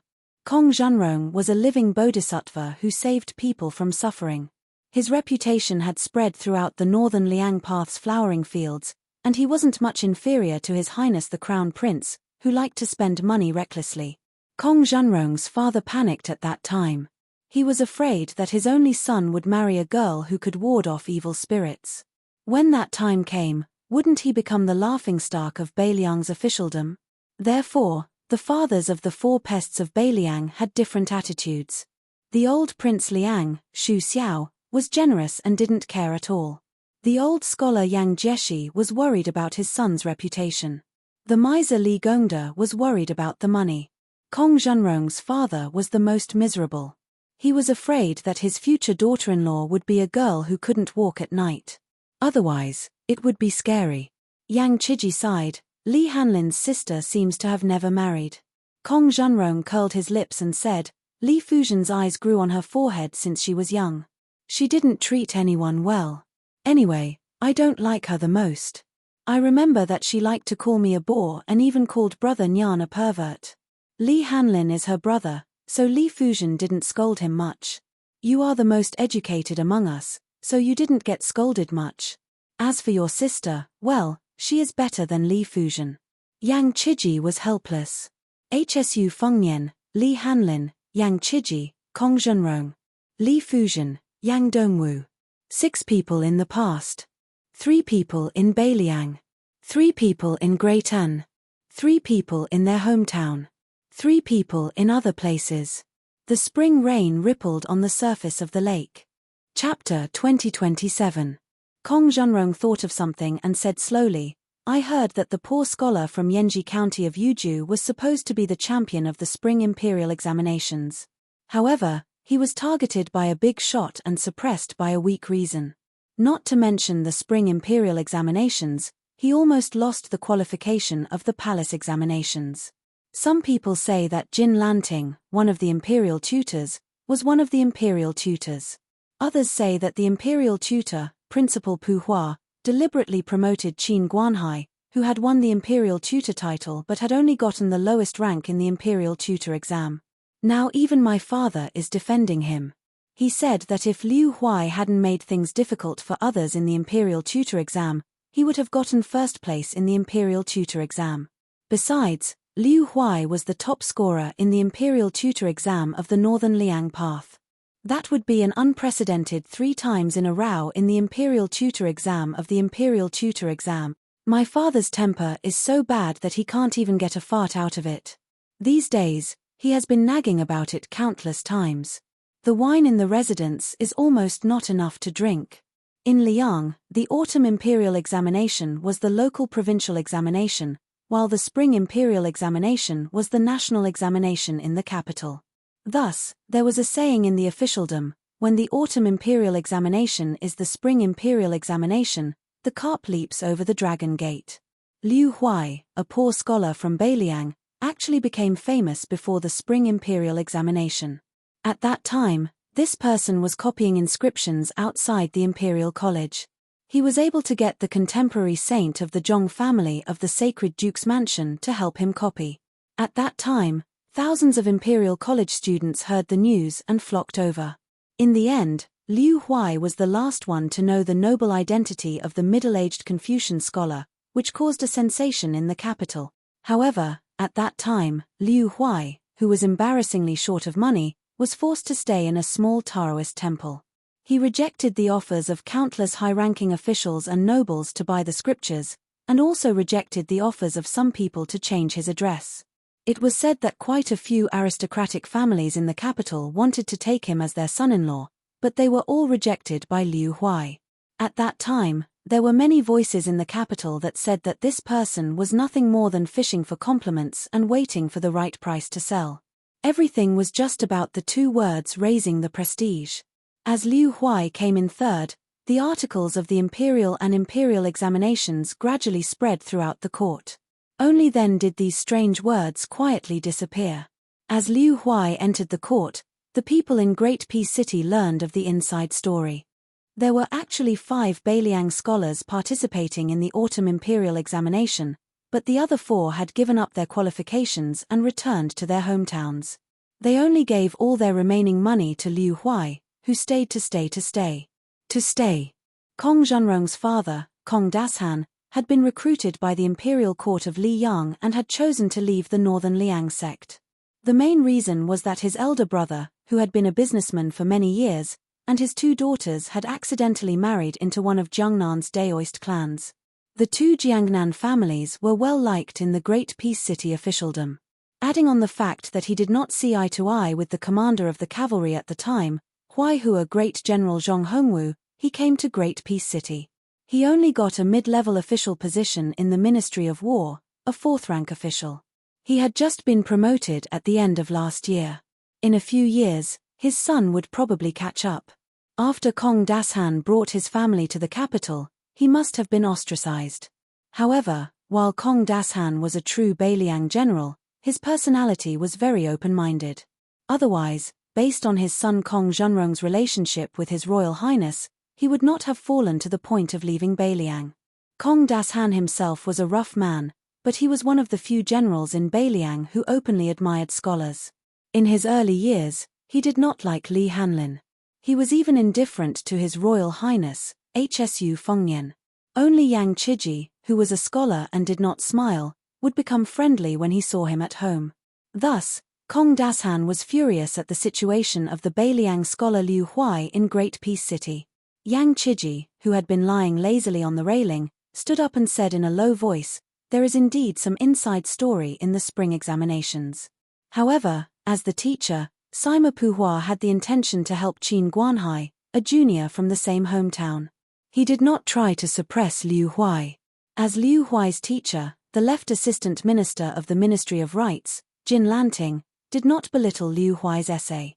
Instead, he praised it greatly. The examination paper was full of praise. Kong Zhenrong could not wrap his head around it and was confused. The Minister of Rights and the Assistant Minister of the Ministry of Rights were respectively the President and the Vice President.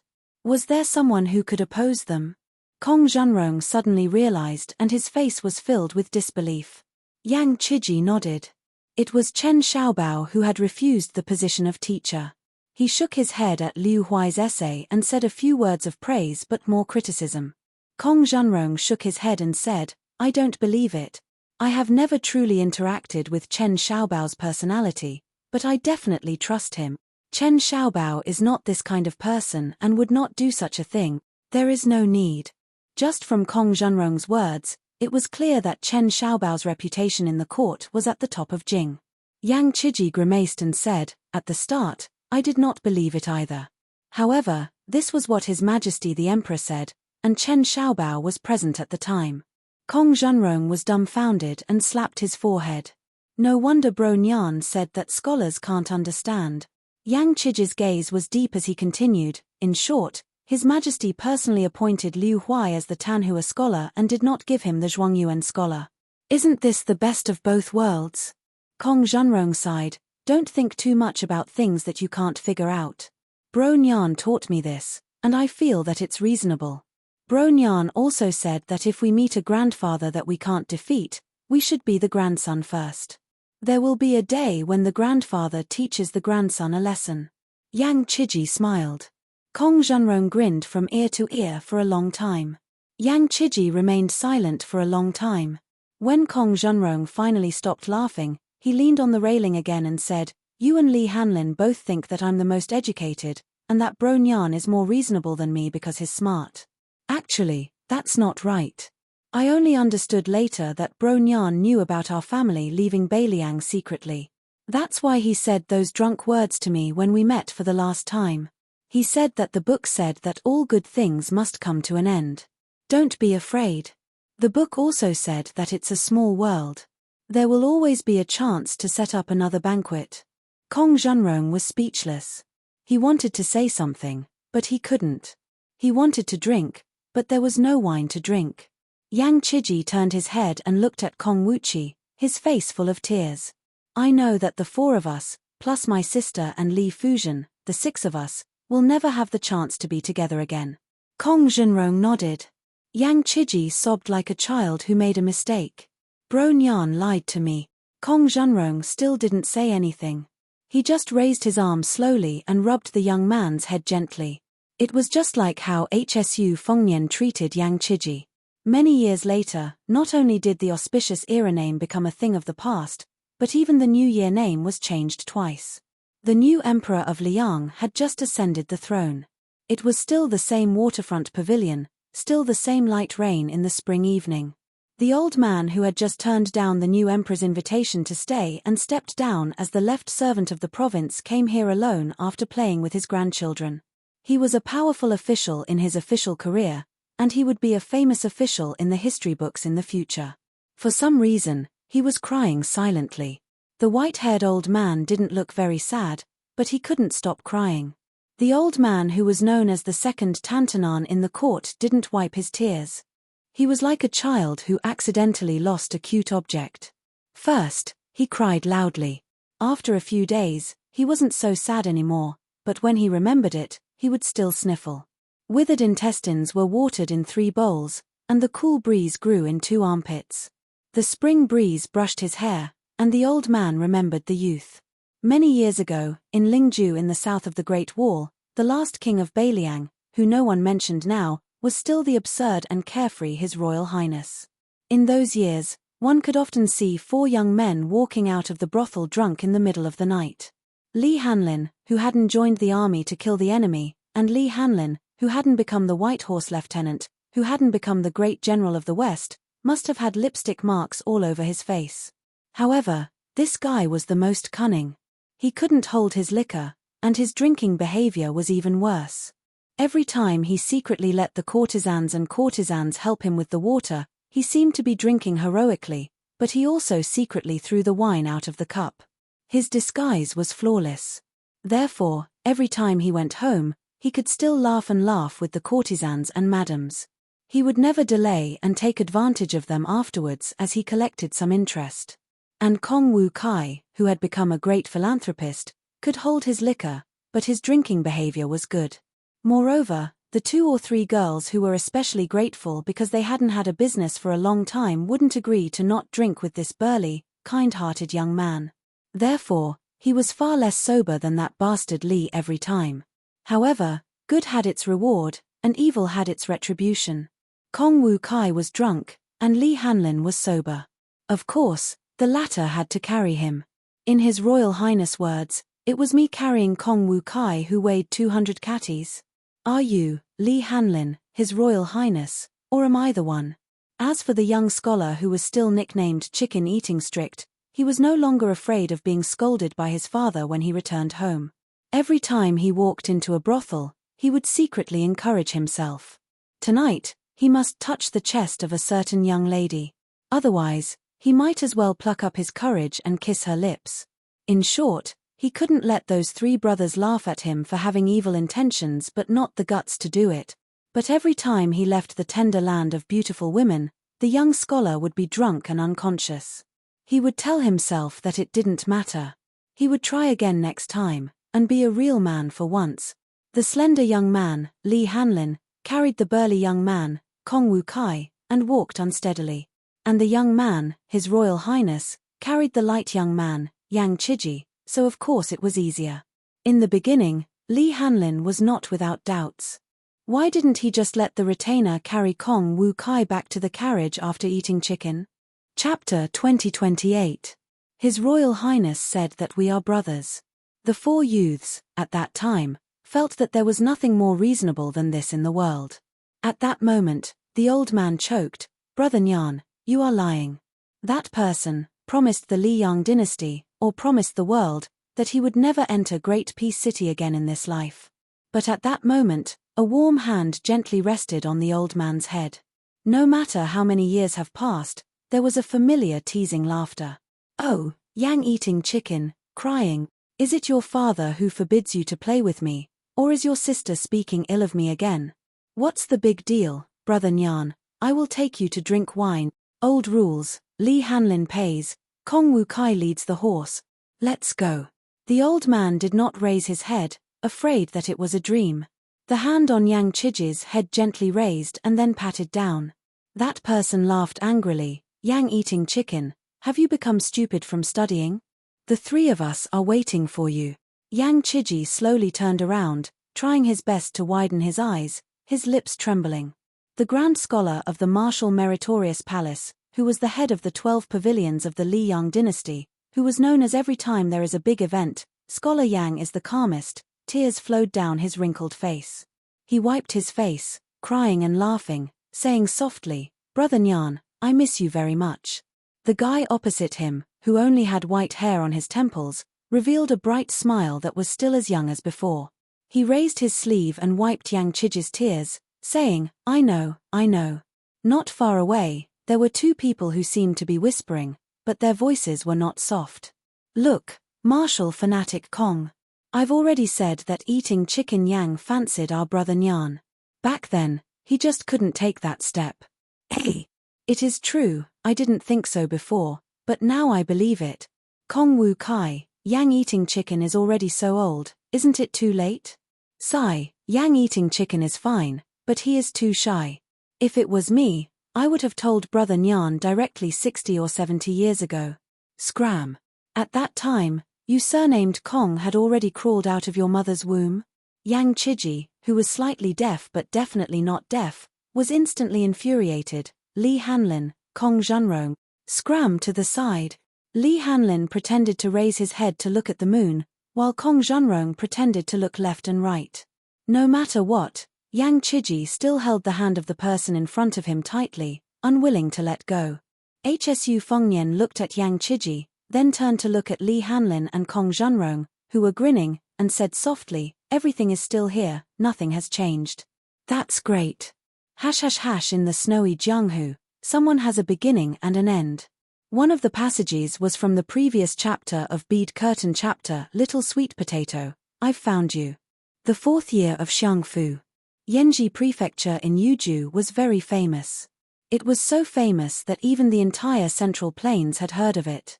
This was especially so in the scholarly Gangnam-do and the wealthiest Guangling Path.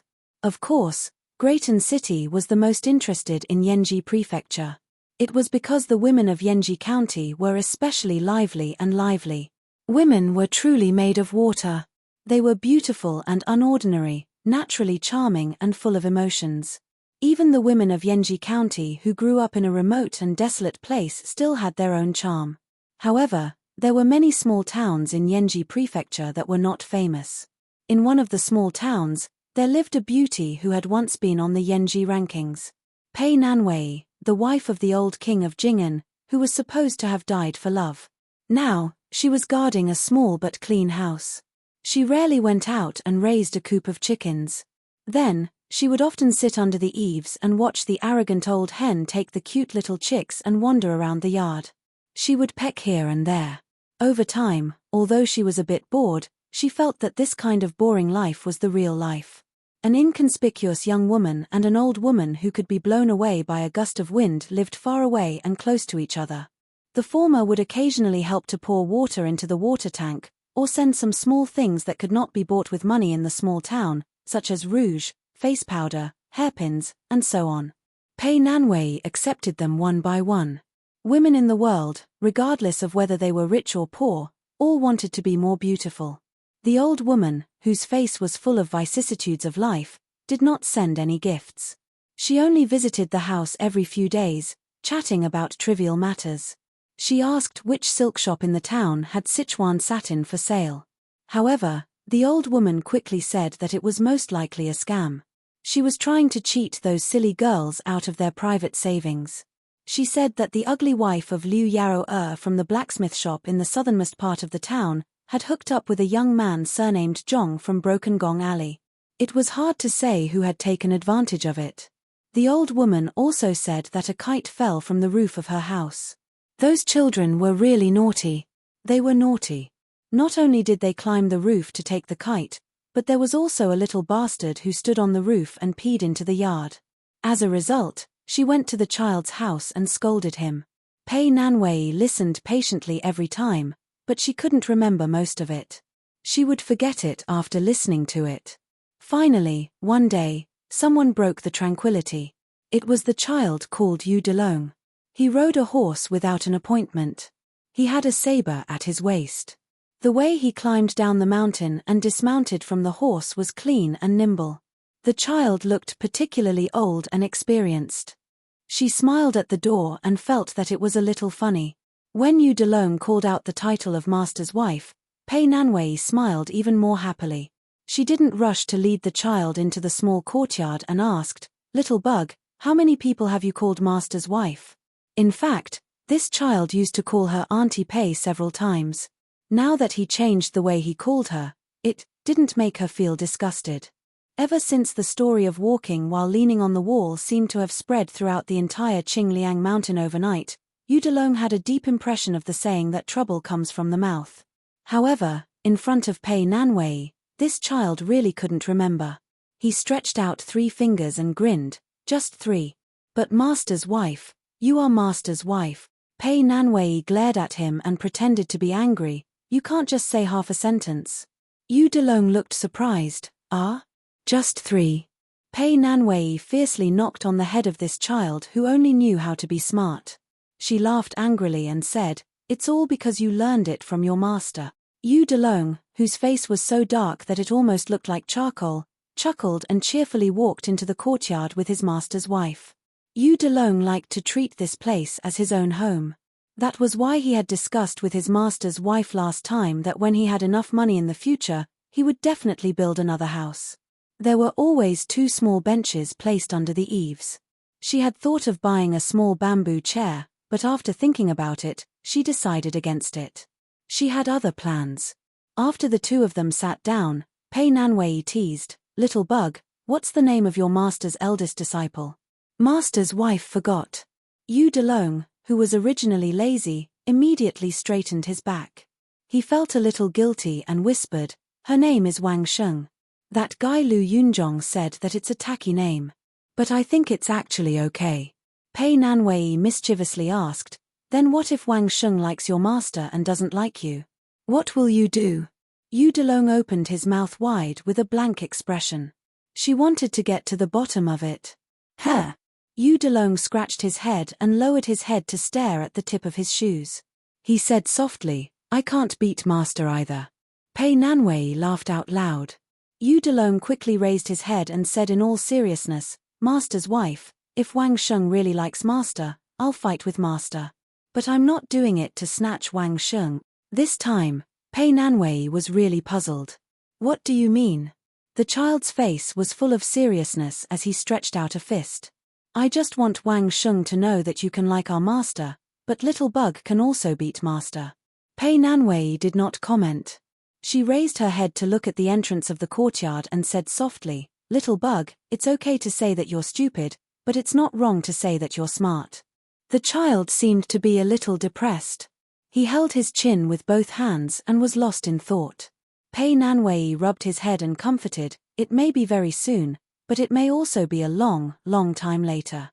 You will understand one day that when you like someone, but that person doesn't like you, although it's not as good as two people liking each other, it's much luckier than not having anyone you like."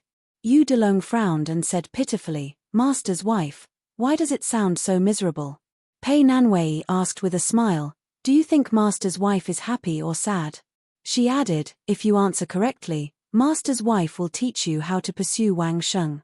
Yu Delong said cautiously, "Foolishly happy?" The corner of Pei Nanwei's mouth twitched. Yu Delong hugged his head at lightning speed. "Master's wife, Master's wife." Master accidentally let it slip. Pei Nanwei said with a pleasant expression, "You're right." Yu Delong's face was full of surprise. Pei Nanwei chuckled. "But little bug, you'd better be a bachelor for the rest of your life." Yu Delong was not sad.